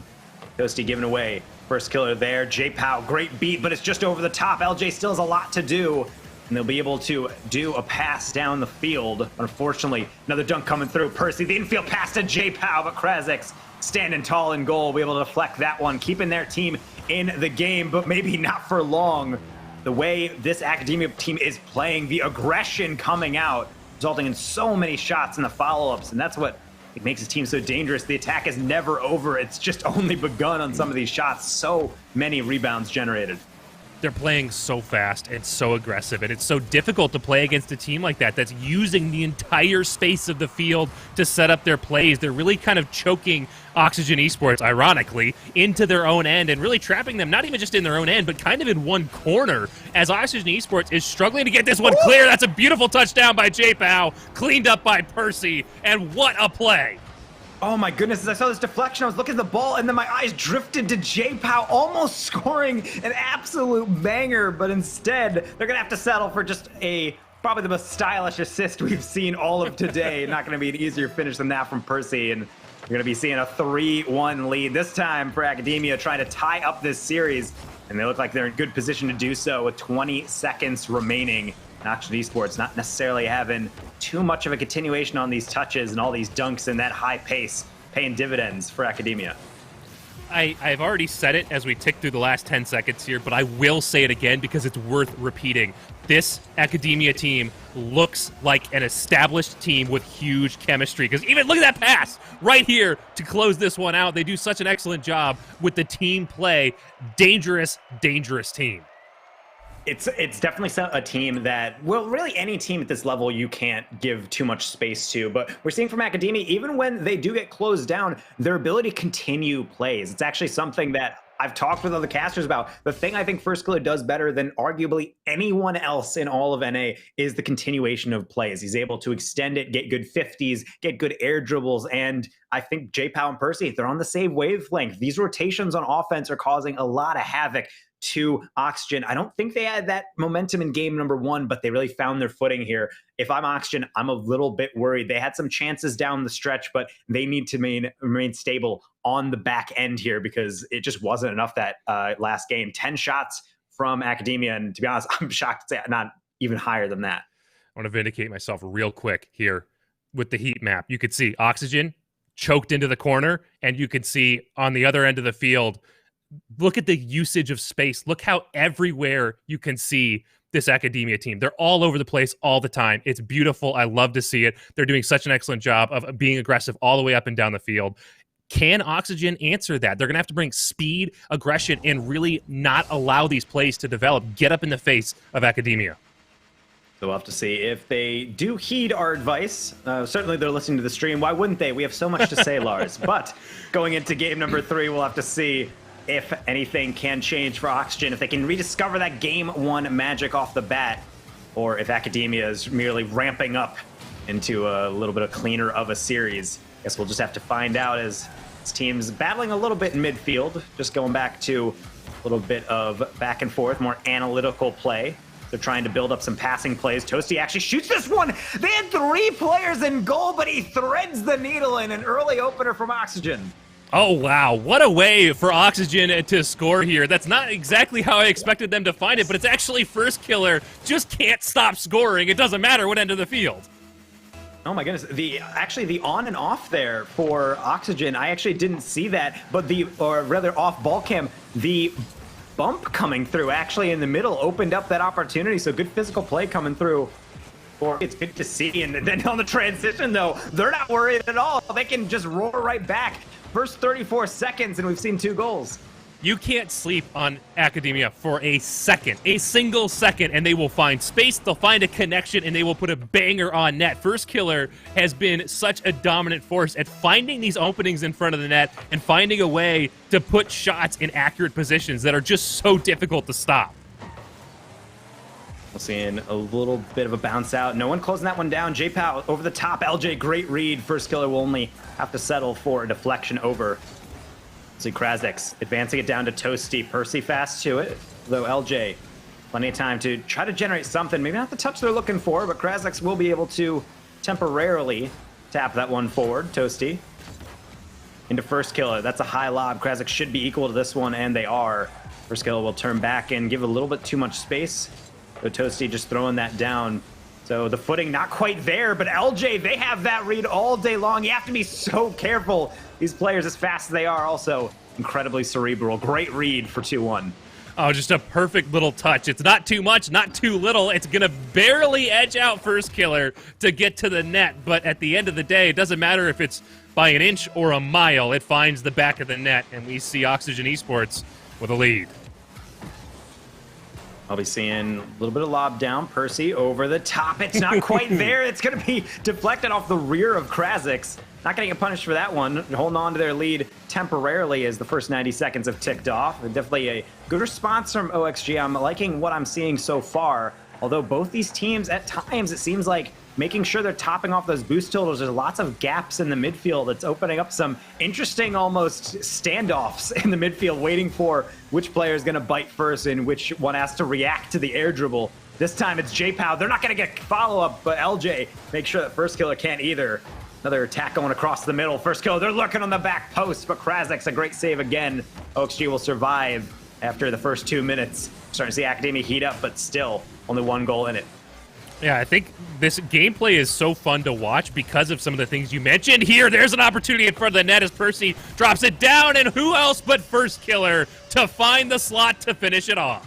And we're just trying to get this ball out, but Percy does so well to delay it. They completely beat out the first challenge from Krasix, and LJ really just has to sit and watch. First Killer uncontested on an aerial in front of your net is not the sight you want to see on defense, and he shows why. Yet again, finishing off the chance, shooting 50% so far. We're not even at halftime. Even series here is both these teams have calmed down and going blow for blow, and quite the bang up of a matchup we have. Well, as I was trying to say before First Killer had an interruption by slotting a shot home yet again, was I like this gameplay style. It's so much fun to watch because, like you mentioned, they're very quick to go for boost into leaving these open spaces. But the reason they're going for boost is because this play style is so heavily dependent on making plays from on high, just like this one. That one's touched down and touched away by Krasix. They're making these high-flying passing plays and these very, very fast transitions that requires tons of boost. But in addition to needing a lot of boost, because they have to keep going for boost, it's opening up the field for exactly that kind of play style. Yeah, and right now it seems like almost Academia's waiting back a bit. They're more than content to rotate back. Oxygen looking for passes, but I'm not seeing them connect on anything that I think are making Oxygen sweat too much. Granted, Oxygen has moments like that where they will launch it down and stretch out the defense of Academia, but so far still 2-2. I'm gonna have to say I've given the edge to Academia. They look a little bit more venomous on attack, but ultimately, as we've seen before, it doesn't really matter until that final goal goes in. That one, at least we're gonna have to wait a little bit longer as we have a good save coming through. First killer will throw it toward goal again. Turned away off the backboard. Percy looking for that. LJ just enough boost to get on top of that one. But J-Pow not making it easy, locking down the half again, but no contact in this, and first killer just gonna have to throw that one into the corner. I think I'm gonna have to agree with you on giving the advantage here to Academia, especially as this gameplay, it doesn't matter. As long as it's an offensively focused game, Academia with that passing ability and that way to find each other and put accurate shots on net from those passes, in transition or an established offensive rotation, it's so dangerous, but a big demo to clear the net. First killer able to get back and clear that one away. Percy was just going to throw that one deep. LJ slows it down temporarily. Percy with a great demo and the extension play. He's still got that flip. J-Pow does as well. First killer up again, and the man just cannot miss. Still a 50% shooting, and that's the go-ahead goal. I'd like to point out, First Killer has actually 4 goals in this game. That first one, a bit of an old goal, and that triple commit beating out J-Pow and Percy on their defensive end. And they just can't stop. They just can't stop scoring. It's just the credit to a player. There's that much mechanical skill. Anytime he gets an opportunity, it's so tough to be able to prevent him from putting it on target, even when you have a crazy odd angle like that one. At this point, Academia trying to just tick down the clock. They got the lead. It's all they do need to be able to close this one out. But first killer not making it easy for OXG to get down the field. A little bit of extension play. Percy comes through. One more on target. Krazix to the sideline. First killer's there. Another high roll up. The demo on the defender. Going to slow down the clear again. LJ's going to need to carry it the whole distance. That might as well be an entire marathon to run, because ultimately it's just going to yield Percy scoring a fourth, but it doesn't matter. 0 second time has been reached already, and Academia taking the series lead. We see a repeat of what we saw in that last game, where Oxygen Esports is just pushed deep, deep, deep into their own end, and they're contained there. And Academia is allowed to hit transition plays and establish offensive rotations and use the entire field. And just think about what that gives you. It gives you space to play. It gives you so much boost to work with. It gives you so many options, whereas you're strangled back to the top of your box and contained in there. You've got 2 big boosts and 5 or 6 pads that you get to work with, and that's it. Yeah, it's an interesting thing to see, primarily because when you do see the boost starve really come through, I think Academia understands that, and like most teams, they'd throw it on target and rotate out. We're starting to see First Killer implement the aggressive play that we actually see the randoms do in previous matches, where they start throwing the ball on offense and then following through, getting demos, getting bumps, making sure that they're keeping things unstable. Oxygen not handling that super well at times, still have chances to score, but ultimately they're getting locked in their half by a large margin for long periods of time. It's just not sustainable at this point. Very curious to see if something is going to come as that heat map, as you show, does display. So going into this next match, that's the adjustment I need to see from Oxygen. Can you bust out of these tough kind of like oppressive rotations coming through from Academia, or are you going to be heading out of this tournament? Well, the way Academia can manage this suffocating play style is 2 things. It's speed and it's positioning. The ability to move so fast and cover so much ground makes it so difficult to find the clear. And like you said, the question's going to be, can Oxygen Esports get the ball clear and keep it clear? Now LJ has a great chance, and Percy equal to it on the save over the top. Toasty only temporarily holding it up. First killer and Percy both committing on this. High lob, J-Pow goes for a flip reset. They have it. They don't get to use it, though. Denied by Toasty. On the counterattack, the flick is going to get cut out again. Percy with the extension. Beautiful pass into J-Pow. They're going to tuck it past, but only that. Past the post, it will not be. And another deflection going into the corner. Will stay in the OXG half, although Krazix take a deep breath, gather it on the dribble, and slowly take it into the orange half. A very frantic first minute, and it seems like Academia has not lost a step in between matches. No, they are playing so consistently. They're so confident in their ability as J-Pow tries to thread their own needle down into the corner there. But they're just so comfortable. They have no panic. There's no reason to feel panic. They've been so dominant throughout this series after that first game. Why would you worry? It's so tough to answer, specifically because we've seen some really good play from Academia and Oxygen right now. I think the concern doesn't have to ramp up so far, again, maintaining that mental fortitude, but I'm a little bit worried about their transition play. It's just the speed of Academia is so hard to transition against, because ultimately, unless you're perfectly predicting these hits and making sure that you're gathering that boost, getting these dribbles off, it's so tough to break out. Maybe that's one way to do it. Toasty, individual effort setting up the passing play. LJ rejected. Percy now on the counter. Gonna have to be stopped. First kill, open shot, but denied by Krazix on the pre-jump. Speed picking up from both teams here, but the attack's not done here. First killer, another shot. LJ denied, and Krazix try to tap that one to the corner, but First Killer just refuses to leave this squad alone. Another one going out to the corner, and this time Oxygen will finally have a clear out into the other half.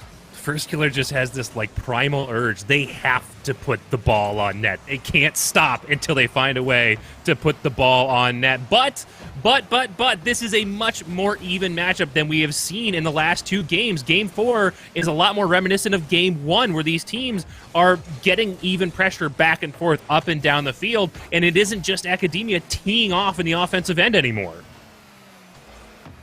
So 0-0, still waiting for the go-ahead goal. I think both teams playing with a certain measure of respect, trying to make sure that they're not completely sharks swarming the bloody waters, but they're at least playing a bit more resigned, which is a strange thing to say about Academia. There's a team that really doesn't seem like they have a break button, really always going straight forward, but at least right now, going for a bit more methodical plays. Not quite working out, but at least that somewhat favors Oxygen, although the passing game really on their side hasn't found the connection either. They're trying one more with Krazix in the pre-flip, but even that one, LJ, they're not going to chase that. Another long clear and a little bit of ping pong back and forth between these two teams, and now an open shot will require two players to save it, and it will be going back out to mid. Well, the transitions back and forth, but that is one area that Academia still has a huge advantage, is their transition plays are just generally much more effective, much more threatening, much more dangerous as they come up and down the field. Oxygen, they're getting the ball clear. They're setting up an offensive rotation. That could be an advantage as that one goes just by the wayside, touched away by Krazix, diving across the front of the net here. So as long as the transition gameplay is the king of the hill, Academia has the advantage. They just haven't quite found that last itty-bitty little touch to ring the back of the net. No, but First Killer and company still gonna hit then. That's why you gotta trust your teammates, but maybe not that much. LJ doesn't have the read, and that's gonna be the opener. I'm so shocked that First Killer found a bar-down shot to get the goal here. I'm just blown away. Out of all the players on the side of Academia, I expected it to be anyone but First Killer to find a goal here. It's a great shot, and yet again, from midfield, they take advantage of a little bit of an out-of-position Oxygen Esports. They can't quite get back in time, as Percy gets a huge dunk here, and the bump play from J-Pow attempts to open this one up and give another goal. But this, like we talked about in the last series, this is do or die. Oxygen needs a win here, as First Killer finds, I think it's like their 5th goal in a row. Amazing, but if Oxygen can't turn this around, that's it. That's the tournament for them. And that was just such a brutal timing on that. Krazix actually went to the back left corner boost. Fortunately, didn't understand that that flick was going into no man's land, and it was an open net. And who else but one of the best 1v1 players that North America's ever seen to get an open net. They're not going to miss that too often. And with a 2-goal lead, First Killer going to slow play this one. Understanding time is on their side. They're just trying to book that ticket farther in the lower bracket. Oxygen Esports, you had your moments, but ultimately Academia just a bit too strong. First Killer, J-Pow, and Percy showing off that offensive firepower. And unfortunately for all of you in chat, you're going to see plenty more of it. Academia marching on in the bracket. Oh, wow. What a showing out of Academia. They got a bit of a slow start, and they didn't have quite the offensive scoring capability that they did in the previous games, but they still walk away in fairly commanding fashion. I'm not going to show the heat map because I think we all know what it already looks like. With the way this game has gone, Academia all over the field, Oxygen pinned back in the end. But I do want to know if our friend Frank has any thoughts, questions, concerns, comments, hopes, and or dreams. All right, that's a lot, and you know what? At this point, it'd be easier just to like fax you my diary to cover all that stuff. But what I can talk about in this limited amount of time is how Academia. I know we've mentioned it, but they just took down the #1 seed, and they're just a pickup team. They're just like, hey, you guys free for this last chance qualifier? And it's like, yeah, we might as well enter. And then I don't know if you guys caught that last chance qualifier too, by the way. They dominated. I mean, it wasn't even close. They even took down Continuum, which is Kronovi's team. So a little, Kronovi first killer history there as well. But the pickup team defeating the #1 seed in losers round 1 is like, I think any analyst or caster's like dream of a sentence, because we always talk about, oh yeah, predictions, and we take ourselves so seriously, but then the players don't care what we think, right? Or what we predict. They're like, no, I'm gonna show up. We might lose. We might get the first seed knocked into losers round 1, and then we're just gonna kick it, and you guys have to pick up the pieces. And that's my favorite part of really casting or hosting is the stuff you don't expect, and then trying to connect those dots. So for me, the dots to connect right now is Academia going up against the randoms in losers round 2. That's exciting for me because that's a little bit of a callback to last season's 10K grand final in the Star Circuit. These teams, not the exact players, but the first killer Chronic matchup, to me, Chronic feels like, and really the entire random squad feel like young first killers. They're incredibly skilled Rocket League players, incredible mechanical ability, and it's just they're obviously on the rise. They just haven't got to that level yet. So it's very much like a Jedi Master Padawan type matchup that we have coming up for you guys, is what it feels like to me. So I'm excited to get into that one. I know you guys are going to be dipping out of here, but just to get your final thoughts, where do you guys see, I guess, this tournament ending up? Like, looking at the winner semis right now is Charlotte Phoenix, Shopify Rebellion, and then everything you guys witnessed through this losers bracket run so far. Before you guys kind of get a little breather, where do you guys see this tournament ending up? Who do you think's going to take this one? I mean, every team in this bracket, it's funny because we talk about seeding, but ultimately when the skill is this high, seeding means something, but at the same time, it doesn't really mean much. Oxygen getting knocked out in 2, but Academia, I mean, they got pretty close there. Honestly, I think the randoms have such a high peak, and it's weird to see them kind of stumble on the way to reaching it. I think they're a team that can go pretty far, and I think their test will have to be getting past Academia. Whatever team beats them, I think they are the best one to be able to take down what I would assume, if Charlotte Phoenix can keep up the form they're in, they're going to be a dangerous team to beat out. But I think ultimately it's going to come down to Academia and the randoms. If whatever team can come out on top, if they can continue that form, if they can find that peak, I think they can take down the upper bracket teams. I think all these teams are super close. The peak of speed that I've been seeing from the other squad, they're on the verge of getting those losses and they fall short, but who knows, they might clutch up in the latter stages. I'll go ahead and make a prediction on how this bracket's going to play out, and we'll see just how wrong I get to be going forward, because I don't do predictions very well generally, but I think Academia takes the randoms in this next matchup. They go on to losers round 3. I think Shopify Rebellion has the staying power to win that semifinals and go into the finals, so it'll be Academia versus Charlotte Phoenix, and I think I still have to give it to Academia. But then you get to that grand finals, Shopify Rebellion versus Academia. Hey Siri, flip a coin. Honestly, just all right. So I guess we're taking Academia in the finals. Beautiful. Like, yeah. Honestly, I feel the same way. Lars, you'll fit in right here with my predictions being 100% incorrect. I'm sure Samael and Sleegy, who are waiting in the wings, are just waiting to rib me about my predictions as well. But before we throw it to that commercial break, Lars, Newt, Danger, Taco, it's been a pleasure having you guys on for the Star Circuit Grand Finals here. We got to get you back in the booth. Loving the casting from you guys, loving the synergy, loving everything about it. And speaking of things to love, if you're in chat right now, you can love some of these giveaways.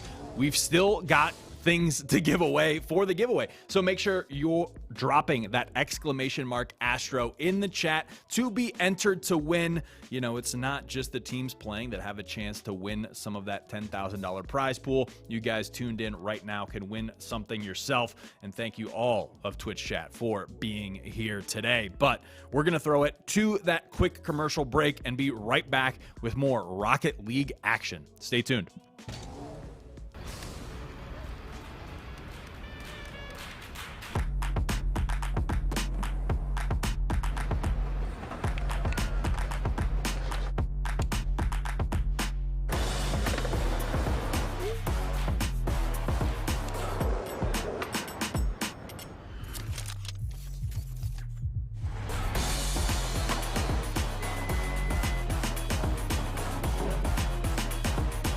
Nice play.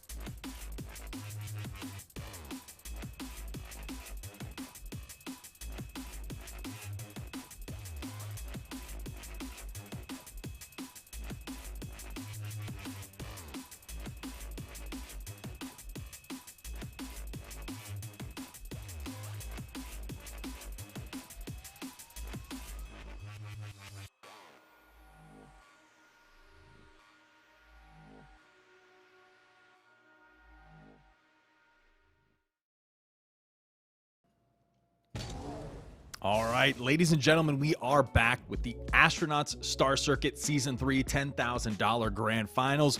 We're over halfway through this bracket, and we're looking at Losers Round 2 right now, and it is poetic who we have in the booth right now and the match at hand. It is my boys who I have promised Daniel I would not support them, Samael. I said I'm not voting for them at all. So Academia takes this one. Again, it's going to be the randoms going up against Academia. Academia, the First Killer, J-Pow, and Percy squad, who was your last chance qualifier. They're your 6th seed in the bracket. They're at the bottom.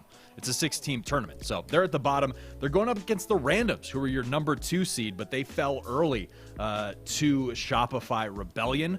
The randoms did have a bye because they were the 2nd seed, so maybe, took them a little bit to warm up, but they've proven themselves. They've been playing extremely well, but promises, they will not be moving on. They will be getting knocked out here.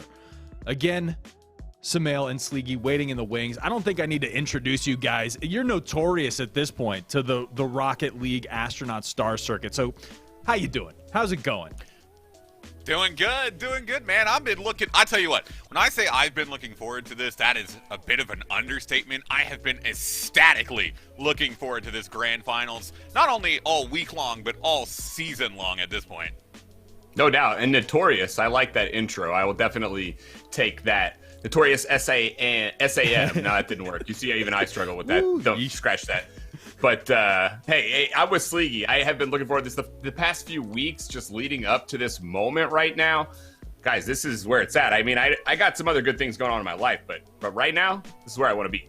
This is numero uno. You love to see it. You love to hear it. I'm looking at the lobby right now, but I know we're getting players in here. But just as like an aside, a fun fact, First Killer has been gunning. Like, he gets in the lobby. He's like, yo, can we start? He's lasered in. He wants to make it through this bracket. I think they are looking extremely impressive. We've mentioned it, previously on the broadcast, on the stream here, that they're a pickup team, and they are contesting well-experienced teams that have been together for much longer, and it looks like this one's about to get underway. So Sumail and Sleegy, I'm just going to let you two take it from here.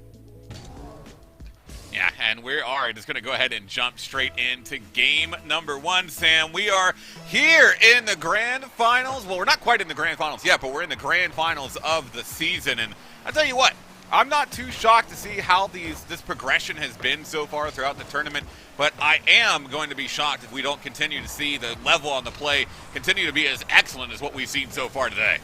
Oh, no doubt, and I'm sure that we will. I mean, these 6 teams battled it out just to get here, and we know how well they play. Every team playing tonight won one of our tournaments, so they definitely have the ability, and now we get to see a really good team go home here in the lower. That we do, but we're going to get underway already with this game number 1. It's the randoms over in blue, Academia in the orange. It's a flip reset from Daniel towards net, going to get intercepted by J-Pow. He'll look to try and take it farther downfield. Gets a couple more, but it's going to be taken off by Chronic. This one farther down, the First Killer. Into Chronic again as it comes back around. It'll be Percy with control off that side wall and into the corner is J-Pow sending it down. It's a miss coming through from Percy. Could take from Chronic. This one going towards the back end and another clear, though Daniel off the ceiling. Can he follow it? Not quite, but it was a good setup. That demo might open up some space for movement back down the other way as Academia trying to counter. But right now, the random's doing a great job of keeping us in the half. Space is going to be one thing that is hard to come by in this game, as both teams will have to play perfect. There's a lot of control from all 6 players available on the field, so you know that it's going to be difficult to find anything with these teams. We've seen so many one-goal games tonight. I'm sure that these 2 teams are going to be just as close as the previous. They're playing it so far as we play scoreless. There's been chances, but both defenses up to the task. Yeah, so far so good. Another little touch from Daniel. Sosa will take over and put it into the right corner.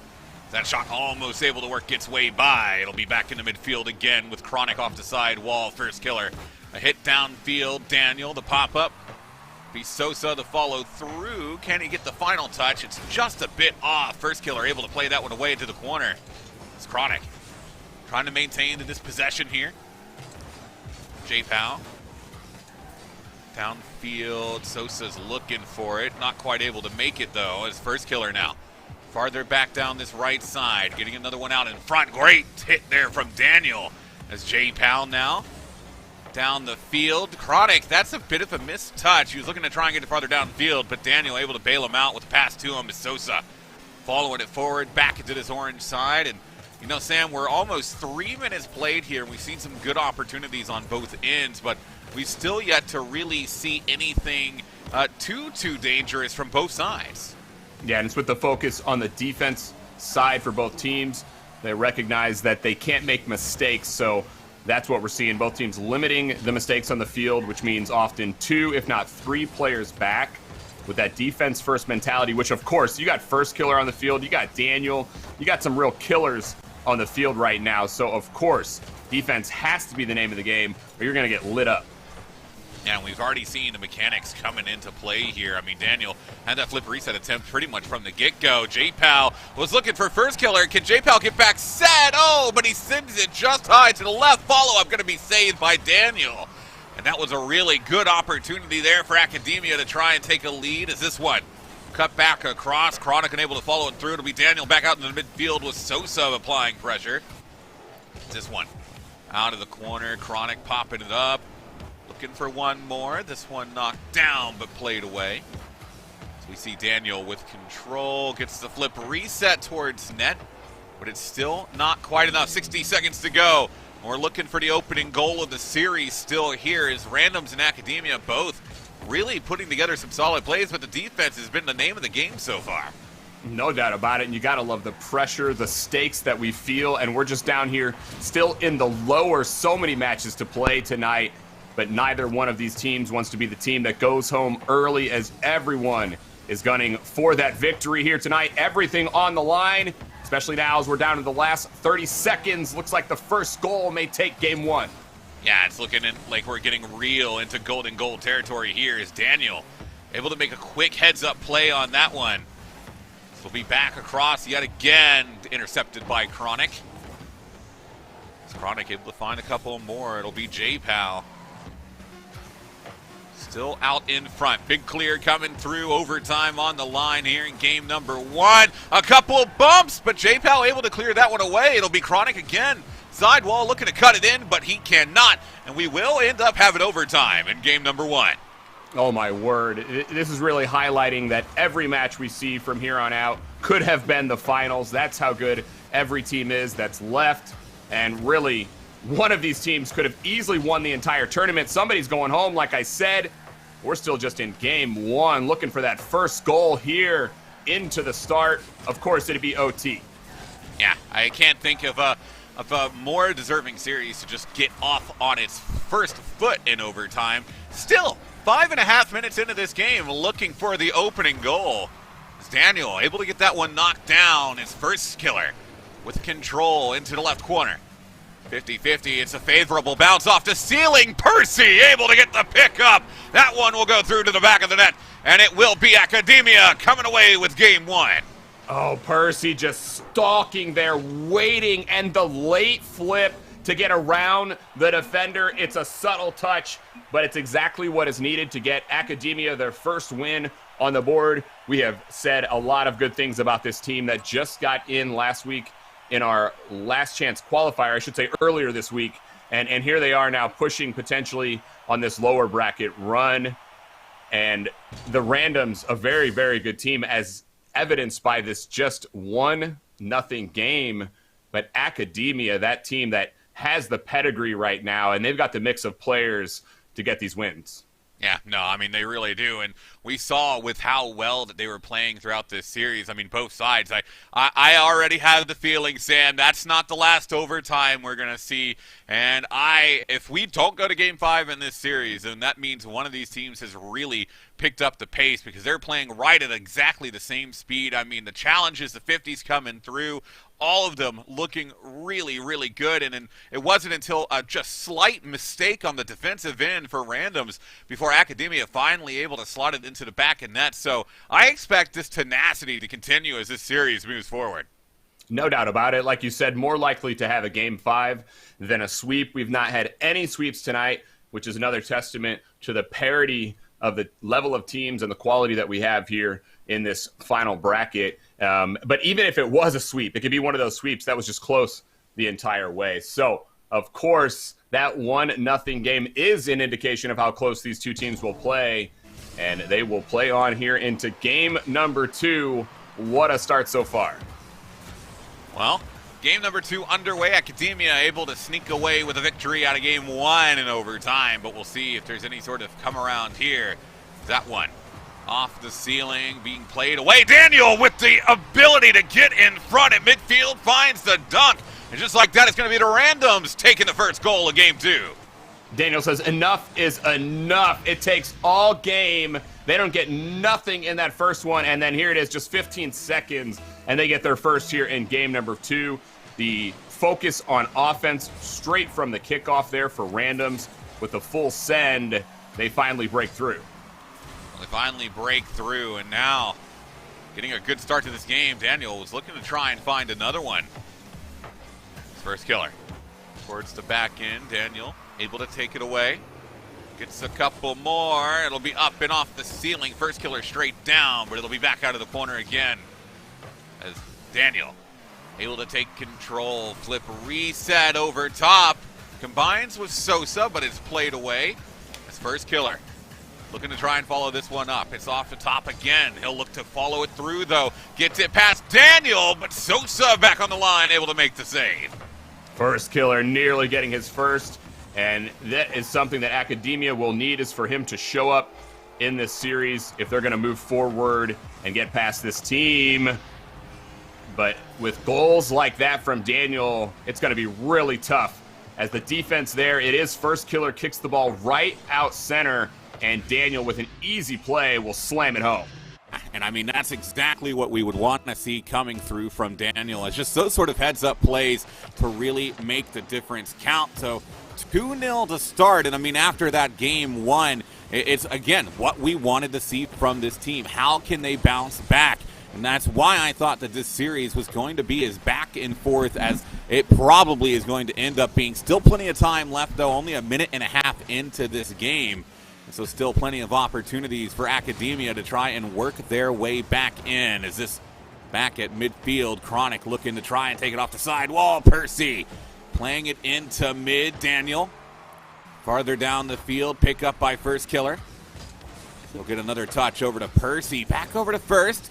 That touch back in front. Oh, it was almost an excellent play there, Sam, but just a bit behind.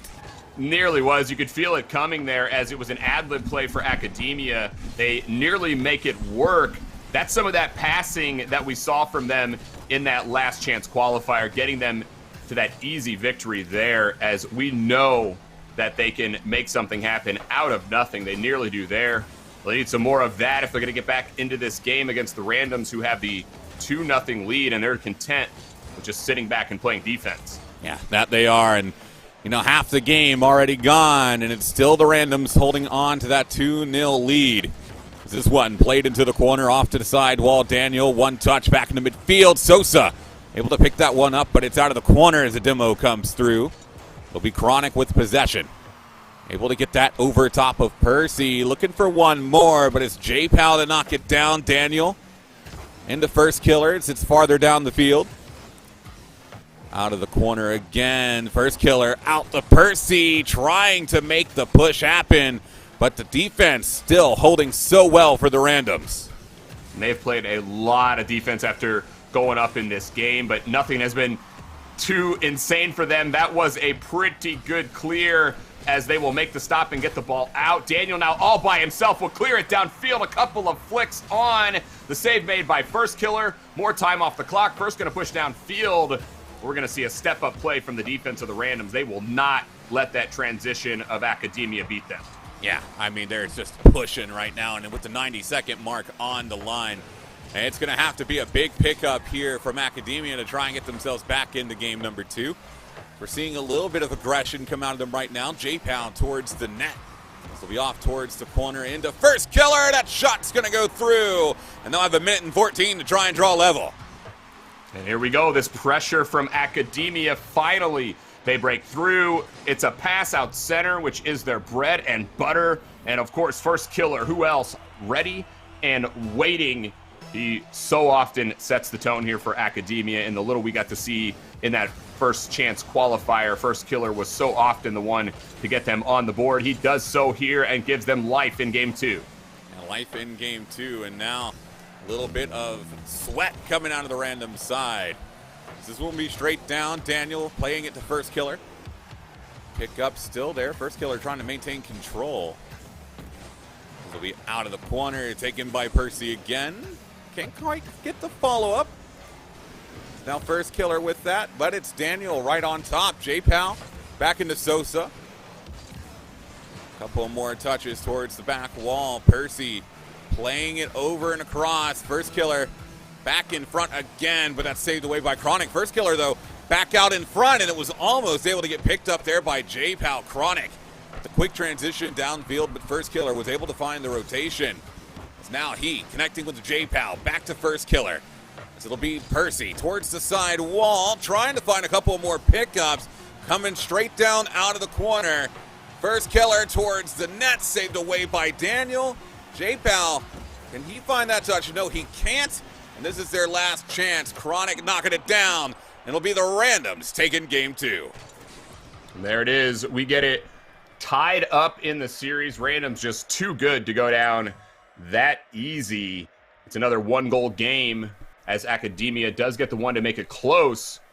But I will say we're not seeing the type of plays consistently that we have been used to in just a little time seeing this team. Academia were really stringing together a lot of passes, a lot of touches in a row to get here. And tonight, they just have been struggling. It may just be the level of competition on the other side, though, as Randoms step up. They make sure that it's going to be difficult to move, like I said, coming in.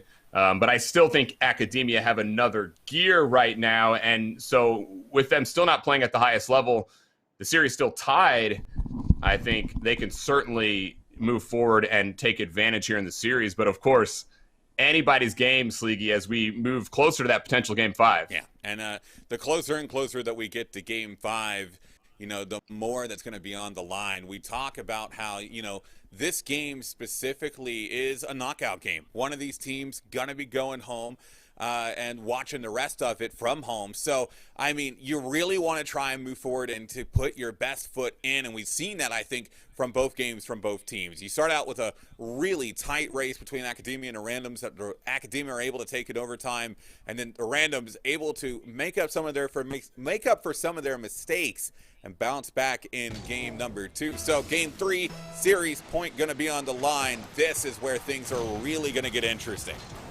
No doubt about it. And I think for Academia, who got reverse swept in that upper to get them down here into this lower bracket, really big for them to get this win right here. If they go down, they may not be able to recover. Wow, this one played away and over. It's off the side wall now towards the net. Not going to quite be able to make its way through.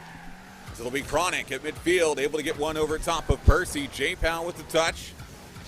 It'll come down for First Killer. Towards the back of net, J-Pal able to find that one. Looking for one more, but Percy with the pickup. This is coming across again. First Killer, another touch.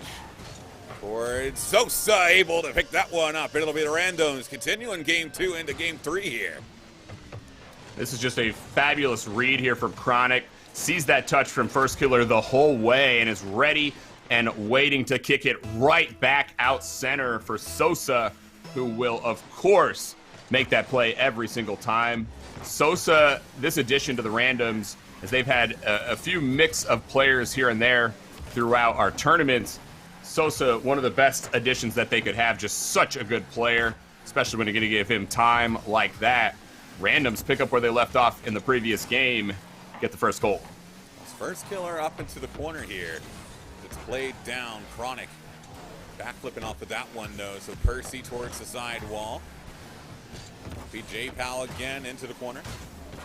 Ooh, getting bumped off of it. First Killer having to clear this one away, but it'll be Sosa taking the shot. And just like that, it's 2-0 for the Randoms.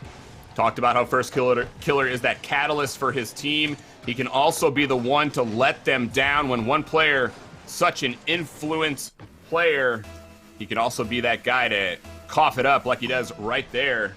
And he gifts the Randoms their second goal. Randoms go up 2-0 for the second game in a row. And it was enough to get them that win in the previous one. Going to need to see more offense and more team cohesion from Academia right now, as they are looking rather weak despite that game 1 victory. That's another big sin from Sosa. J-Pal picking it up as it's played over to the left side. Out of the corner and First Killer with the knockdown, but Sosa able to follow it through. Percy finding a big clear as that demo comes in. J-Pal removing Chronic from the equation, or at least just for a moment. Daniel's looking to try and send it farther in. It'll be Percy back the other way. Chronic to send it straight back in. J-Pal getting a little bit of a bump on the corner. Over top in midfield. First Killer was looking to follow it through. Percy into J-Pal, back and forth they go, trying to make this play happen. But as we cross over to second half here, Sam, it's still 2-0 in favor of the Randoms. And this is a situation right now where it's a make or break moment for Academia. First killer nearly gets it done, but now we're back down the other way. Sosa with a chance, can't get around and catch up in time. But right now, if you are Academia, you cannot wait and try to go series point and come back in this series, especially with how few goals have been scored. That's just their third shot right there, Sleegy. Definitely have got to have more offense on the orange side. This played down in front, J-Pal. Able to put that farther down the left side. Will be first killer with control, playing it over top. Sosa taking his time on the back end. Still play that. Got one to beat, though. He's just got to get it over at J-Pal. But J-Pal able to find a great save to keep that one out. Follow-up from Chronic looking for Sosa. It's up and off to corner. Actually, an interesting little touch. But it's just not quite enough. But you like to see the creativity on that side of the field there, Sam. No doubt about it. I mean, that sort of creativity is necessary just to get the ball out with how the Randoms are playing. And Academia doing everything they can right now just to move upfield, much less get a quality scoring chance. This may be one here, though, as Percy gets that second opportunity. First killer over. Isn't there. No follow-up rebound chance, which has really been the story here for Academia, struggling to put any sort of extended pressure together. This still straight out in front, straight into Daniel. Down and around again, off the ceiling. First killer can do with this one as he plays it into midfield. Percy, the touch back into the corner. Gets taken out of the play as well by Chronic. Big down again. Could have been another Timo coming through. This one will be Percy over on the left side, trying to find that follow-up. It's off the back end, J-Pal one for another, but he can't get it on target. Chronic, though, with a fantastic save on their own end. Oh my, was it? But they'll need some more. They do. J-Pal gonna get a rebound shot. The defensive Randoms will hang tall. They've had to make a ton of saves all of a sudden in the final 30 seconds of the shots. Finally there for Academia, but the goals will not be. Only 5 seconds on the board, and Academia one last chance downfield. They will need to keep it up now at 0 seconds. Ooh, not gonna Nope. happen. Random's gonna be taking game number 3. They set themselves up on series point, and now this is where you start to get nervous if you're on this Academia team. No doubt about it. This is a situation where now you're struggling, not only, of course, going down at series point, got to win 2 in a row in this best of 5, but also struggling to get anything going on the offensive side. Shutout there, just 1 goal in the first game, and just the one in, or the first, I should say. They got 1 goal last game. They got 1 goal in the first game. They've only scored 2 goals in the 3 in this entire series. So that is just not going to get it done. I think for Academia, they're lucky to have 1, and that this hasn't been a quick sweep for the Randoms, which the Randoms playing much more consistently, and we can see the pressure there. I mean, most of those shots came from Academia in that final minute.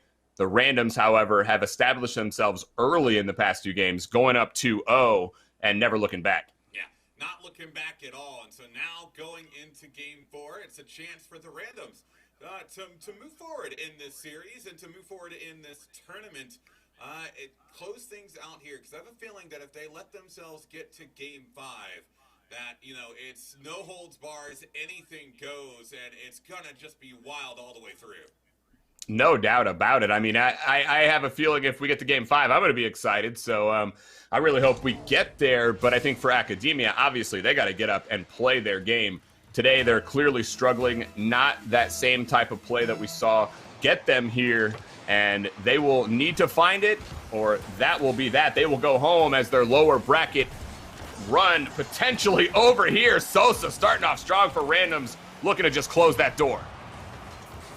This picked up by Percy, and is going to start off this next match. Sosa. Control over top of the first killer return. See Daniel flip over to the left, right side. Back out in front for J-Town. Another hit downfield from Chronic. Percy able to pick this one up. All the way through on target. target, and that one's going to be in. Oh, wow, that's just an errant clear. Chronic upfield already. You see everyone there for Academia trying to push up. That is how much you can feel the desperation for the Academia side as they are struggling so much to get a goal. That time, they have overextended and allow randoms to clear the ball downfield and get the first goal yet again. Yeah, first goal yet again. Percy able to pick that one up as it's into Chronic. Out of the corner, Daniel looking to try and play it farther downfield. That's J-Pal. Over to Sosa off the ceiling. We back into Daniel again as it comes into the corner. Daniel, farther downfield on the right side. Is a little look to beat J-Pal to pick it up out of the corner. Again, picking it up on the backboard. Percy into Sosa. Crossfield yet again. Chronic.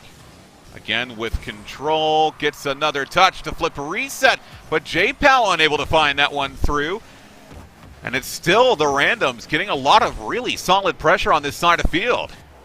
No doubt about it. The quality of touches for the randoms, they're just there. And this is probably the best team that Academia has had to face, maybe outside of Shopify Rebellion, who sent them down here into the lower. And this has been a real test for them as the randoms reads just too good right now. And Academia struggling to find that type of creative play that got them here. Sometimes when you try to get too creative, teams like this, they're just going to shut you down. You got to go back to the basics. Yeah, you got to try and figure something out. As still with 3 minutes left, Academia haven't been able to figure out how to break past this defense. It'll be into the corner again. First killer, not quite with the pickup. J-Pal. Into Percy. Back over again as first killer was looking for it. It's sent down from Chronic. Percy going to be coming in, getting demoed by Chronic. As Daniel, not enough. Can Chronic find the follow-up? That one's going to be high off the corner. Oh, man. Almost able to put that one through, but it's just a bit shy. And that would have been the dagger here as randoms looking for just that final goal to finish Academia off. Randoms yet again, the majority of the offense here in this game. Academia struggling, looking for that first goal, trying to not get shut out right out of this series and out of this tournament. This may be it as a pass. Percy looking forward. Sosa, though, the read the whole way, clears it and pushes it right back downfield. Yeah, right back downfield, right in front of net. It's Percy again, vying for controls. He gets the flick over top into Sosa. It's J-Pal on that pressure moving forward. Again, Daniel with the hit downfield. Percy. Into Sosa again. And Academia, you can really feel the way they're positioning out on the field right now, trying their hardest to get things in a good spot. First killer not able to find that touch. It'll be J-Pal. Oh, first killer might be able to make some disruptions, but he can't get up there to find bumps on any of the players. Percy again, sending that one through. It'll be farther downfield, back into first killer. Trying, needs to get one more goal. I think he had the flip. It looked like he got the flip on the flip reset. But either he didn't get it or he didn't get a chance to use it because it doesn't end up going through. Yeah, and we're seeing right now Academia look for that perfect play. They're going for those finesse moments, but if they don't capitalize, this game is just going to end. They got to keep it simple and just force shots on, but we will see if it will work out. Time running low. They're still looking past. They're going to live or die by this style of play. Well, 38 seconds. That's all that remains on the clock. J-Pal is farther down the field as Chronic playing it into the corner. Be Percy again. Daniel gets one touch, looking for another. So be back to Sosa. A couple more hits towards the side wall. Final 15 now. Back into good play. First killer might have had the 50, but Daniel able to play it away. Final chance to try and get things back level. Chronic playing it over to the right side. First killer getting stuffed, and now they have to keep it in the air. Percy to first killer, able to get it back center. J-Pal in the area. Percy trying to set up for defense downfield. He's going to put it off the backboard. It's out into Sosa again. First killer might have had too tough, but J-Pal able to pick it up. This one played into center field. Percy, one touch. needs another. Played out in front. First killer's not going to be there, and the Randoms survive yet again, and they move on to the next stage. Oh my, I love those moments at 0 seconds where the play just builds and you just think, are they going to get this done? The pros just so good at keeping the ball in the air, but in the end, it's just not enough.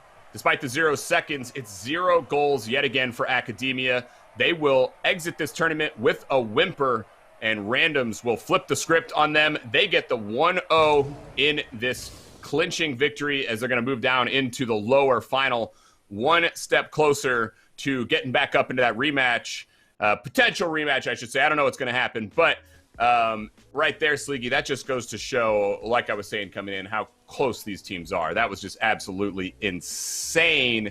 The 1-goal games there, only one game was not decided by 1 goal, and that's just been this tournament all night.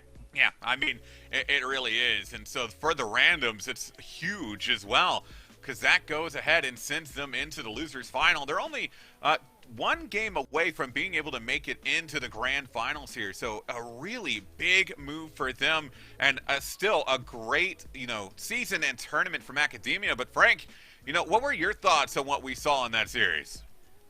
No, I totally 100% was rooting for Academia to win that one. You guys know me. No, I made a promise to Daniel, and I think they're getting knocked out in losers finals is going to be my prediction there. But in all seriousness, this bracket has been pandemonium to say the least. Just kind of recapping, right? So to start it off, winners round 1, you've got Shopify Rebellion going up against Academia. Academia was a powerhouse team. We saw qualify through the last chance qualifier. It's First Killer, J-Pow, and Percy. They've played amazing. They took down Continuum in that last chance qualifier. And then Shopify Rebellion knocks them, down into losers bracket early, but then they meet up with the number the number 1 seed also went 0 and 0 immediately into they went 0. Oxygen went 0. They immediately got knocked down into the losers bracket. They met up with Academia. Academia, the 6th seed, then topples the number 1 seed, and they move on. The Randoms, meanwhile, faced off against Shopify Rebellion in that winners round 2. They took that to a game 5. There was 2 overtimes and a 0-second goal against Shopify Rebellion. They persevered. I have to give immense props to the Randoms, because typically in the past, and you guys have bore witness to this before, typically they'll crumble at a certain point. Like, they're good up until that point. But throughout this tournament, they have persevered. So I'm incredibly impressed with their performance so far. Now this is where things get interesting, right? We've got our winners semis. It's going to be Charlotte Phoenix, who their bracket as well, insane, because they took down the number 1 seed also. They took down Oxygen Esports, who had a bye, being that number 1 seed. And Charlotte Phoenix also took down Stromboli. So I'm really excited to see this next matchup between Charlotte Phoenix and the Shopify Rebellion. We can kind of talk about that when we get to it, but man, all I can say is the only thing, my saving grace, because my brain is scrambled from this bracket, my safe place right now is typing !ASTRO in the chat for your chance to win. That's my fallback. That's my tried and true right there. You guys tuned in on Twitch right now have your chance to win some amazing Astro gaming products. So go ahead, type !ASTRO in the chat. We'll be giving away prizes throughout the rest of today's tournament. But Samael, Sleegy, I'm going to throw it to a commercial because I need to just digest this bracket a little bit more. So give us a minute. We'll take a quick commercial break, and then we'll be right back with more Star Circuit action. Stay tuned.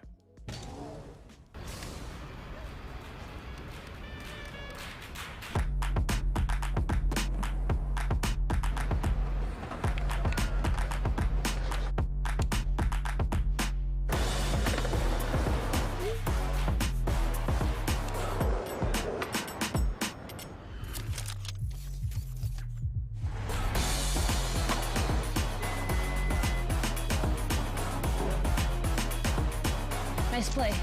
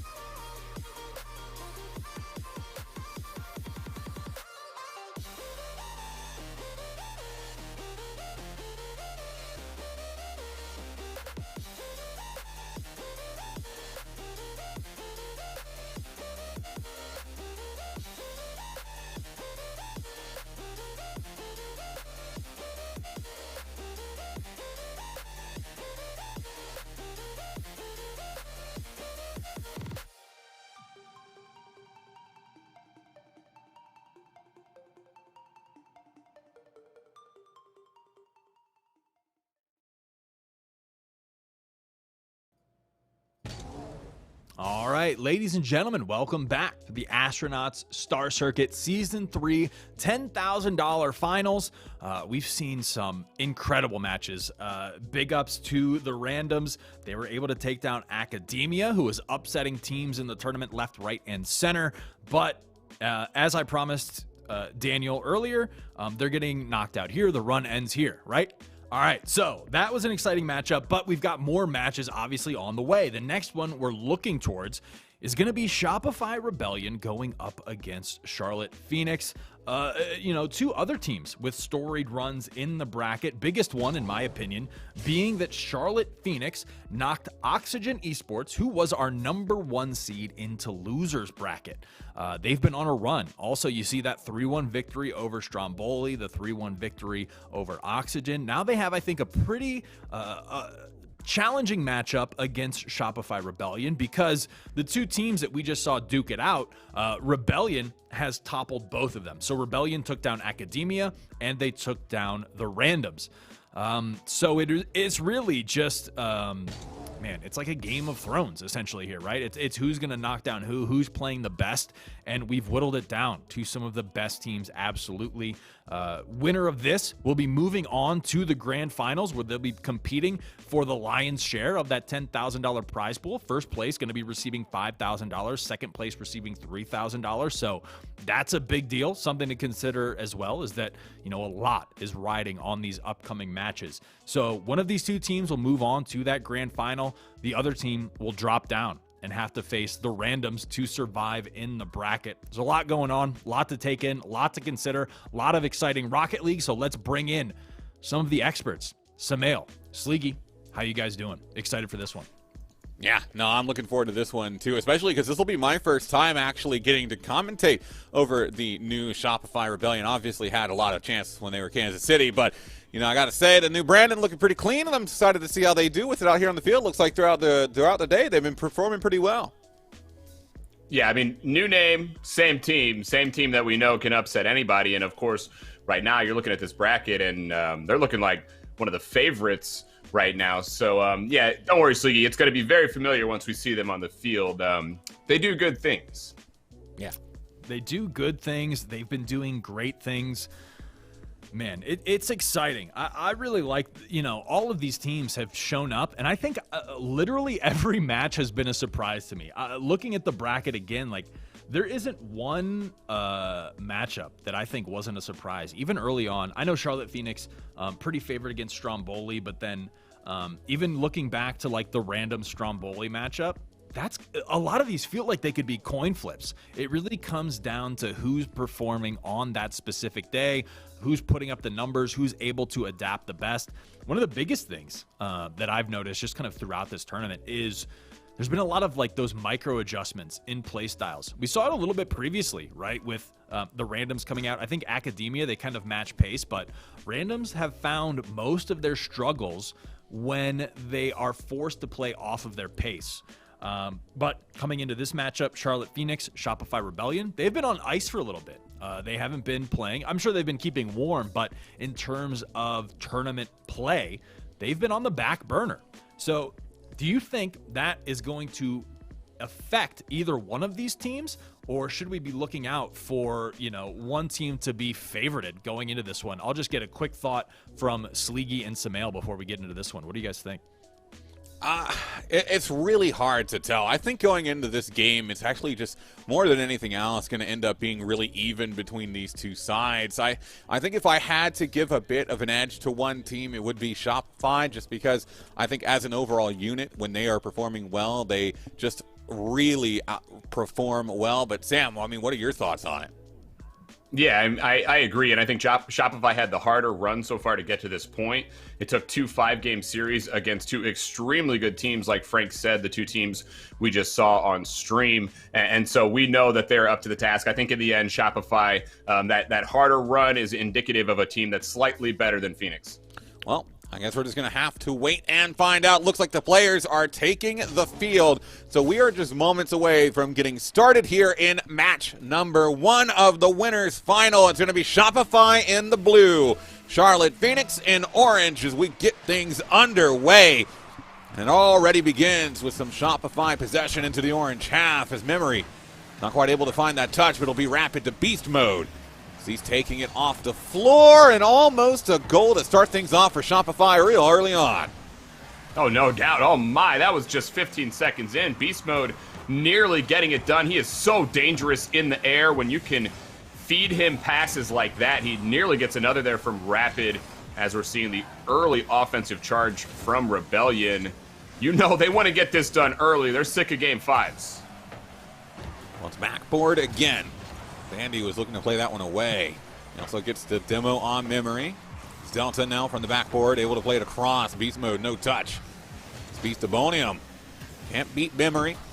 It'll beat Delta. Ooh, that was a great shot as well. Had it well on target. Rapid was just a really quick touch on that play. It'll be sent downfield. Rapid actually already set up with a redirect on target.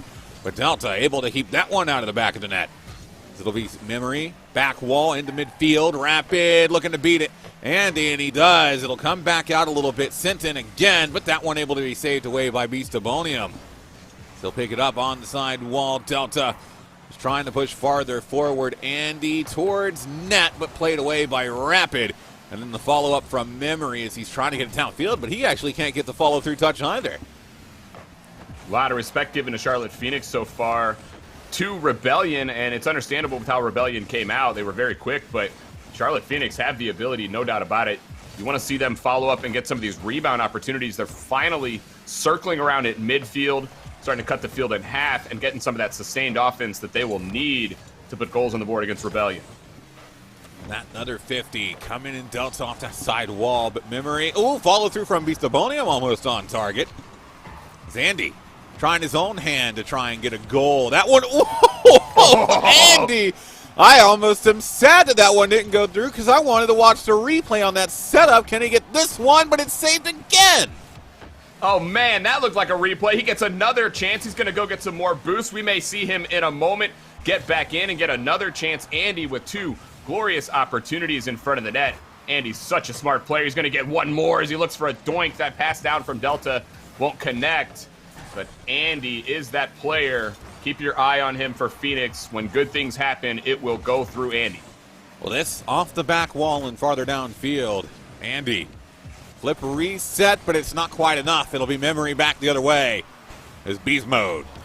Towards the back end. Delta doing a great job of getting that farther downfield as Andy plays it down to the corner. It'll be out back in front. Rapid to Beastabonium on the side wall. Delta back in, but it'll be Memory again, pushing it forward, trying to build this attack any way they can, but still just a few bolts short as we still have yet to see an opening goal in this series.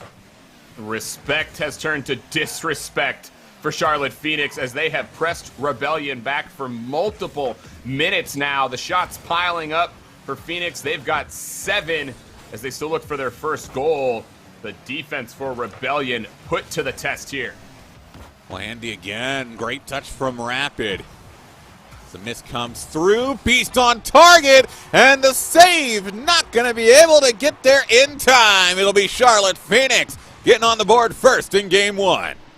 A lot of time there for Beast to choose his spot. It's a slow roller on net. Confuses the defense more than anything else. Probably not the touch that he's looking for, but it works out as it goes off the Rebellion defender for the first goal for Phoenix. Despite that strong start for Rebellion, it is in our distant memory as Memory and the Rebellion squad have completely lacked that offensive press that we saw early. Well, again off the side wall, and that's a good pop-up coming through. It was beast mode. Towards the back end. Near almost on target. Rapid. Backboard. Finds one touch. Looking for another. Gets it past Beastabonium. Waiting on the back end. Oh, the shot coming in, but Andy able to find that save. It's Delta. Up off the ceiling and back down in midfield. He grabs that boost, but it'll be Memory playing it across as beast mode trying to reopen up space. Beside wall again. Delta over to the right side. Back in front, Rapid. Not quite enough on that one, but Memory is able to find a big hit downfield. Beast of Bonium off the corner. Beast mode can't follow it through, and now time starting to run out for Shopify. And right as I say time running out, Memory is able to get one back, and now 23 seconds for both of these teams to try and find a win. Oh my, Beast mode taking out 2 defenders there as he set up the play, and then Rock'em Sock'em in the net for Rebellion. It is that physical play that gifts them a goal, and now they're looking for more. Rapid up. Andy will make the stop. We have a game now tied up late. Well, this play from Delta for Beast mode, saved by Memory. This is again over to the right side. Beast of Bonium was trying to work his way on that one. Delta side wall back in front, Beast mode. And now 0 seconds on the board. We've got an OT in game 1 looming on the horizon. Unless Memory can connect with Rapid, who is waiting for it on the back end. Beast of Bonium return the other way, and this ball still sitting in the air. Beast of Bonium looking to try and get it towards the back. Memory can't follow it up, and we will finally see overtime here in game 1, Sam. Yet another OT tonight. So many of those. So many close games. This will end up being yet another 1-goal game between these two teams. And I tell you what, every game tonight is going to be a banger. There is no doubt about it. Keep your eyes glued to the screen. And Delta, he has got his eyes glued to the Rebellion goal. He is full send after that pass from Andy, and we see the win in game 1 for Charlotte Phoenix. And you know, I kept my eyes on the screen, Sam, and you want to know what my eyes didn't see? Defense. Where was it? Where was everybody? No one was there. Everybody was upfield. What's going on? You got to have at least one person semi in a zip code to be able to play that ball. Charlotte Phoenix just ended up being gifted a play there, and so just like that, they're going to take game number 1, but you know, again, similar to last series, if the game 1 is going to go into overtime, I have a feeling that we've got a pretty decent series on our hand here. No doubt about it. I mean, we know it just from the teams coming in. We expect it at this point. We see that OT. You talk about how that unfolded. It was definitely a risky play for Rebellion, who had stepped up trying to just send that third man in to find that offense. Andy steps up, makes one challenge, and turns the tides into Charlotte Phoenix's favor, which is big for them because despite Rebellion getting themselves tied up, Charlotte Phoenix had a good 2 or 3 minutes where they controlled the entirety of the play, and that certainly would have been devastating for them if they would have lost that game. But they do regain, and they get that crucial game 1. Yeah, big game 1. Now we'll see what they can do going into game 2. Again, series point is going to be on the line here, so a lot to play for and a lot to potentially lose if you're the Shopify Rebellion. You're not quite out of the tournament if you can't turn things around, but it definitely makes it a whole lot harder here, Sam. So I'm going to be looking for some picking up of the pace here in game 2 for them to try and get themselves back in this series. Yeah, they got to start making some plays like we saw all throughout the night. 1 goal more often than not. Just not gonna get it done no matter who you are. So we will need to see more from Shopify Rebellion, who start out strong with some nice offense. Some nice offense in beast mode. Towards the back end was looking for some nice goals to start off this game. The demo taking place on Rapid. Andy is looking for Delta, but a missed flip means that he can't react. Be off the side wall again. Rapid taking it farther downfield. Touch up over Beast of Bonium. Rapid into beast mode, and that connection is going to be solid as they get their first goal of the game. That initial pop there from Rapid and the ability to follow as well. Such control off of the wall as he feeds that ball out to beast mode. It was everyone for Rebellion yet again. They're not afraid, even after going down in OT. They are still going to push up and take their chances. It works out there. They get the first. Ooh, good 50 there from beast mode on the dunk. As it'll be back the other way. Beast of Bonium not going to be able to maintain control of that ball. It'll be Delta backside over to the right. Rapid out of the corner again. Pick up over here from Rapid. It'll come off the other side. The shot from beast mode. It looked like it might have been saved, but just too much power coming in. And boy, oh boy, if Shopify turned things around in game 2. And what is Rapid doing? I mean, I love it. It works out. but he comes across the backboard, steals it away from the defender who expects there is not going to be anybody here. Of course, I can make a play here. No, not with Rapid and the way that he is just speedy down in the offensive end. Rebellion do find some goals early, and they get their first lead and biggest lead, I should say, at 2-0. Yeah, 2-0, and you know, man, we're really looking like last series now, because if you remember correctly, the Randoms lost their game 1 in overtime and then immediately started game 2 up 2-0, so it's like deja vu all over again here. We're seeing some more attacking pressure coming out of Charlotte Phoenix. Rapid dealing with it well. They'll take it off the side wall, one hit down, can't quite find the other. This towards Beast of Bonium on the back end, played over to the right side. Rapid, big hit downfield, looking for one more. Back wall out in front, but played over into the corner, and we're still seeing excellent Shopify offense. Yeah, no doubt about it. No doubt about it. That transition as well as they get another shot off of a Phoenix attack that is becoming desperate despite a lot of time in this game. They're getting shots, but they're just not cashing in. It's the second there for Phoenix. A great opportunity, but they don't find it. And if they don't pick things up here, they will find themselves tied in this series, as any sort of momentum for Phoenix that was found in that game 1 has been lost. Wow, big hit there from Rapid. Actually falls into the corner. Beast Mode with a good pickup. Rapid getting one over top, but Delta able to play it away. That's this one. Over into the corner. Could be a setup for Beast of Bonium, but saved by Beast Mode. Another 50 galore. 50 galore coming in right now on this play. Everyone trying to get their hands on this ball is Rapid. Keeping that one from falling out in front. It'll be Delta again, but taken off of them. And we've had 3 minutes played, 2 minutes to go, and Shopify continues to hold strong to their lead that they've built. Doing so with aggressive defense, stepping up, getting in the way of Charlotte Phoenix, cutting off all the passing lanes, and forcing Charlotte Phoenix to press and do just about everything that they possibly can. It's just not enough right now with how Rebellion are playing. These reads, that's just not going to do it. If you're Charlotte Phoenix, you got to push forward. You got to send more forward, because Rebellion are clearing this ball easily. Well, we'll see if they can easily get themselves back in here. Oh, another shot, but a big clear over to the right side. It's now Beast of Bonium all by his lonesome here on his own end. He's finally got some support from his teammates. He was able to hold it on for long enough. Delta keeping it up in the air as he plays it out in front. Andy taking it off. It'll be back to Beast Mode again. That one off the ceiling. A big hit from Memory over to the right side. It's Delta to Andy. Back wall not there. Rapid able to find it away. Is another one coming towards the ceiling, straight down. But still, defense is holding like a wall. The defensive end of dreams here for Shopify, as every single thing that Charlotte Phoenix tries to do is just stopped in their tracks.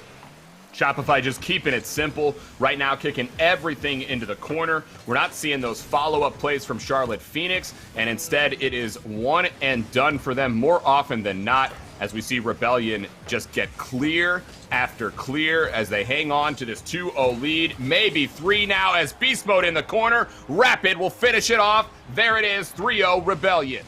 3-0 Rebellion, and they built a lead, and they have continued to build it as they've moved along. Night and day from that game number 1. And again, I draw parallels to what we saw last series, Sam, because it was similar from the randoms. You know, a rough game 1 goes in overtime, and then they pick it from there, and it's just all from there, able to take the next 3 in a row. Not sure if the same is going to be true for Shopify, but if they continue playing like they did in this game, a ticket to the grand final surely within their grasp.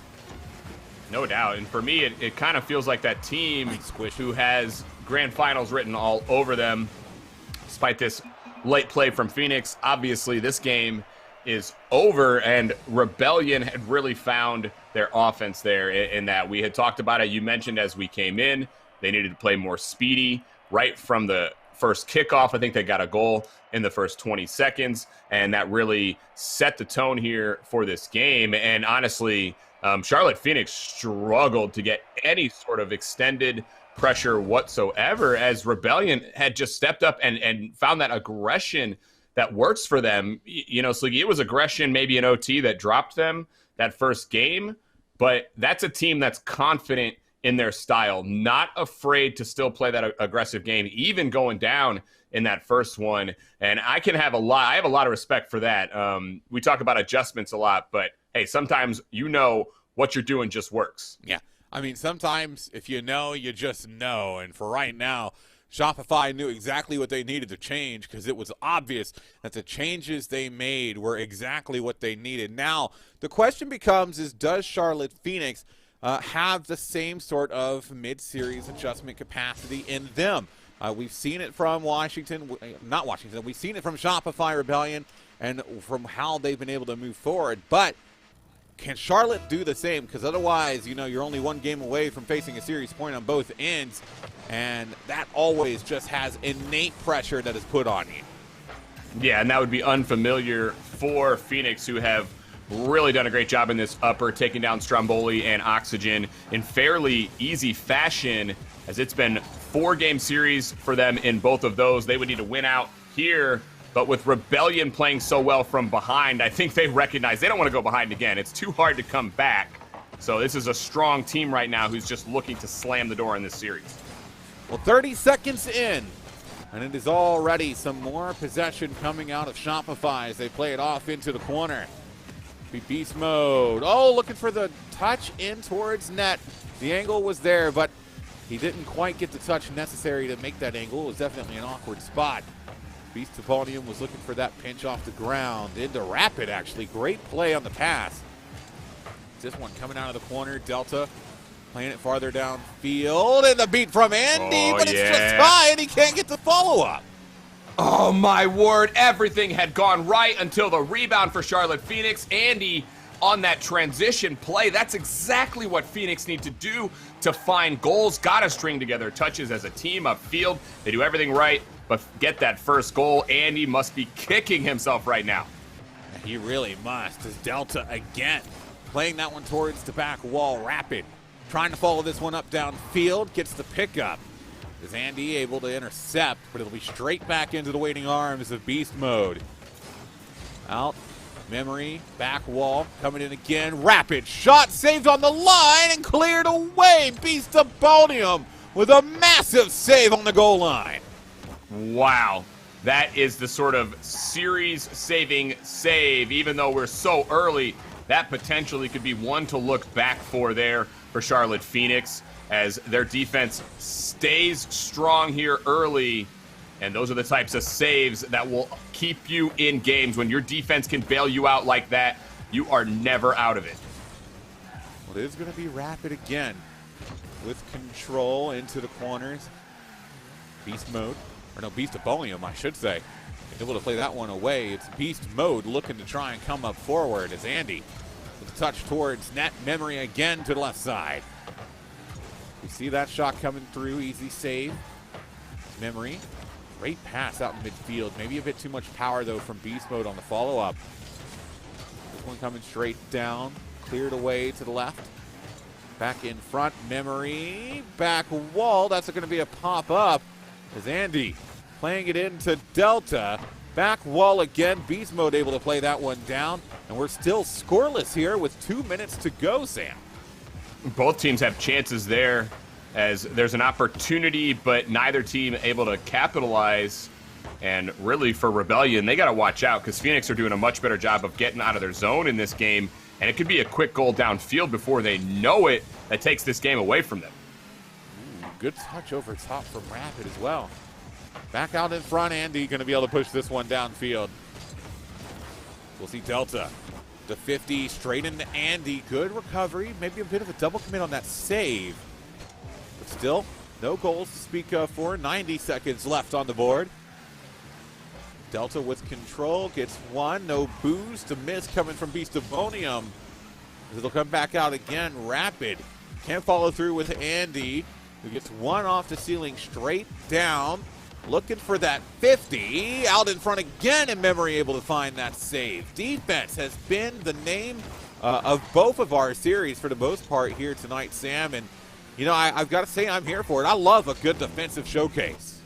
No doubt. At this level, it has shown that you have got to be able to play defense. At some point in a 5-game series, your defense is going to be tested. You're not just going to come away with an easy victory against anybody, not with the level of play, the quality of teams that we see in this bracket. We're seeing the defense for Rebellion hold tall, as we're seeing yet again Charlotte Phoenix find some of that late pressure. They're beginning to find their game, but Rebellion holding tall so far. Bliss towards the back end. Andy unable to walk away with it. It'll be Beast of Bonium that has to send it farther downfield. Andy back in the mid. 50 from Rapid, but it's not going to be enough to keep it away. As Memory forced to carry it over to the right side. Loses possession. Andy keeping it in the blue half, but Beast Mode not taking it for long. This one falling down. Beast of Bonium over to this right side. To play over to the side wall. Another hit downfield from Rapid. Out of the corner. Beast Mode. He can't get it on target. Delta just wants it to hit the ground, but Memory has other ideas. As this one, not quite off the ceiling, but Rapid. Oh, he had the shot, Sam. He had the shot. Oh, my word. Of course, it ain't easy, but that's a shot you gotta put home, as Rapid could have stolen this game for Rebellion, as Charlotte Phoenix have the majority of the offense late in the game. Rapid with a glorious opportunity can't get it. Instead, we will play on into OT. Well, this, another big clear knockdown over to the side wall with Delta. Ooh, good 50 as well. This one out of the corner. Played up, down, back around. Beast of Bonium trying to send it through. Memory.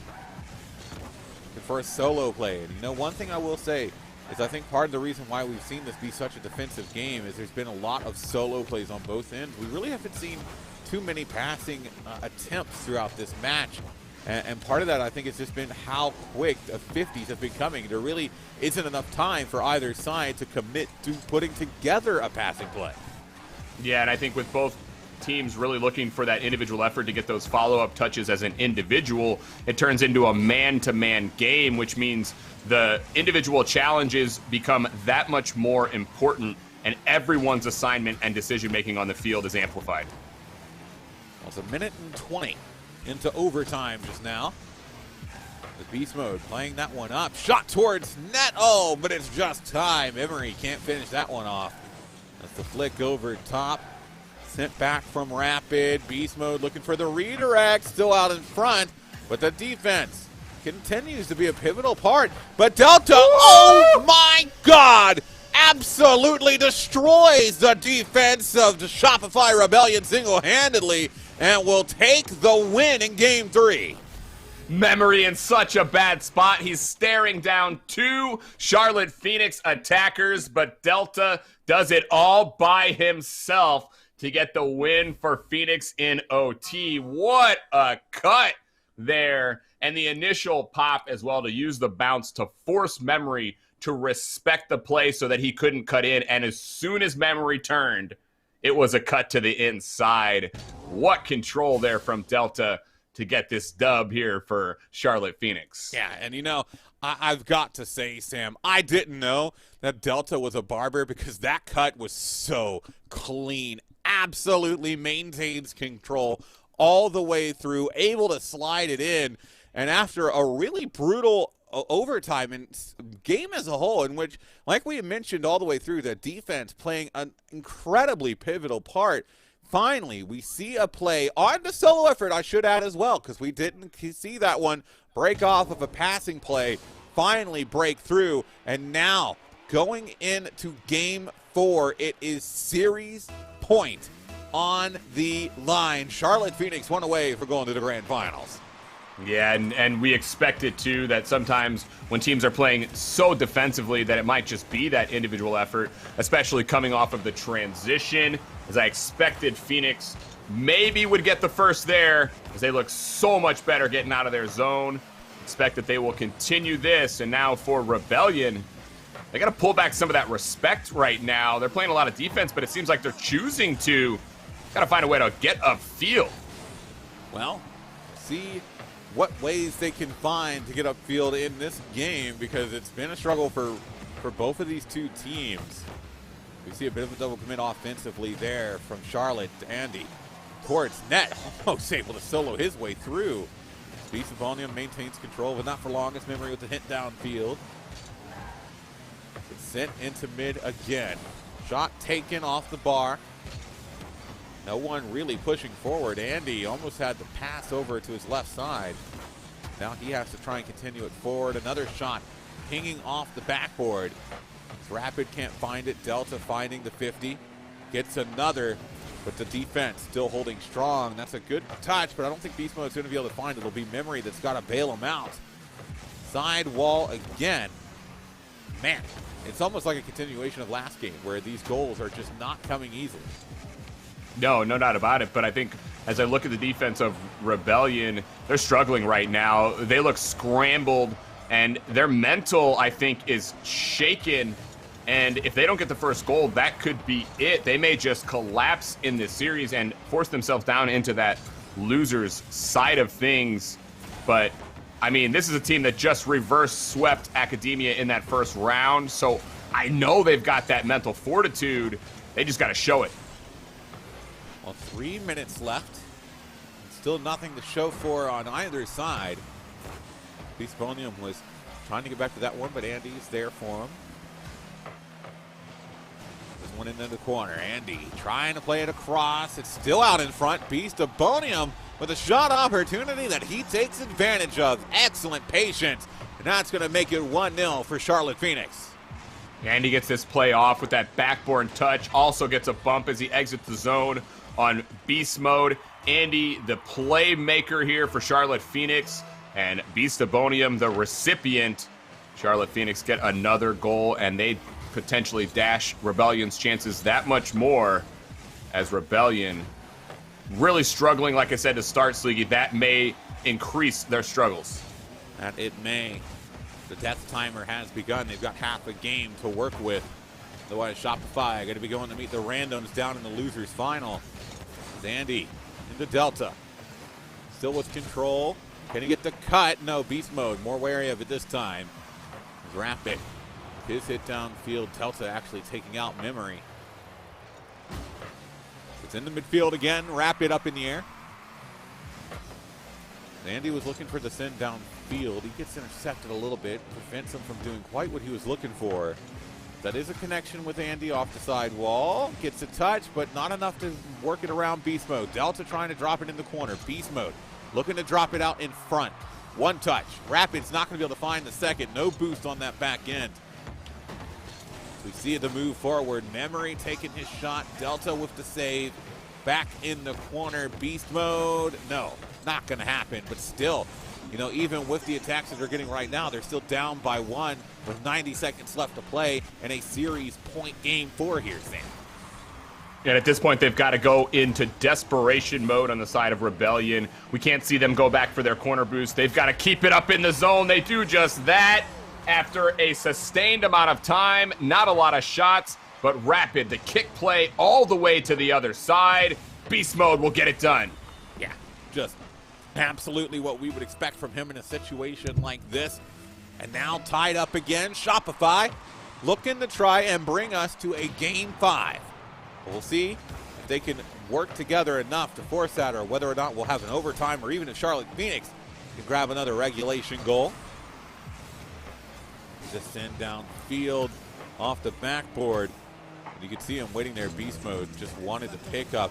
That's a great drop down. Rapid, can he get the double? He does, but it's not on target. The follow through almost is, but Delta able to make that save. Oh, Rapid had a lot of time there on that shot. Elects to go up over the backboard, but he's got to get up in a hurry to get up and try to get that double. Can't get there. I thought he might just been able to carry that ball and get a flick.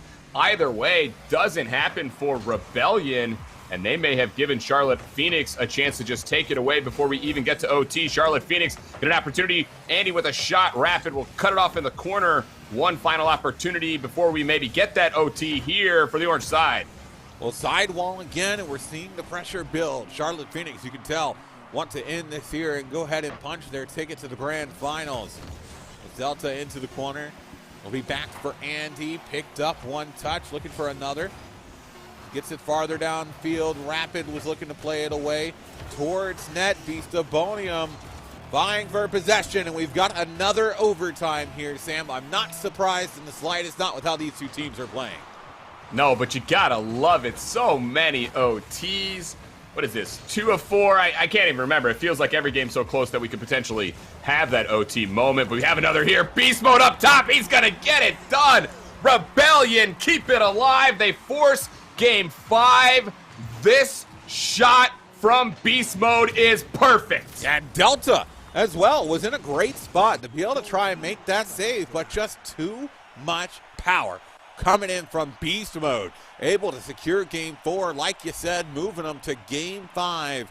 And now, this is where the energy really matters. This is where your consistency is put to the test here, Sam. Can Charlotte Phoenix bounce back again? Or are we going to see Shopify Rebellion able to just run their way through here and swipe away that grand finals right now? I mean, this is insane. These guys could be the comeback kings. They reverse swept over against Academia in the first round. They went down, had to win 2 in a row against the randoms just to get here, and now they go down in the series, need the 2 straight potentially against Phoenix. They've got the 1.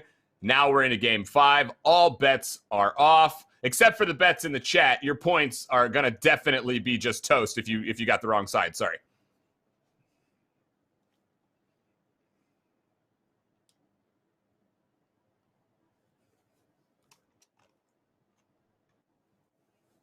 I think we might have lost Sleegy as the VMix has let him down. So, guys, he's frozen. He's frozen in time. He may not get to see the game 5 in front of us. That is unfortunate as we look and see. We'll cut to the game here as hopefully Sleegy comes back and gets reanimated. But we will go into this game number 5 against these two teams. Charlotte Phoenix in the orange, Rebellion in the blue. And we are underway. Game 5 to see who goes into our grand finals and who goes into that lower to face randoms. Beast Mode in the corner. Gives it up to Andy. He'll get the carry downfield. Not far enough as Rapid will push it back the other way. Rapid now, another touch. Looks for the double in the corner. Can't find it. He will, though, turn on that. Gonna look center for a pass. Out mid, he's got Beast Mode and Memory. Beast Mode, the connection. 1-0 here for Rebellion. This is all Rapid in the corner. It makes that quick cut around and really puts the focus on the offensive side here for Rebellion. They are looking offense. They have all of the momentum taken away from Charlotte Phoenix as they're looking for that 2 in a row to cash their way into the grand finals. They have started off good here with the 1-0. Looking for more as Beast Mode gets a pinch off the corner all the way across. Defense for Charlotte Phoenix can't pick it up. We are down on the right wing as Andy gets bumped out of the corner. Beast Mode puts it right back in. Delta on the back wall, but not enough. Rapid waiting on the left side. Will win a 50 as well. Keeps it going. Delta, though, will get a big demo. May relieve the pressure here for Charlotte Phoenix. He does, and finally they're able to get the clear. Back down to midfield. Into the offensive zone yet again here for Rebellion. They already have 3 shots to the 0 on the side of Phoenix, but this may be Phoenix's first. It is an open net downfield. Beastabonium will be gifted one. Memory on the side wall, can't get around, goes for the half flip. A dive from the teammate, and we are all tied up. Tie game, what else right now in this series? So close as we're in the game 5. So many one goal games, so many OTs. Of course, we will be tied in this game.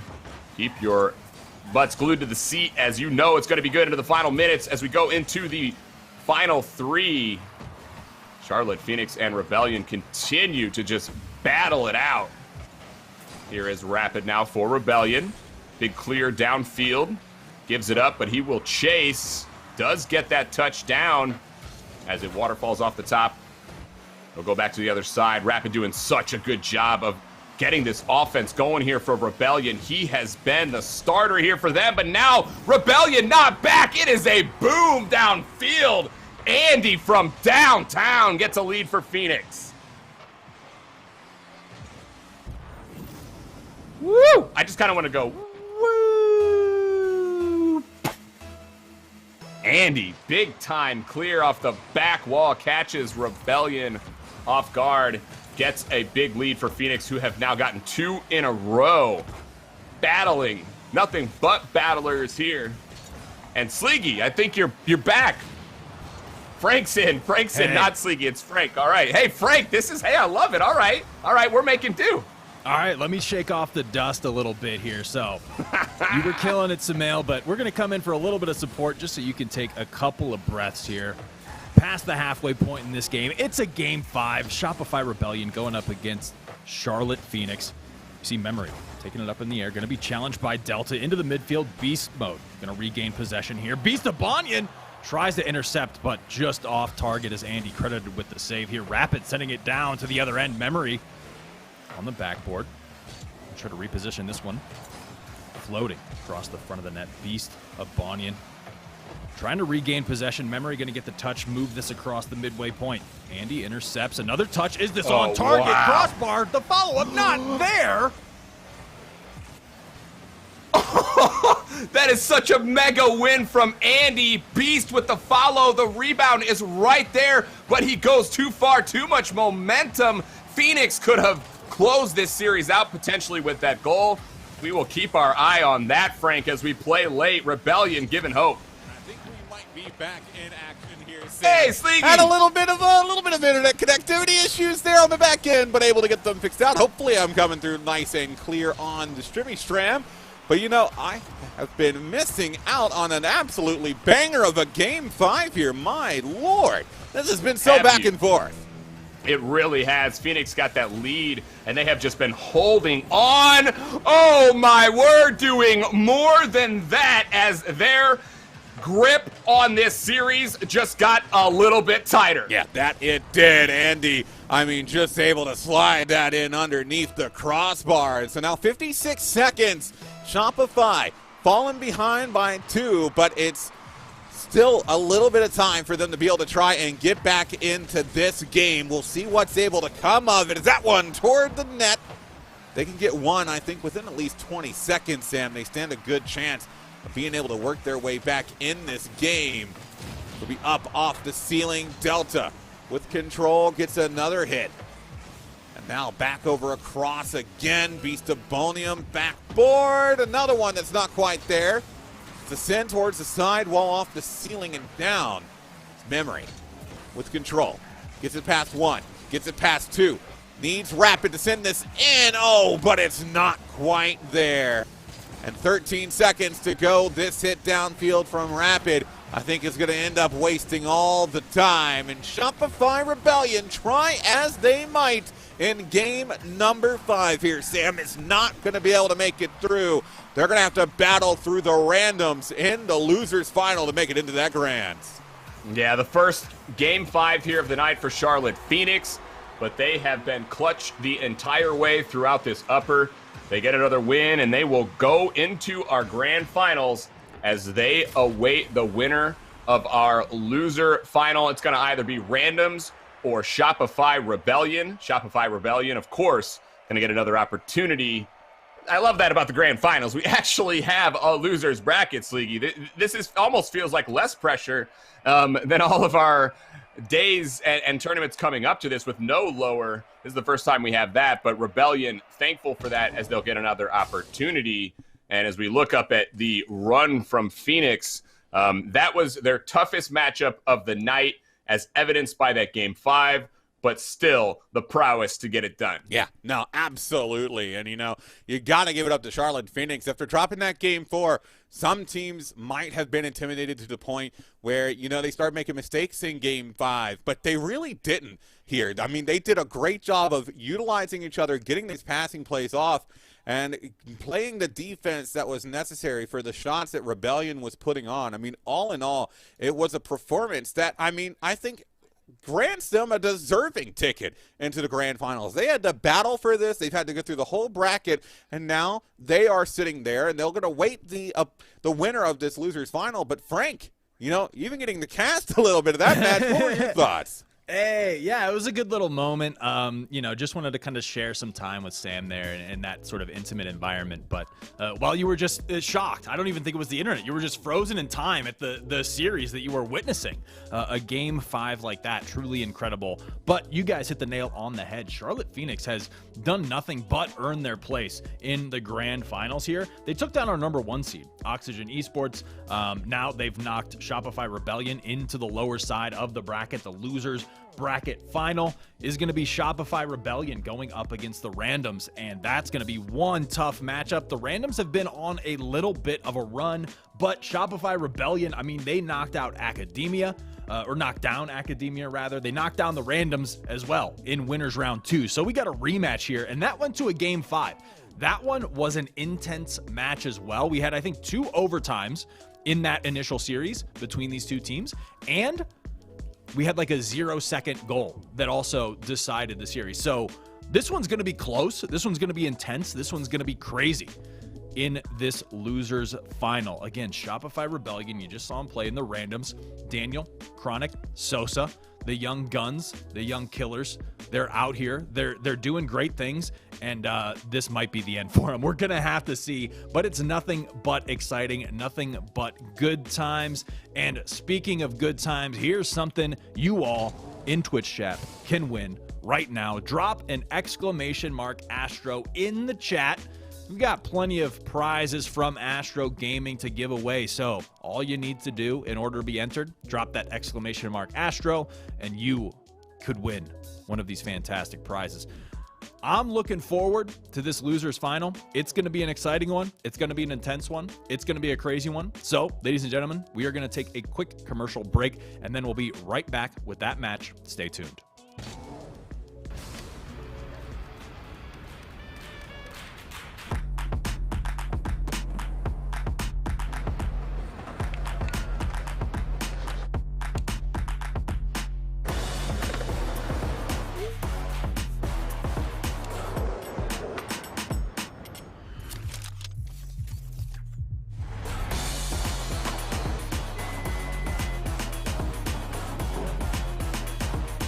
Nice play.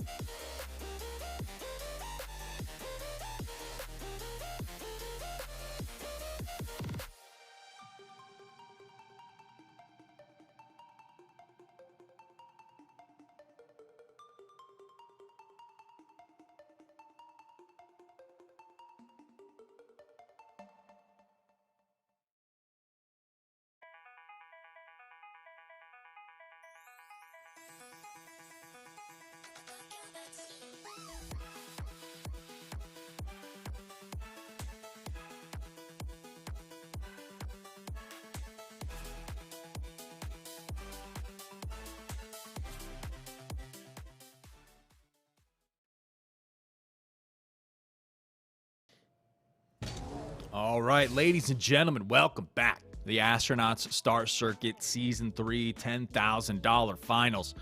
It's feeling a little bit like the home stretch here. I gotta say, thank you all for tuning in, sticking with us, and typing !Astro in the chat while you're here. We love to see it, but we've got the losers final match about to be set here, setting the stage. It is the Shopify Rebellion going up against the Randoms. It's going to be a tough one. All of these matches have been, in my opinion, too tough to call. So many teams just showing up, so many surprises. The bracket itself has been all over the place, but man, if there's one thing I can count on, it's that my predictions will be wrong. So I'm going to predict the Randoms getting knocked out here. This is the end of the line for them. That's what I'm going with. But again, a lot on the line. Prize money-wise, we mentioned it's a $10,000 grand final. First place, going to be walking away with $5,000 here today. Second place, $3,000, and so on and so forth. And you know what? We'll bring him in. I got a little bit of a moment to cast with Samael there. Sleegy is back in action, looking fresh, clean, crisp, all of the above. Boys, how you doing? You excited for this loser final? Yeah, I'm really excited. I'm telling you what, I am really glad that I've got an IT background right about now, because everything that has gone wrong did, but we're finally looks like we're in the clear. All the sun's come out, the fog has gone away, and it looks like we've got a great losers final ahead of us that's leading into what I'm hoping is going to be an absolutely phenomenal grand finals. Yeah, nothing's going to stop us. Nothing's going to stop us, clearly. I mean, that was an opportunity. I'm glad we got Frank there, who was able to slot in. And all of a sudden, I'm in the booth with Frank. I'm okay with that. You know what I mean? This has been a grand finals for the ages. Yeah. And, you know, as it turns out, that just makes it even better. Frank is way better at casting than he is at predicting.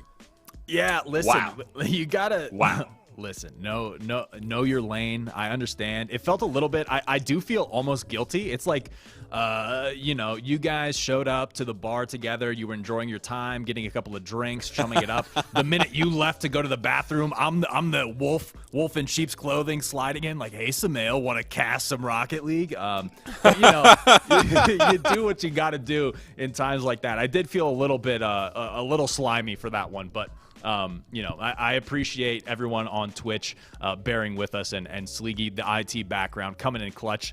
I mean, I'm telling you, man, what can't you do? It's amazing. But yeah, this upcoming match, it looks like some of the players are joining. So let's start talking, you know, predictions. I gave mine. I think Shopify Rebellion looks solid here. I think we're getting rematch central when it comes to the grand finals. But before we get into this match, I want to hear your thoughts. Sleegy, Samael, who's taking this one? Yeah, I think I'm right there with you. I also think that this grand finals is going to be a rematch of what we just called. I think Shopify ends up taking this one here 3-1, securing their spot in that grand finals. And then, I'm not going to lie, I have no idea what's going to happen over there. I have no idea in general. I had thought, actually, after the night was going insane, Frank was talking about how crazy it was, that we weren't actually going to end up doing any predictions. I even wrote this because I had this ready, but now I'm just like, I have no idea, right? But if you're going to make me do it... Fantastic, wow. If you're going to make me do it, I think I got to go Shopify, because they feel like that team that can just win when they really, really need it. But it's a test of this pickup team versus the RLCS squad. That's really what Astronauts has been all about, so I'm ready.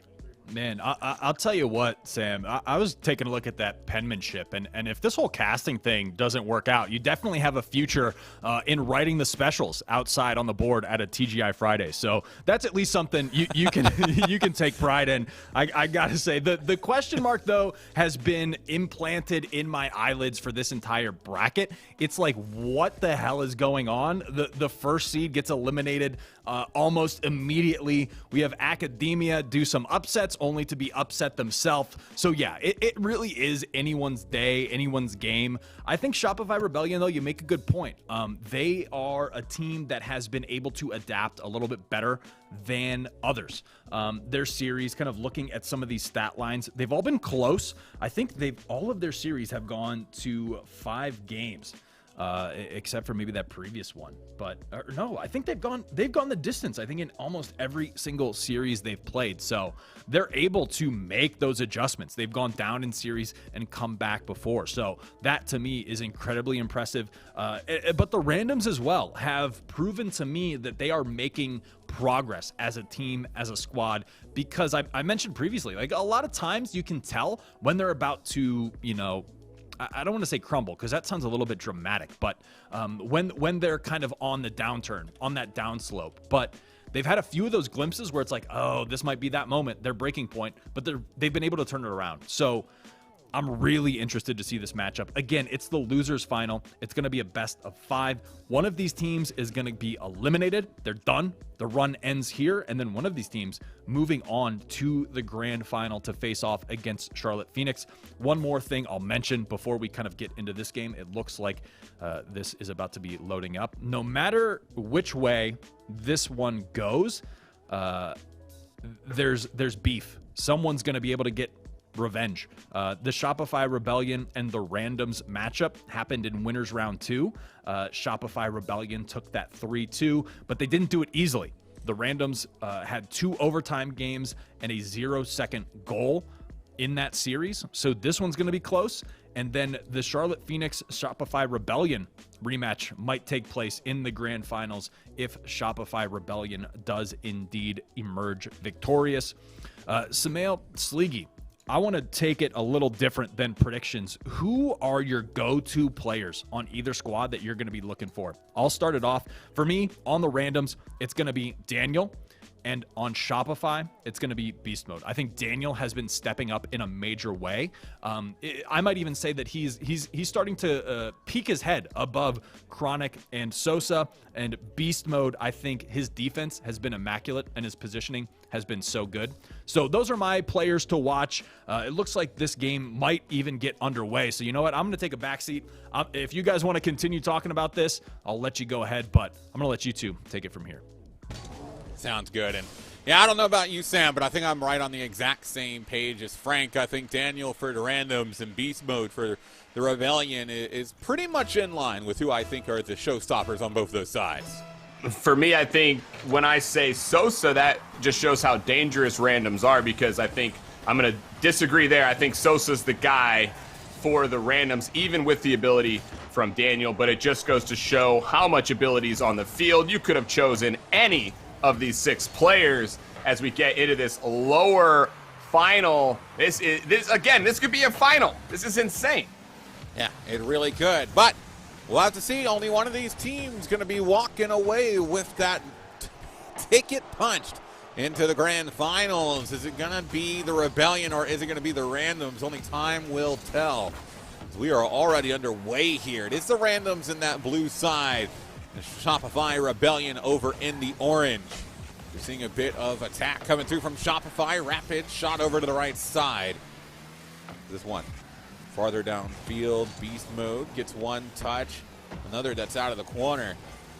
This one coming down. Memory able to play this up.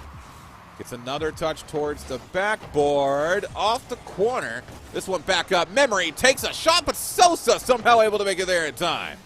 Needing to bail out his team was Sosa, as there may be nerves a factor here for randoms, struggling to make touches, and we know randoms, one of the most composed teams when they are in their element, as when they get touches, usually they are just so good, and it's so hard to take the ball away from them. They don't pay for those misses there, though, as we will play on scoreless. Yeah, another pickup here from Chronic. To look to edge it around. Gets it down this left side. Another touch off the backboard. Sosa deflected on the back end. He sent out across again. Rapid able to clear it away. This one dropped into the corner. Daniel able to get it around Beast Mode. It'll be Sosa with control. Trying to get this farther downfield. It's Chronic. Ooh, gets a touch. The bump. Absolutely massive onto Beast Mode. And just like that, the Randoms score first.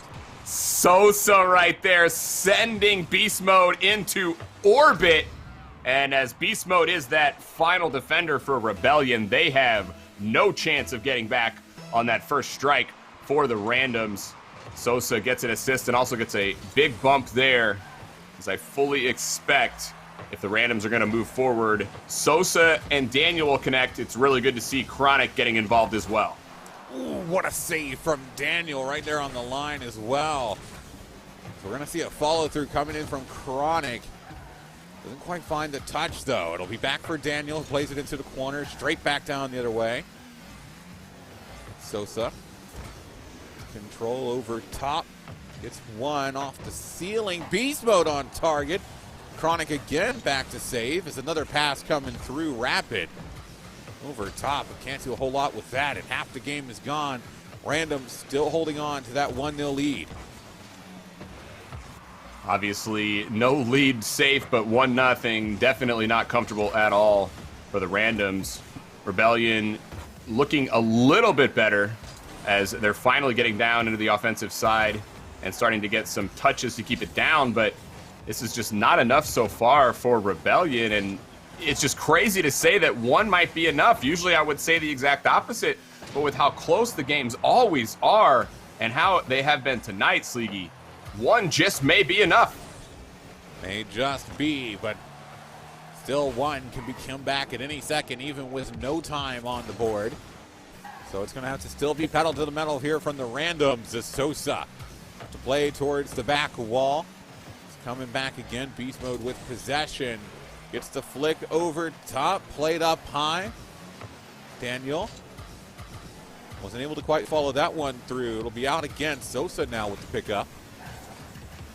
Rapid up and around off the ceiling it comes. Daniel doesn't find that touch. Beast mode's got a little bit of boost to work with. Flip reset. Oh, but he can't use it to catch back up to the ball. Pinch opportunity from Memory not coming through, and now 60 seconds left to play. And Shopify still looking for this equalizing goal. Beast mode might have had that shot, but just too many defenders in net. This is the moment here for Shopify. They got to keep this ball going. Got to keep it in their favor. That demo will help, but they'll need help, and they do get it as Rapid up into the zone. They have been just aggressive enough to keep this play going. We see it now here as Memory puts it up. It's a double commit on the side of Randoms. Rebellion, though, you got to get a touch right here. You cannot just allow the free clear. Daniel, though, gives it back. Memory backboard, looking to try and get it farther down. Beast mode off the side wall, but Sosa, a big clear down. As this one falling into the corner. It'll be Rapid with one touch, two. Not quite over top. It's Rapid again, though. He wants to try in a second chance. Daniel getting in his way. Beast mode trying to find the turn. He's got to get this out in mid. It's a little bit of a deflection. Rapid might have the shot, and he does. 0 seconds, and Shopify find the equalizer. Oh, my word. Beast mode, how did you keep this off the ground? Just enough time for Rapid as the shot heading towards the ground. It will not end. It is in.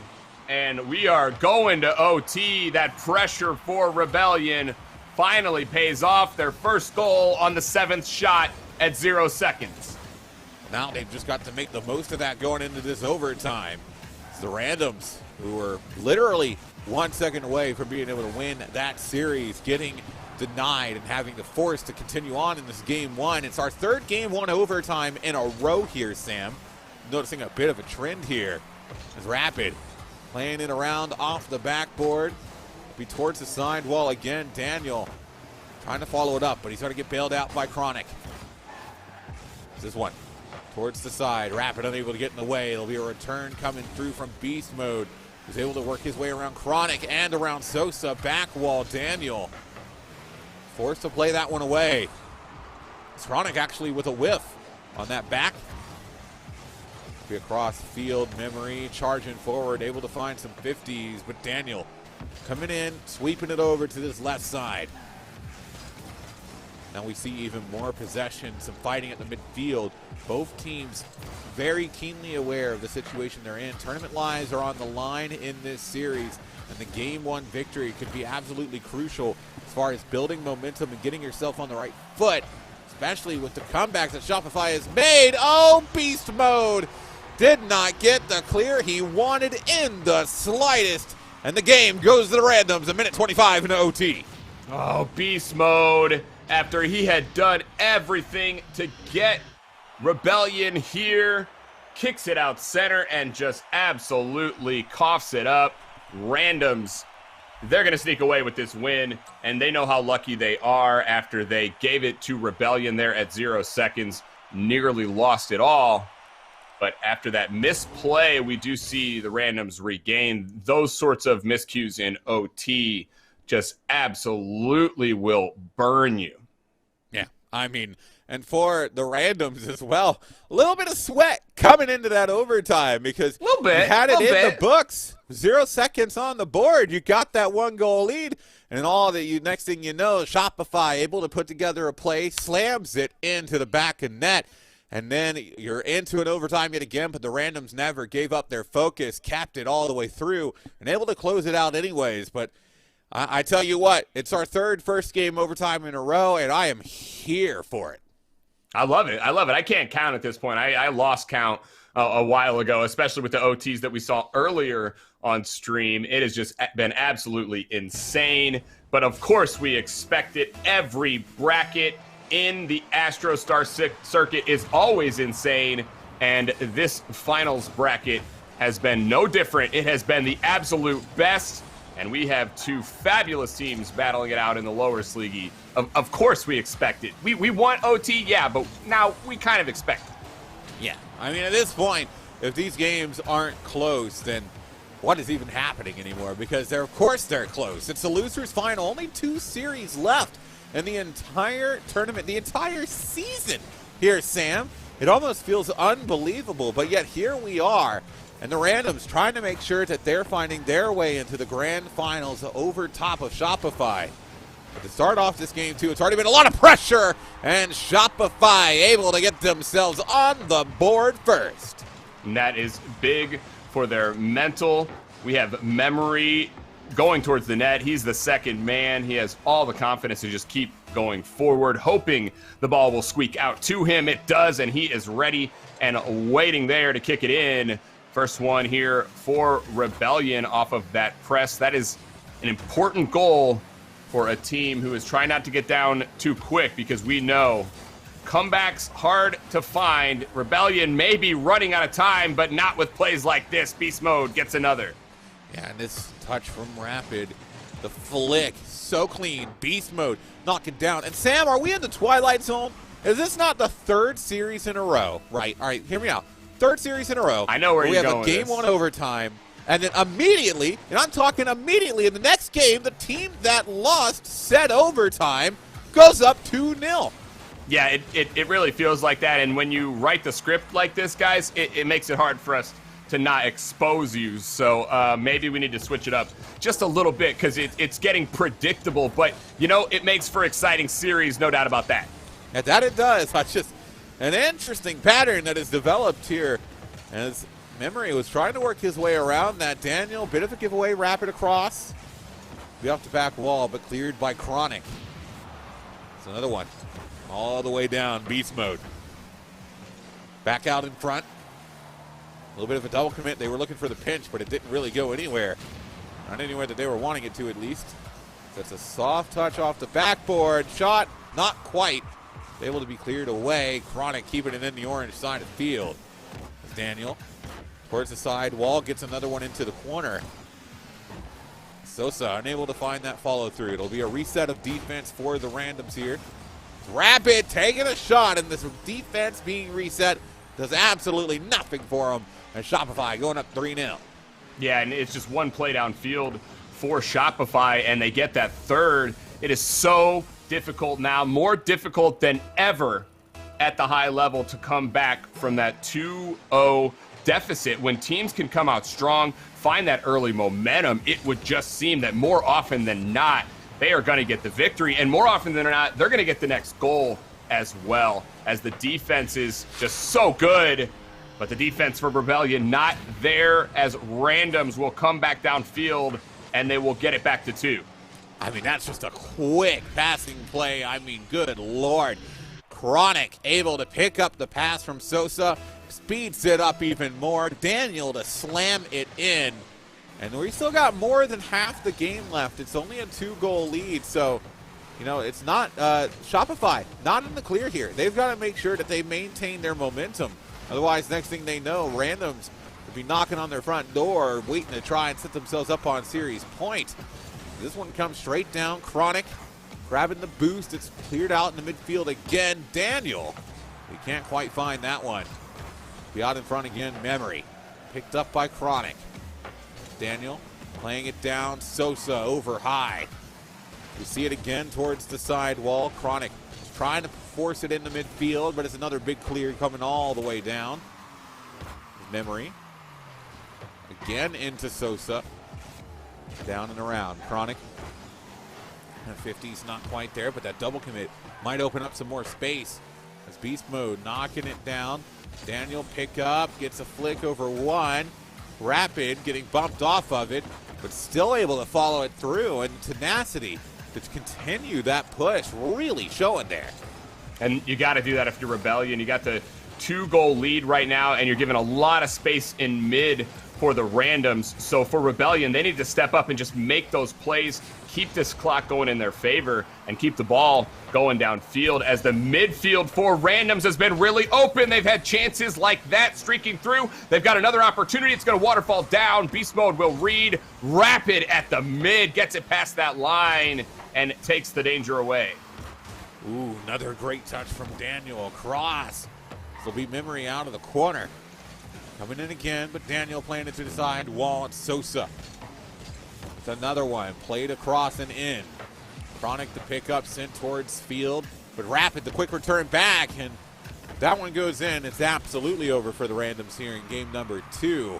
And as it stands, they're still pushing, still trying to find these 2 goals they need to make up. But you got to think about this, Sam. They've only got 40 seconds to do it. Yeah, and they got to start connecting. There's still a lot of space in mid, but honestly, they're not connecting on these passes, and it's given Rebellion a chance to get out of their zone. We see Rebellion now get a 4th. Beast Mode finding Rapid on the back wall, and that should do it here in game number 2. Yeah, that should put away game 2 now. Looking into game 3, Shopify being able to bounce back and draw in this series back level. I mean, you know, it feels like a broken record because of how often we've seen this situation. But again, you know, it stands true. Shopify has made the adjustments necessary to try and get themselves back in this series. And the question is going to be, can the randoms continue to do the same? Is it a one-hit wonder here from Shopify in the losers final? Or is this indicative of a longer-term plan that is just really popping off for them right now? Yeah, and it's definitely going to be a situation where getting that first goal is really important. I think as we go into this next game, Sleegy, as Rebellion gets this tied up, we've got to look at 2 things. We've got to look at who gets that first goal to get that lead, and then also we got to see if somebody takes control of the midfield. Rebellion got to 2-0. They were still pushing on the front wheel for a little bit after that, especially after they got it to 3-1. But then we saw Rebellion just sort of wait back, and they were giving randoms a lot of space at mid. A lot of those passes, if we connect for the randoms, they get goals off of them. We're just not seeing those plays that normally they will execute on if you're going to give them time like that. So I think for Rebellion, they didn't impress me enough for me to think that they're just going to come storming back in this series. So as we start, who's going to get that first one? And then who's going to do a better job of getting in the way of things in the middle of the field? Yeah. I mean, that's really what it's going to come down to. And as we get ready to roll here on Urban Central, you know, Randoms is a team that can both execute on solo plays and can execute on passing plays. But at times, it's a little predictable. And I think that's something that Shopify Rebellion were picking up on near the end there, was a little bit of the predictability that's coming through from this random side. So coming into this one, Sam, it's going to be important, I think, that the random's able to shake things up and ensure that they cannot continue to be red, because that was the biggest change that I saw out of the Shopify team, was just the increase in awareness out on the field. Yeah, and they had the advantage of that big lead, no doubt about it. So those 2 things combined made it pretty easy for them, and they're coming out strong, recognizing they don't have that lead here, which means they got to get right back on the offense. They're doing it. Memory keeps it going. Rapid will as well. Rebellion looking strong, getting their first couple of shots early. That was a bigger send downfield as well. Chronic getting a pop-up, but it's taken off. Rapid towards Sosa. Daniel again gets one flip reset. Uses it for the weight dash, but it's not enough power. Memory able to find that read before he gets taken out of the play. And then the ensuing follow-up shot not on target. And Daniel and the flip reset, name a better combo as this kid, that's actually one of my metrics to see if the randoms are about to pop off, is if he starts getting about more than one flip reset a game. You might stop him once, but if Daniel gets another in this game, he's probably going to score on him. Yeah.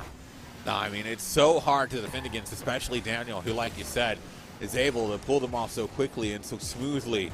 We see Chronic actually with the flip reset pass into Sosa. That one pinging off the back end. Sosa gets one touch, 2, 3, not 4. Is Rapid able to get in his way? And Sosa, I think, was looking for a redirect there, but, I mean, he was in an awkward spot. The ball was at an awkward angle. Yeah, just one of those things, ball coming at you. What are you going to do, not hit it? He ends up helping Rebellion with a clear, but he nearly got it in with a nice carry just a moment ago. Sosa is really, really good at that, about pushing up field with control and just taking space away from you as a defense. But we have to look at the other side. Beast mode down. Boom goes the dynamite. Yeah, absolutely massive. I mean, you can just see Beast Mode clearly able to slot that into the right side, and it finally is able to take advantage of just a little bit of a slow defensive draw there from Random. Shopify taking the 1-0 lead, but it was almost a quick return there. Random's off the kickoff. We're close to getting one right back. No doubt. That was a quick shot as we saw Beast Mode with the goal initially gets a big save as well to keep it out, as he is still on fire. Beast Mode, such a big part of this Rebellion team. You all called it. I never officially agreed with you. I do agree with you, by the way. And yeah, that was a big shot by Chronic. He needed to put that on, no doubt. Yeah, that was a big miss. I mean, it was a wide open net. Chronic, if he puts that in, we're talking about a 1-1 game right now, and ways the Randoms can try and get back into the lead. Now they're still down by 1. And if anything, that emboldens Shopify, who are able to respond immediately. Memory putting that one in the back of the net to double the Shopify lead. And it's been a while since it felt like Memory got into the play. At least I can't remember, but now he will refresh it for me. There it is. We know he can get it done. Good play off that side wall to step up, takes it away, and also gets that quick shot. It's a tough angle, and it's hard to put it off the wall like that with as much power when you don't have the momentum on your car. But Memory, with the perfect car control, gets the second here for Rebellion, and that 2-0 lead just feels like that one in this series that will allow a team to get that win. Well, this out of the corner again. Memory, can he put a third? Yes, he can. There it is. There it is. It's the guy. It's the man. We wanted him in the play. This one falls into his lap. Let's be honest. It's going to take a good shot, obviously, to get it up and over. Chronic, who is waiting, but Memory puts it up. And if Memory starts to get involved when we see Rapid, we saw him making plays earlier in the night. We know what Beast Mode can do. It's a really good sign here for Rebellion.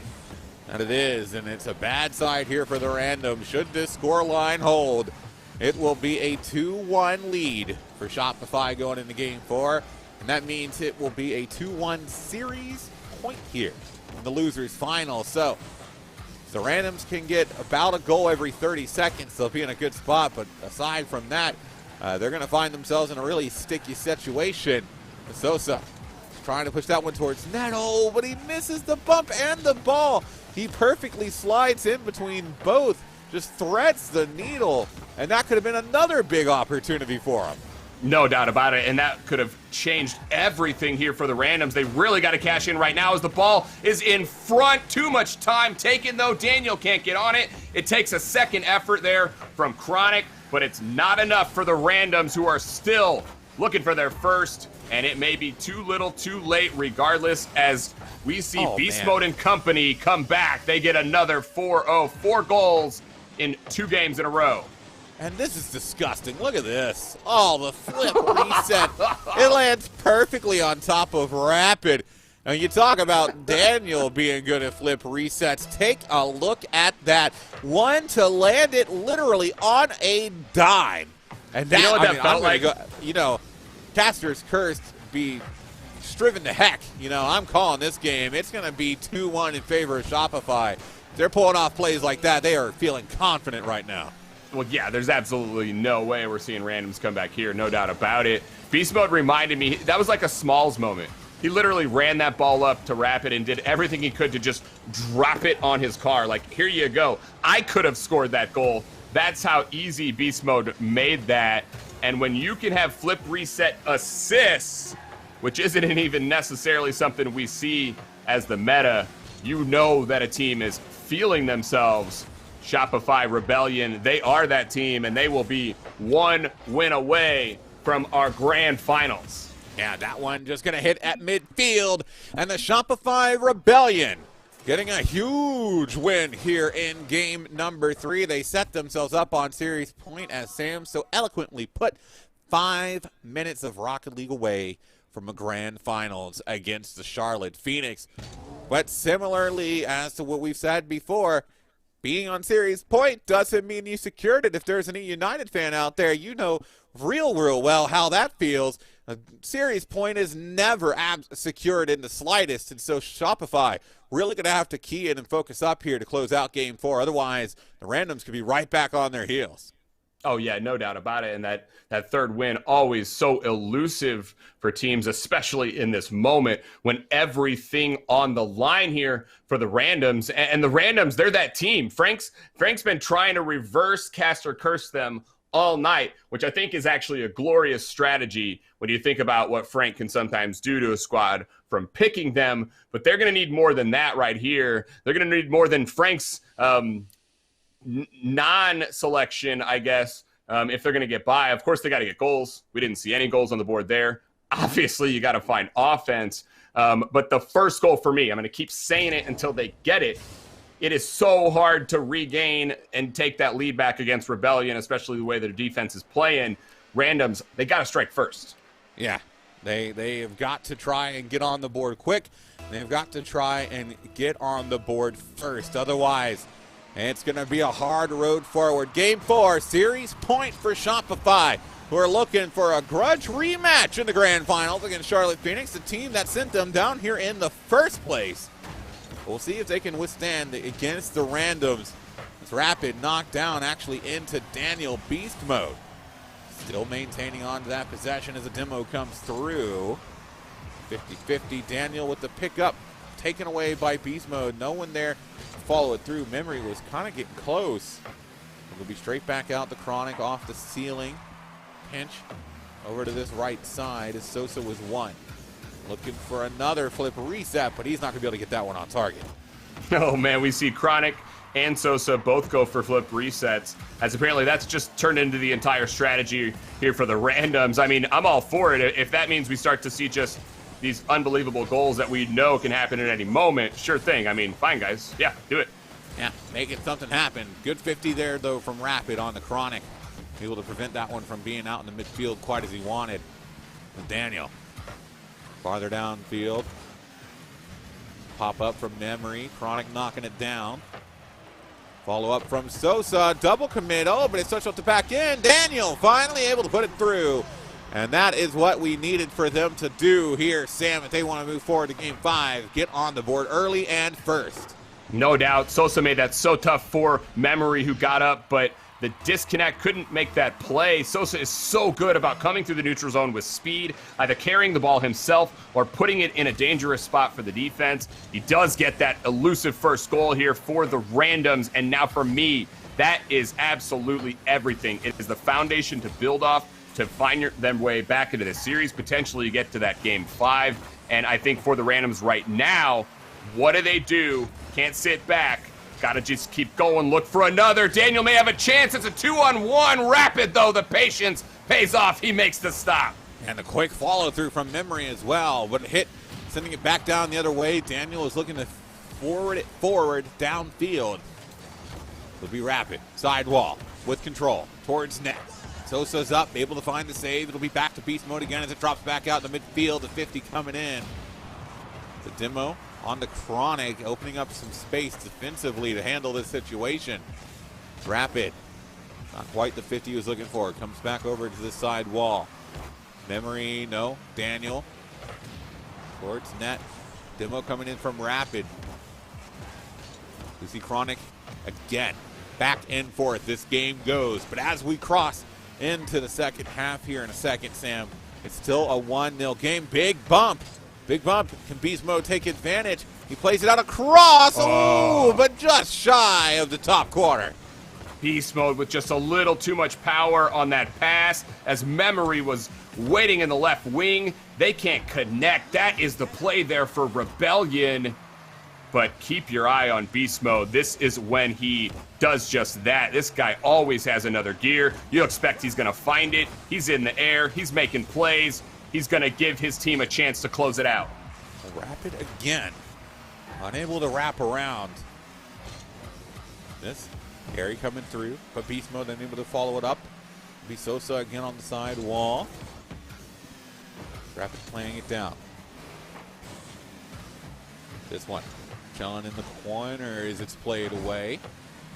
Let's Rapid out of the corner again. Sosa looking to follow this one up. It's Beast Mode that he's got to contend with. Beast Mode actually up in the air with it. He's got control, but no boost. Played off, but immediately returned from Memory. That one's played into the center, almost in the midfield. Sosa was trying to get it farther down. It's Rapid. Can he find the turn? It's one touch. Not quite two. Off the backboard, and Chronic shot actually fortunately saved by Beast Mode, who happened to just be chilling there. Yeah, that was definitely a opportunity for the randoms, but they just shot it, fired it right into Beast Mode, who was in a good position, but still randoms doing everything right. They're beating Rebellion to the ball consistently. That's allowing them to keep it down into Rebellion's third, but it's just going to take one chance for Rebellion potentially as they go downfield. Memory will get the clear just as he gets removed, but it's an opportunity. Beast Mode in the air. Daniel, though, going to take it, use all his boost to get it downfield. What a clear. Yeah, he gets actually bumped off of it at the last second. Double commit, though, into the corner here from Shopify, but it is sent out in front. Daniel, the pop-up near ceiling. Chronic looking to follow it up. It'll be taken by Memory. Rapid trying to maintain possession, able to find that 50. But it's right back down. Sosa into Daniel. Back across midfield. Sosa into the corner, back down. Beast Mode. That one sent towards the net. Memory able to get in front. Another one to send to the cross. And unless they can find yet another 0-second goal here in this series, it's looking like we're set up for a game 5. Ooh, Rapid not able to get enough height. It'll be the randoms taking game 4, and we will have a game 5 decider to see who goes to the grand finals. Yeah, and if you're Shopify Rebellion right now, you got to be going, sheesh. How many game 5s are we going to play out here, as every match tonight for them has gone to game 5. They've been the victor in 2, lost the one that we just saw. But here we are, yet another game 5. And why not? I mean, I just can't. I can't do it anymore, Sleek. I can't even, like, overanalyze this stuff. I'm too much of a fan. I just want to sit back and just watch this. It is just too enjoyable. I mean, these are some really seriously good games. I mean, and it's as you would expect, right? Losers Final is essentially the last game before going into the big boy itself, the grand finals of the season. So, you know, if this wasn't close, we'd be wondering what went wrong. So a game 5, absolutely understandable, but it's going to be, I think, who scores first. I think that's going to end up deciding the game. Whoever walks away with the opening goal, no matter when it happens, I'm calling it right now, wins this game.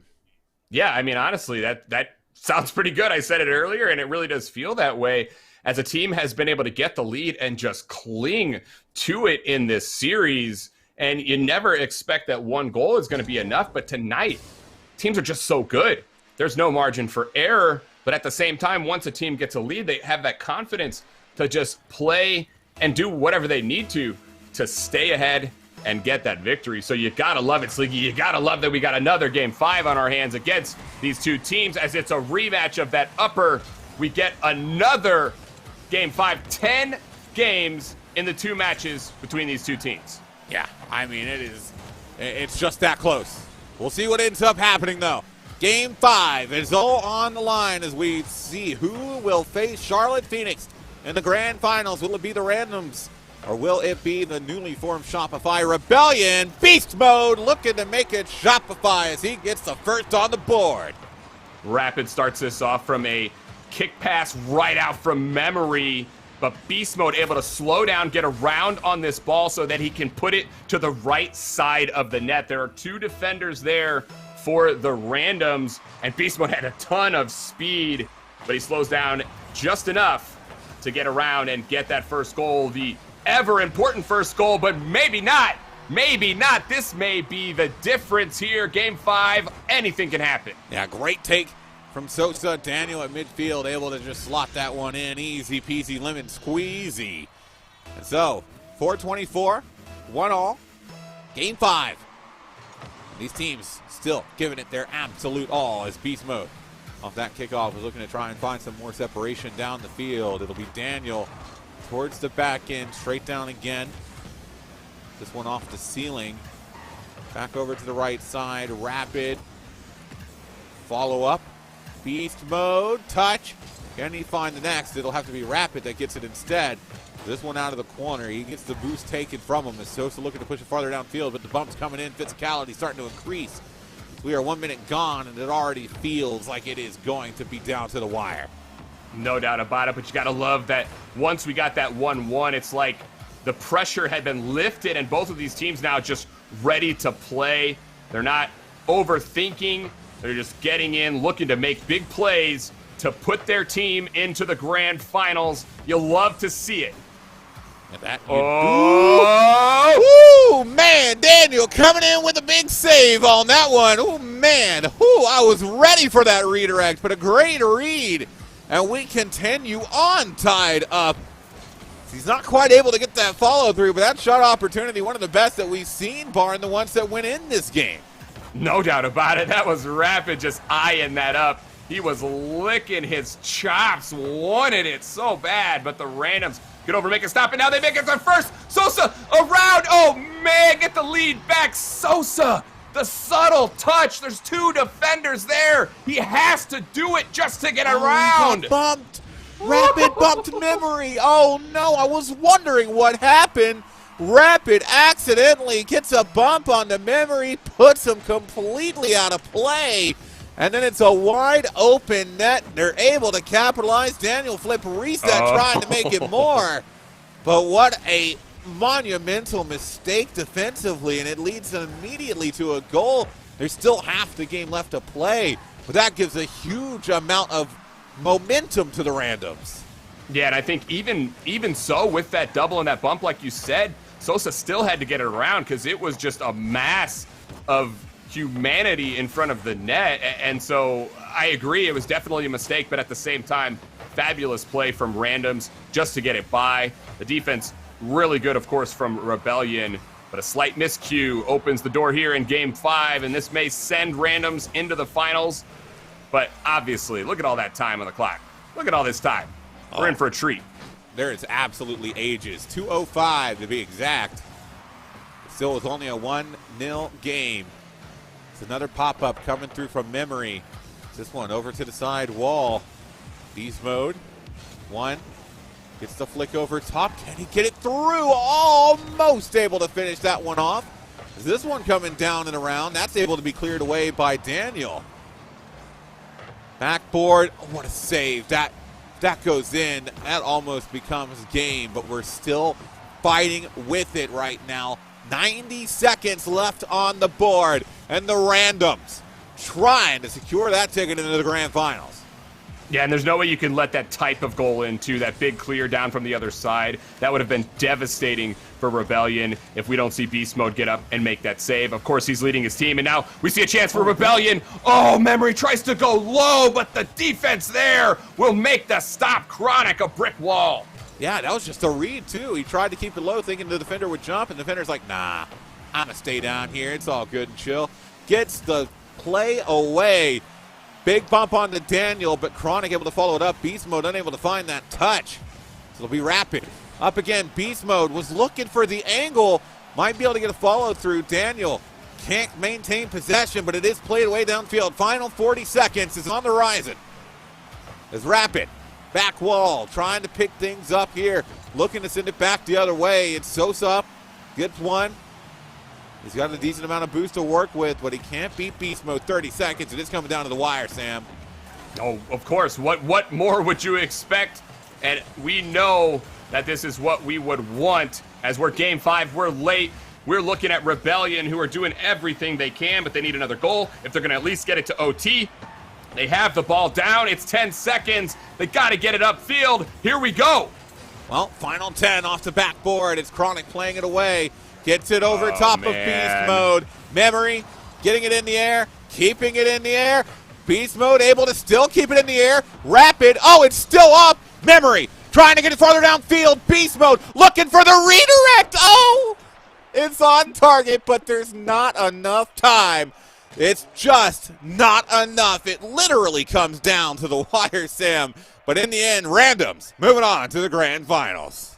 And you know, they had the respect to be able to say GG's. You know, you almost have to expect them to just run out of here after Sosa goes to put that ball down, tries to end the whole series. It kicks off the side wall, gives Rebellion one final chance, and it drops right in front of the goal line. They just can't get it, and the Randoms break the hearts of Shopify, who have been the Game 5 team of the night, but the Randoms just too strong. That is the revenge that they wanted, and it is grand finals in front of us. Yeah, and that so close for Shopify. We were just moments away from being able to cast a Game 5 overtime right now. But, you know, when the time hits 0, you can't let it touch the ground. Even if it's going in, you got to have the ability to push it through.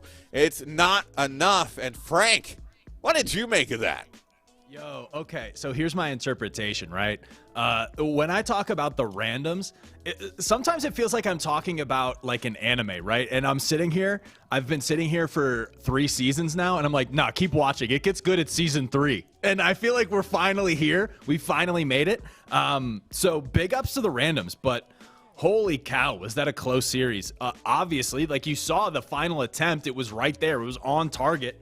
We're talking, you know, millimeters worth of difference between that game going to an overtime and not. But I mean, there's so many things to talk about. Let's just talk about the grand finals, because it's grand finals time right now. It's Charlotte Phoenix going up against the Randoms.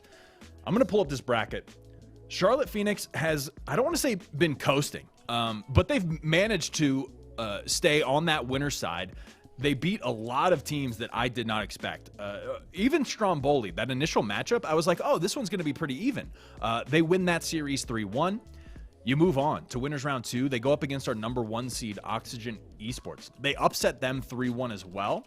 Shopify Rebellion, who was looking solid, who knocked the Randoms down into the loser side. I mean, they make it through. They face the Charlotte Phoenix, and it's been upsets. It's been crazy, but it's been intense, and it's been insane, and I got to say I love it, but it all comes down to this. The grand finals here between the Randoms and Charlotte Phoenix. I'm excited to see it. I'm not going to make any predictions. I'm going to say that right now. I think this is like what Samael was kind of saying, like he wishes he just gets to sit back and enjoy it. Guess what, guys? I do. You guys have to cast it. I get to sit here and be like, yes, oh yeah, I would have made that call. I would have done that. But yeah, I guess like before, I'm excited to get to this commercial break because I'm excited to get to the grand finals. But before we do that, let's talk about the giveaways. You can type !Astro in the chat if you've been here, been hanging out with us. 1, we love that you're here. We love that you're hanging out with us. And 2, here's your chance to win some more Astro Gaming prizes. Make sure you get that in. The clock is winding down on not only this tournament, but your chance to win. Man, one of these teams, Charlotte Phoenix or the Randoms, gonna be your Astronauts Star Circuit Season 3 champions. And we're gonna find out who that is after this quick commercial break. Ladies and gentlemen, don't go anywhere.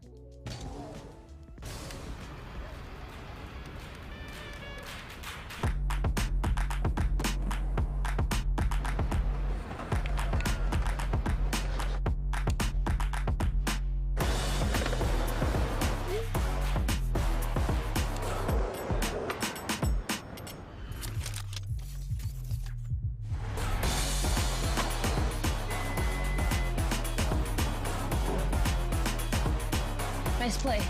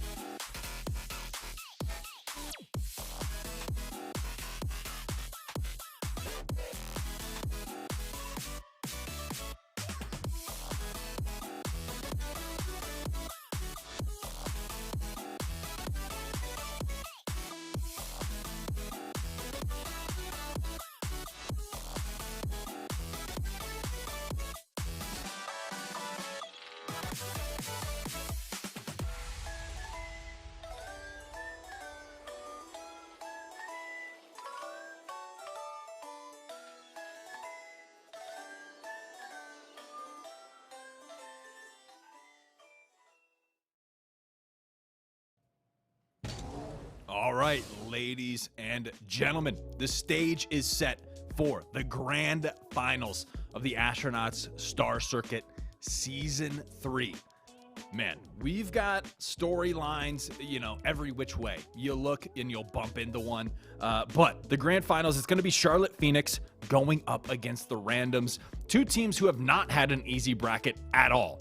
Again, all of these teams, all 6 of these teams that qualified through this season of the Star Circuit, they've put in the time, they've put in the work, and it all comes down to this moment, this right here. Again, it is going to be a best of 5. There is the possibility for a bracket reset with the Randoms coming from the loser's side of the bracket, but man, what a journey.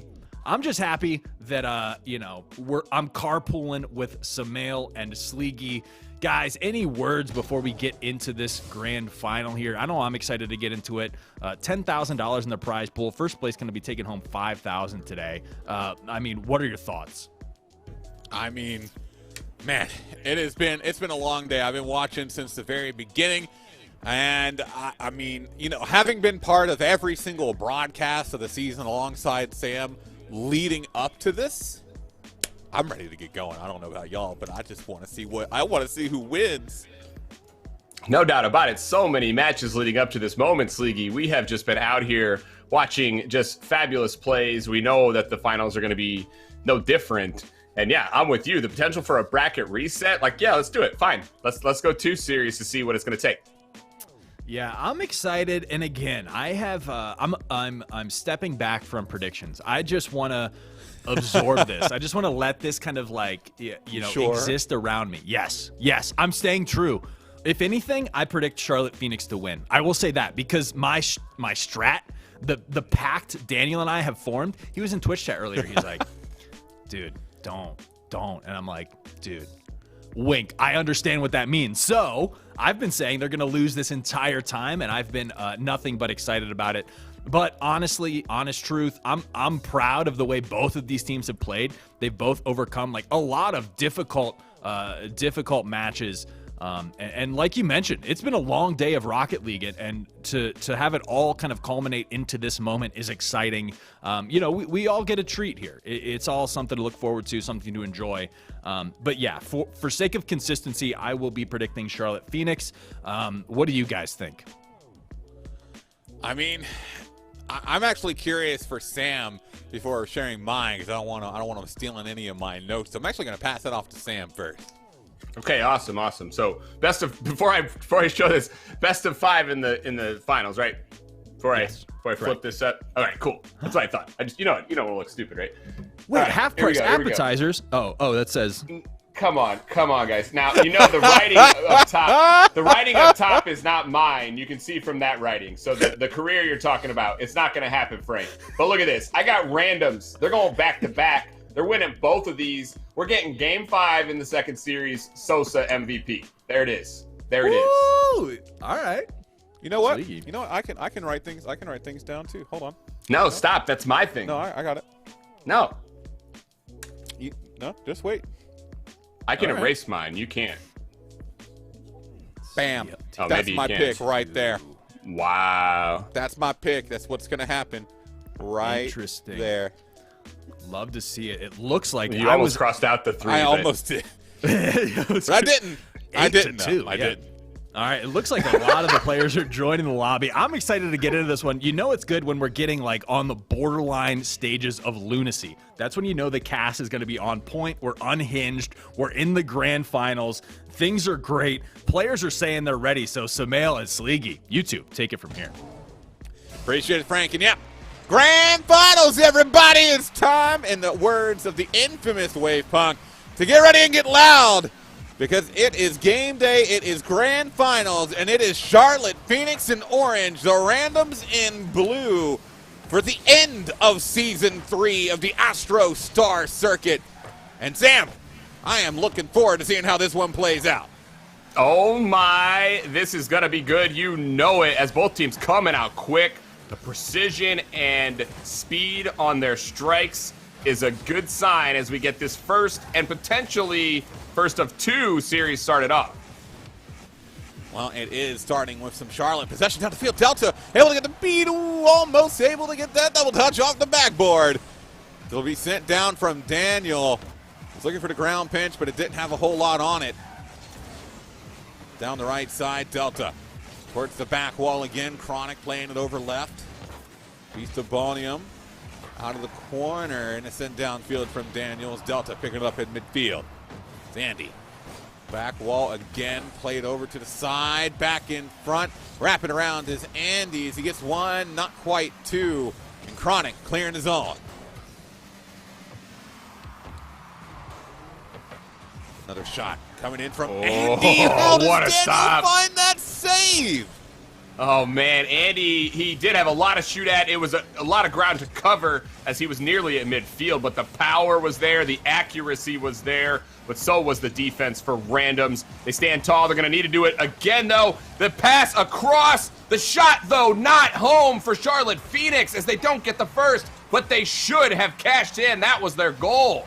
Oh, Andy, though, was looking for the quick carry over top. It's Beastabonium out of the corner. It's sent down from Chronic Delta into Andy again. Sosa gets one, two, out in front. Chronic towards the net, but Beastabonium able to find that save. As it's sent back in again, knocked down from Beastabonium.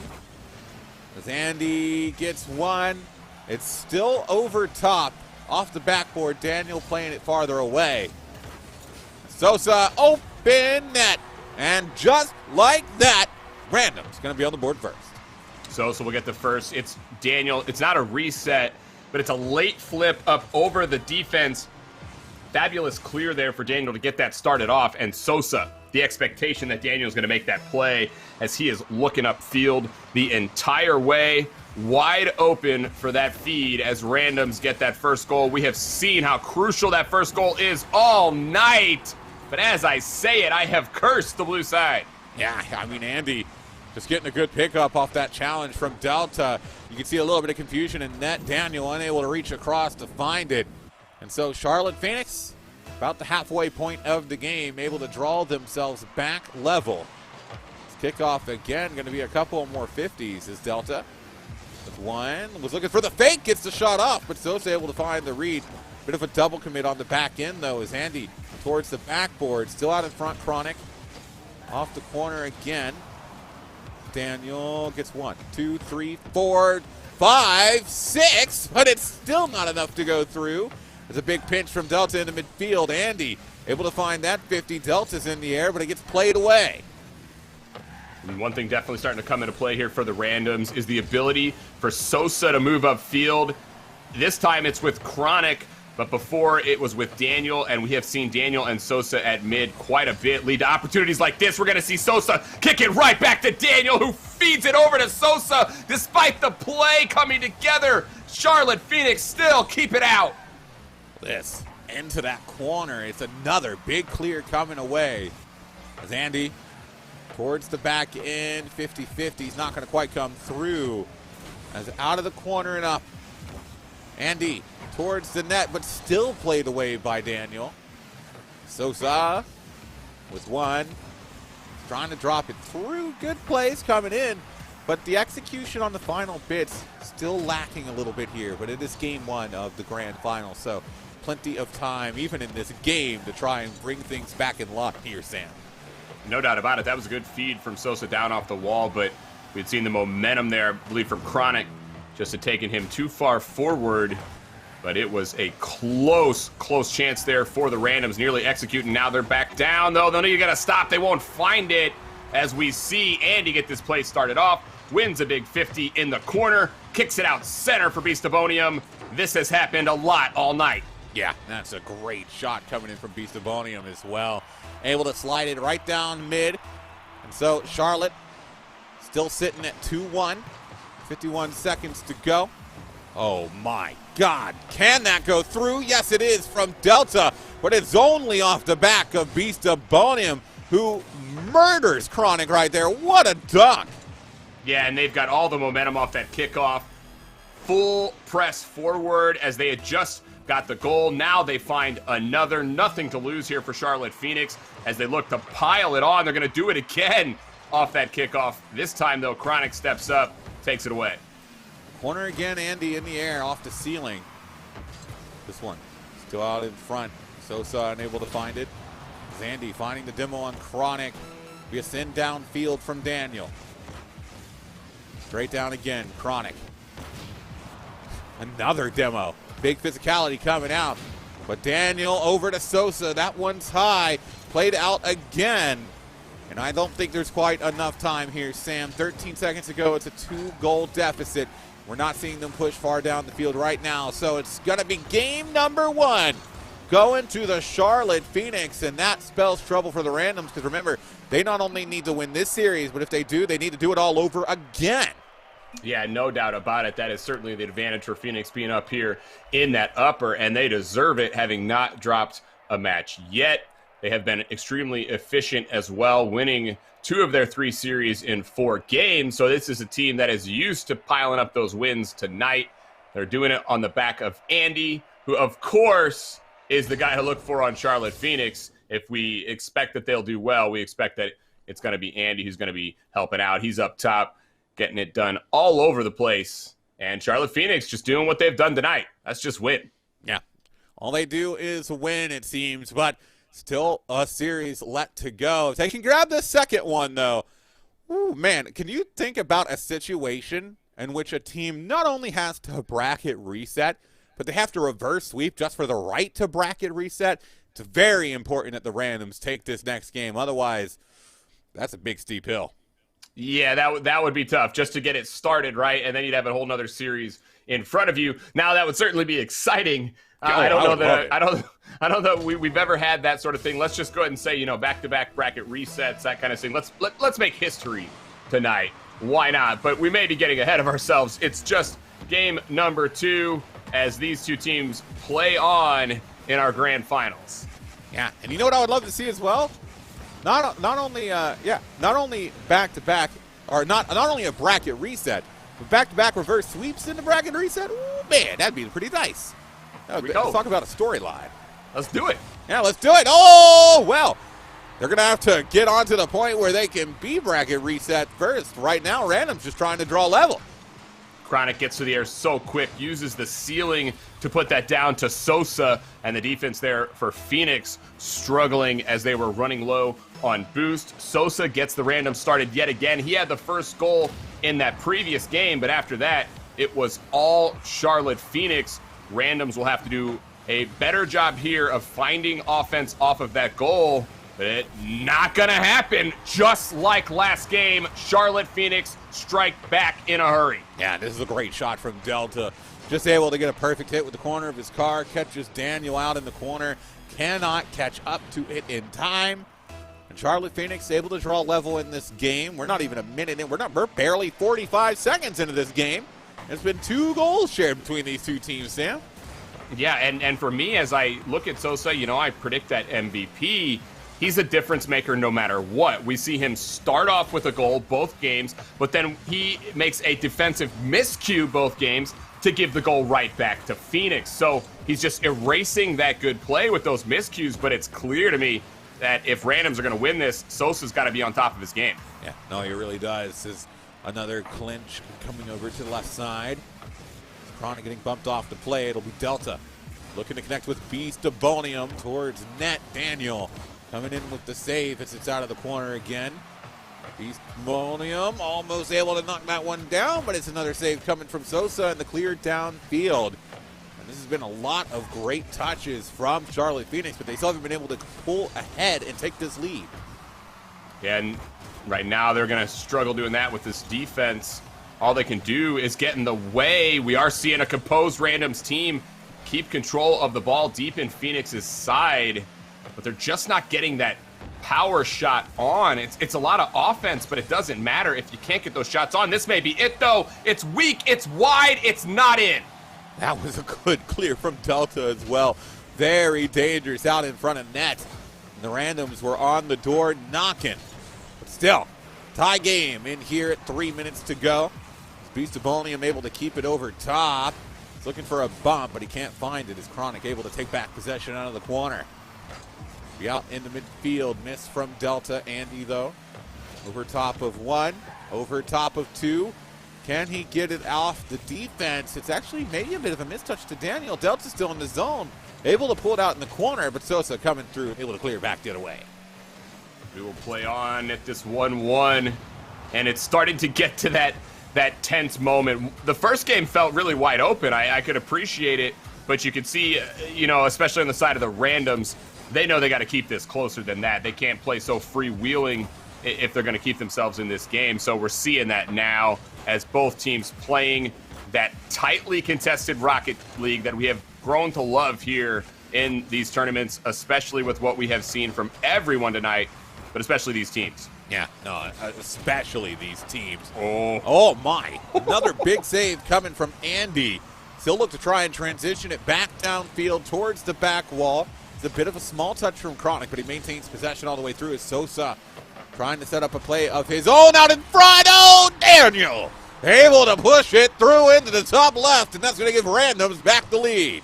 Sosa up over, has to get up and grab it, and then uses the corner perfectly right out center there for Daniel, who needs a second as well. Driving on the net, uses his momentum to get the Randoms the lead and potentially some momentum in this series. As the Randoms have this lately, they just absolutely cannot give it up. As we look at these best of fives, this is not best of 7. This is where Randoms have got to clinch. Moves back wall again. Sosa shot gonna be through, and the Randoms now gonna double their lead off of that goal. Oh, and that is just Chronic up over top. We have Andy and Beast there, but they just don't have the boost to be able to get up and stop that play. So as Chronic uses the backboard, it is a juicy rebound out center. No one can take advantage other than Sosa, who gets his second now and gives some breathing room to the Randoms. They're looking for more as well, exactly what you would want to see from this team. But we're going to go back downfield. Andy will find it, upper corner. What a feed from Beastabonium. Yeah, and this is the type of play to absolutely get them back in the game. Look at this, over to Andy and just underneath, a beautiful play coming in to bring them back within 70 seconds left on regulation, Sam. Charlotte Phoenix very much so trying to set themselves up with series point. That one off the ceiling, out of the corner again. Andy down the field. There'll be a demo coming through on the left side. Sosa to follow up, but it's side wall. Back the other way, Delta. Side wall again. Be another big hit downfield. Daniel looking for the follow-up, looking to try and get it back in the mid. 45 seconds to go. More demos coming in. Andy able to take out Chronic. It's Beastabonium farther downfield. Andy looking for the follow-through, but he can't make contact. It's Beastabonium that has to try and follow it through. But now Daniel looking to get it back the other way out at midfield. And with 30 seconds left to go, Charlotte Phoenix needs to push. Midfield has been that place there for Daniel as he has made it his stomping grounds. Oh my, but stomping grounds to stomping down. Charlotte Phoenix put their foot down and keep themselves in. What a read from Delta. That double, oh my. Oh, my is not even cutting it. He's somehow able to work his way around that. Daniel was there. I mean, he was there to make the save. Oh my goodness. And now, back level again, 13 seconds to go. Game 2 is anyone's game, but if the Charlotte Phoenix take it, it is going to be series point. And remember, they're coming from the upper bracket, so they win this. That's all they need. Meanwhile, the Randoms have to win 2 series in a row, and we have got overtime to decide it here. Wow, just another OT. You gotta love it if you're a fan of the game, and of course you are if you're here. You're a fan of this action on the field. Beastabonium coming right out in the OT, looks to carry it, tries to just end it right here. Not gonna happen. We're gonna play through. We got our first OT, and why not? Beastabonium putting it into the corner again. It's farther down the field. This one off the ceiling. Chronic. A great pass to Sosa, but he can't finish it off. Daniel's shot gonna get saved by Andy. As Delta now back with control. Almost got the flick over top. It's back down. This one's still floating up. Chronic with that control on target and in. And the Randoms off the back of Chronic are gonna be getting this series back level. Oh, and he took out Andy, the MVP here for Charlotte Phoenix, erased him from the field as he cut around. What a big play from Chronic, who uses all of his speed to get it done. And the Randoms get a massive, massive win here in this series. Cannot be understated how huge that victory is. No, I mean, it really can't. And now, game 3 with loads of implication here on the line. It's going to be series point potential for both of these squads. And as we've seen throughout how this tournament has broken down, that really holds a lot of weight. I mean, Game 5, certainly one that is still on the horizon, but being able to put yourself in that position first gets a little bit of that weight off your shoulders. Yeah, oh, no doubt about it. I mean, that's a lot of weight off the shoulders of Randoms here as we're in grand finals. I mean, the type of pressure when you're down 0-2 is bad enough, but grand finals pressure down 0-2 where you need the reverse sweep just to get the bracket reset, I mean, that's a mouthful, and understandably so. So, yeah, for the Randoms, that is about as big of a win as they have had so far in this tournament, but they'll have to get even bigger wins moving forward because obviously, one, not enough. One not enough. Another one almost on target there. This farther down the field. A shot towards net. Sosa with the missed. Delta forced to make that save out. Is cleared again off the ceiling. Another hit down. The Beast of Bonium now towards the side wall. Daniel. The pickup into Delta again. Off the ceiling it comes. Daniel with another touch out in midfield. He's able to get it over top a couple, but it's another big pickup here from Beast Mode towards the side wall. Beast Mode, Beast of Bonium. I don't know why I keep making that mistake. I made it when they were both on the field. Now I'm making it where Beast Mode's not even here anymore. I've definitely never done that. Definitely not. I mean, it was pretty bad. You got through that previous series, Sleeky, so I'll give you that. Any mistakes now, it's okay. It's been a long night. Two guys shouldn't be able to be so good and have such similar names. Yeah, they really shouldn't. As it's another cross-field path into the corner as it's straight back down again. Beast of Bonium into Andy off the top of the backboard, but Beast of Bonium getting cleared off of it. Andy into the corner again. Another touch. Can he get the third? No. Sosa able to find the clear. This one. Cross into Chronic. Beast of Bonium. Corner touch. Falling back down. There'll be another huge clear downfield. And it's Sosa trying to follow things up off of Delta on target, and Chronic going to be able to get it through. Wow, what a play. Sosa takes it all the way downfield, and that just shows how you cannot cough up the ball like that. Sosa with the control had a nice slide right as well before that to win that 50 out, gets the goal. Any sort of possession is important, whether you're deep in the offensive zone, it doesn't matter. Oh my, we're going to see a goal. We're going to see a goal. You can't talk after a goal, Sleeky. You can't talk after the first goal in this series. We will always see a response. Now, always. What a little touch there from Daniel, but Beast of Bonium able to follow through and send it in on target. 3:14 to go, and remember, with series point on the line, whoever takes this is setting themselves up with a really good opportunity to take the series as a whole, and that's really needed for the Randoms, because if they win this series, remember, they still got to do it all over again in that bracket reset. So the onus on them. We see it continuing to break forward off the side wall. Another big clear from Chronic. As Andy letting it drop down. There'll be another hit towards the side wall. Andy might have the pickup. It's an open net, and the Charlotte Phoenix will take the lead. That ball out center, I understand. It looks good for the Randoms, but you got to call somebody off. That was a massive double commit at center for the Randoms. That's why Andy is as wide open as you possibly could be. That's the easiest goal of his life. And a guy who's playing out of his absolute mind, you don't need to just feed him goals like that. Charlotte Phoenix now have a lead. Randoms 3 straight games, they have gotten that early lead, given it up, and that is not much better. No, I mean, just a bit of a giveaway there from Daniel on the side wall, and then Andy able to just push forward, sneak it into that bottom left, and now 2:38 is what reads left in regulation. Right here, If there's not a comeback from the randoms, it's going to be a very difficult remainder of this series, facing series point. But it is a bit of a comeback, at least for Chronic, getting them back within one. Oh, and he had a ton of space. He's wide open after that demo. He's got all the time in the world to take it up and over, and finds the angle up top so hard to get it through there with the defender in his face, but finds the dunk. Finds life for the randoms. They needed that. They've got to get some more. They're down. They got the shot off the kickoff. Sosa puts it on. Andy, though, the man of the hour, slows it down for now.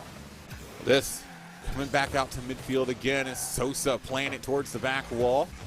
Beast of Bonium with control, looking to play it all the way forward. Is Andy, can he find the read off the backboard? No, he can't. This one going to be falling back again in the corner. Daniel gets one touch. Ooh, good 50. But Sosa getting taken out of the play. Chronic looking for the double touch, and he's going to get it through to pull them back level. Oh my, Chronic stepping up right now. He has not played like this until this moment, and this is the perfect moment for the randoms. They have needed it. That is a hat trick on the board now for Chronic, who has made a habit of scoring.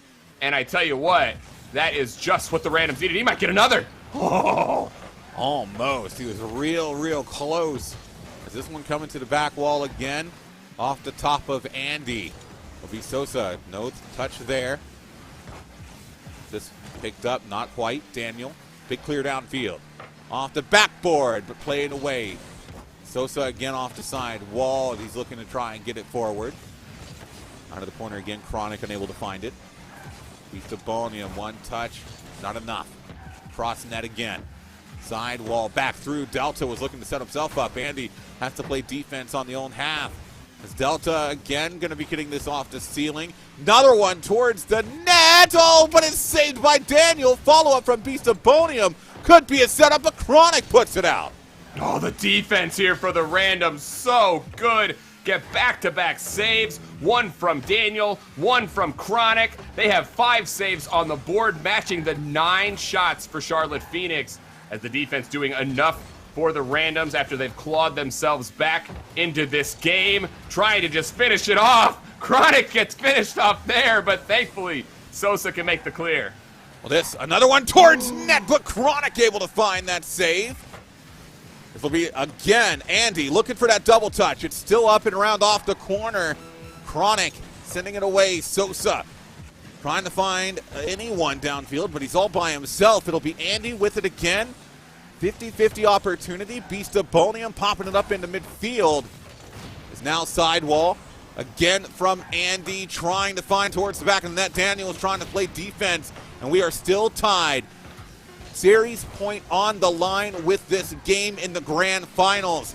As off the ceiling it'll come. Daniel taking a shot towards net. Saved away by Andy. Is again off the corner. Cleared downfield. Delta might have an opportunity. And he's going to take it. Delta with no time left on the board. Going to put Charlotte Phoenix on series point. Oh, the ball out to Beast of Bonium, and it is a home run pass all the way downfield to Delta, who gets his first goal. 4 for Charlotte Phoenix. Delta involved on every single one there. They take a big save downfield, and they break the hearts of the randoms, put them on tournament point. My goodness, they are one game away from being able to take the grand finals here, and it is so close. The randoms need to win the next 2 in a row if they're going to even have a chance to play another best of 5 here. I don't know. Charlotte Phoenix is really feeling on top of their game right now. They're really feeling like they're running the motions. If they can keep this up, it's going to have to take a second wind from the randoms to pull things back. Yeah, but I mean, you got to say, if any team's going to do it, it's this team right now. And with the way the storyline's played out all night, it just feels like we're going to get that game 5. But there's still obviously a lot of work on the side of the randoms here, as that is a heartbreaking goal to give up. They had, like I said, clawed their way back in. I mean, they were down. They played out of their minds just to get that way. That effort by Chronic completely erased. Just forget about it. It doesn't matter. Charlotte Phoenix just too strong there in that late game effort. And right now, they're one win away from winning it all. Yeah. 1 win away. And it's 5 minutes for Charlotte Phoenix. They really need to stay on top of their game. And Sosa coming in with a touch again off the ceiling, straight back down for Chronic. The interception not quite there. It'll be Daniel towards the back wall.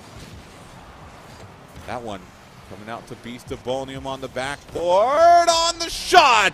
And Charlotte Phoenix, it's not even 20 seconds into game 4. Are going to start the death timer for the randoms. The demo had opened up the net there as Sosa had to dive, get over. He had ran out of boost, does everything he can, uses everything in the tank to try to get up, but can't find it. And now Charlotte Phoenix with that goal. We're so early in this game, but potentially could be the tournament winning goal. And this is the first time that this team has scored first. So that is even more bad news for the randoms. Delta knocking it down for Andy. Look to try and follow it up. It's Delta again. Couple more touches towards net, but played away. This one coming up and around, straight out in front. Beast of Bonium, though. He puts it off the post. It was the option to make it a 2-0 game, but he just not quite able to get it far enough left. Even with that, this is Andy just setting up his team. He has made it really easy for them to get scoring opportunities, getting extra touches to beat 2 players on the field, and that is always going to open up a teammate. Andy's so responsible in the way that he plays, putting his team on his shoulders right now. No surprise that he leads them yet again on the scoreboard as he leads them on the field. Well, this again from Beast of Bonium, but it's not quite enough to get on target as Andy playing it around the corner. Chronic a touch out in the midfield. Delta straight down. Beast of Bonium side wall. Follow up, not quite there. Is this one pinging off the ceiling? It'll be up and around again. Sosa again towards that back end. It's Andy with the follow through? No, not quite. It's Delta that's got to get there in time. And speaking of time, Sam, it's 2 minutes gone, and it feels like it has flown in this game 4.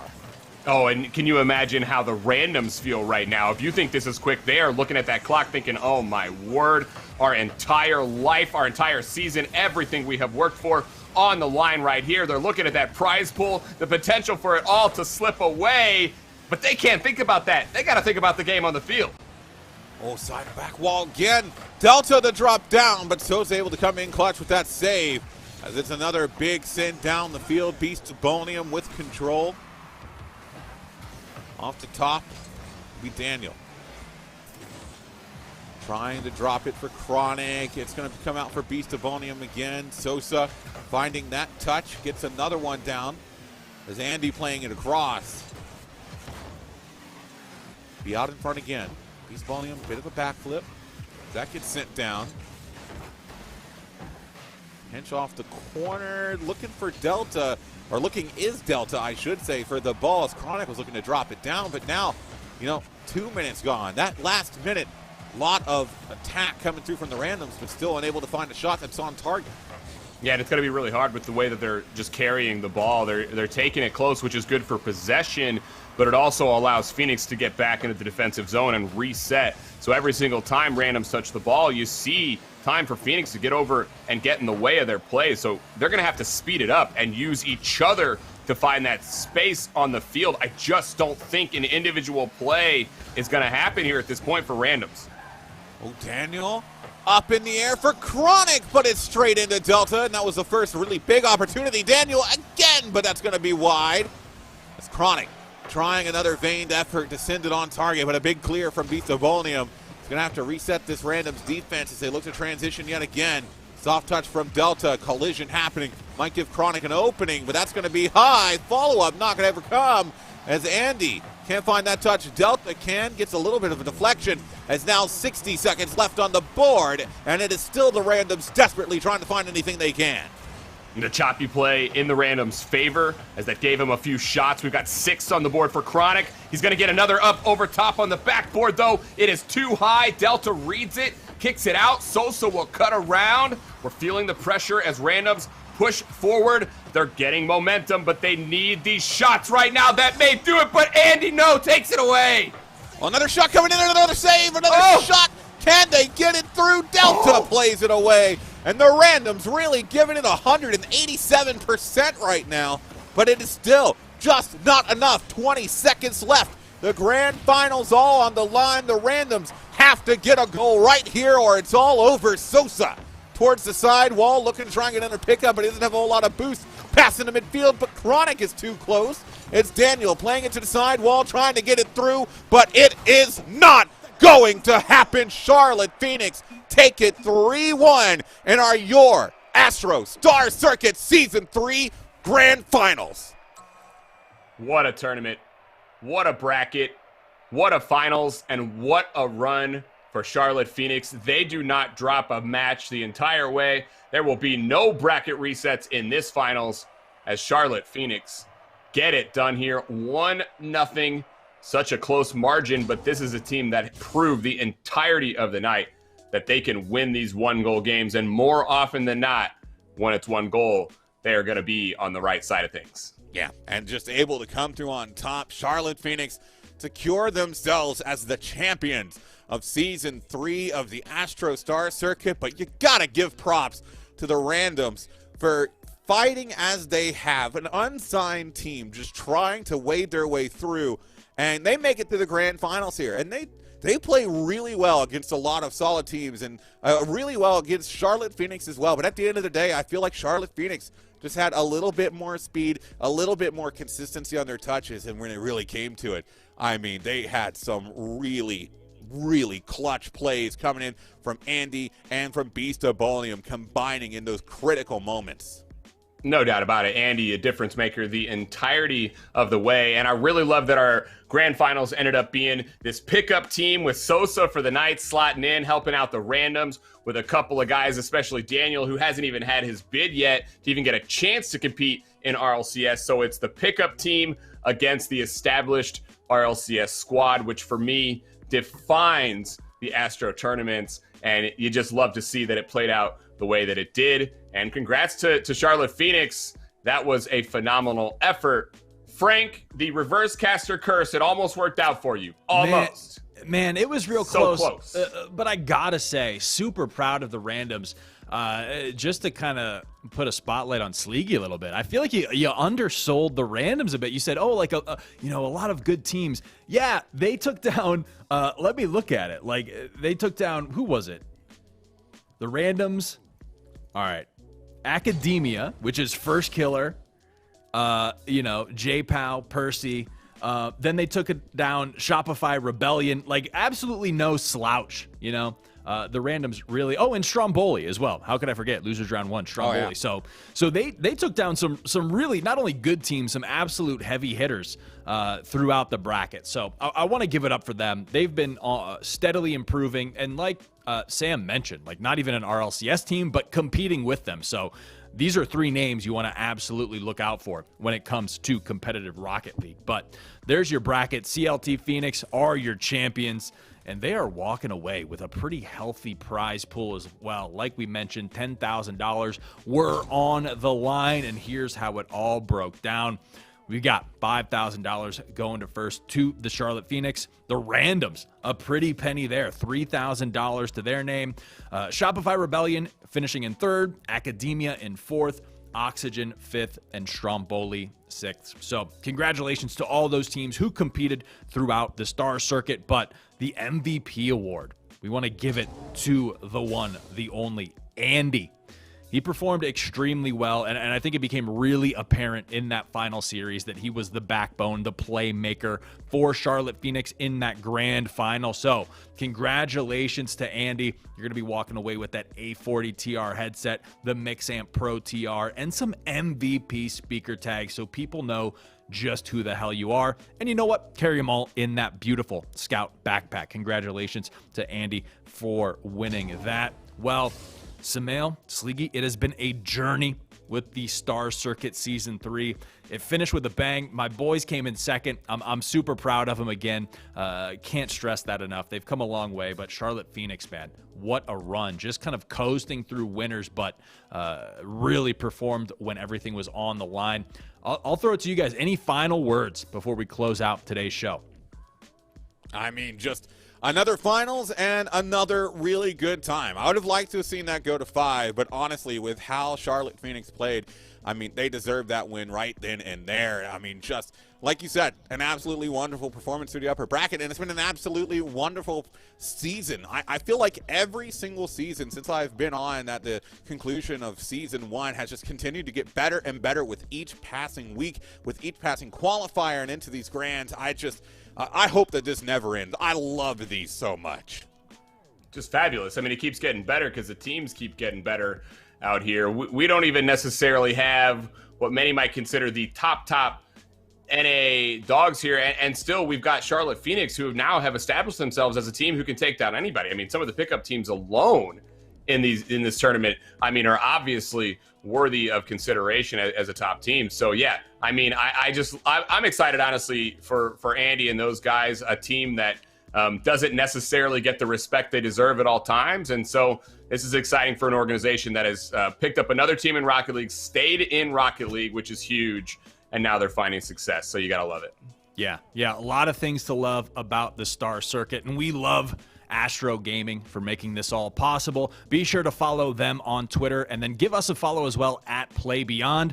That's where you can keep up to date on all of the news, all the offerings, all of the brackets we have going on, all of the tournaments and ladders that you can sign up for, and stay tuned. That's as much as I think I'm contractually allowed to say for more news regarding the Astronauts Star Circuit. Sam, Sleegy, been a pleasure. Got to get back in the booth sometime soon. We will absolutely let you know. And thank you, everyone on Twitch, wherever you tuned in, for checking out the stream, hanging out with us for the conclusion of the Astronauts Star Circuit Season 3. You know what? We'll see you all next time. Peace.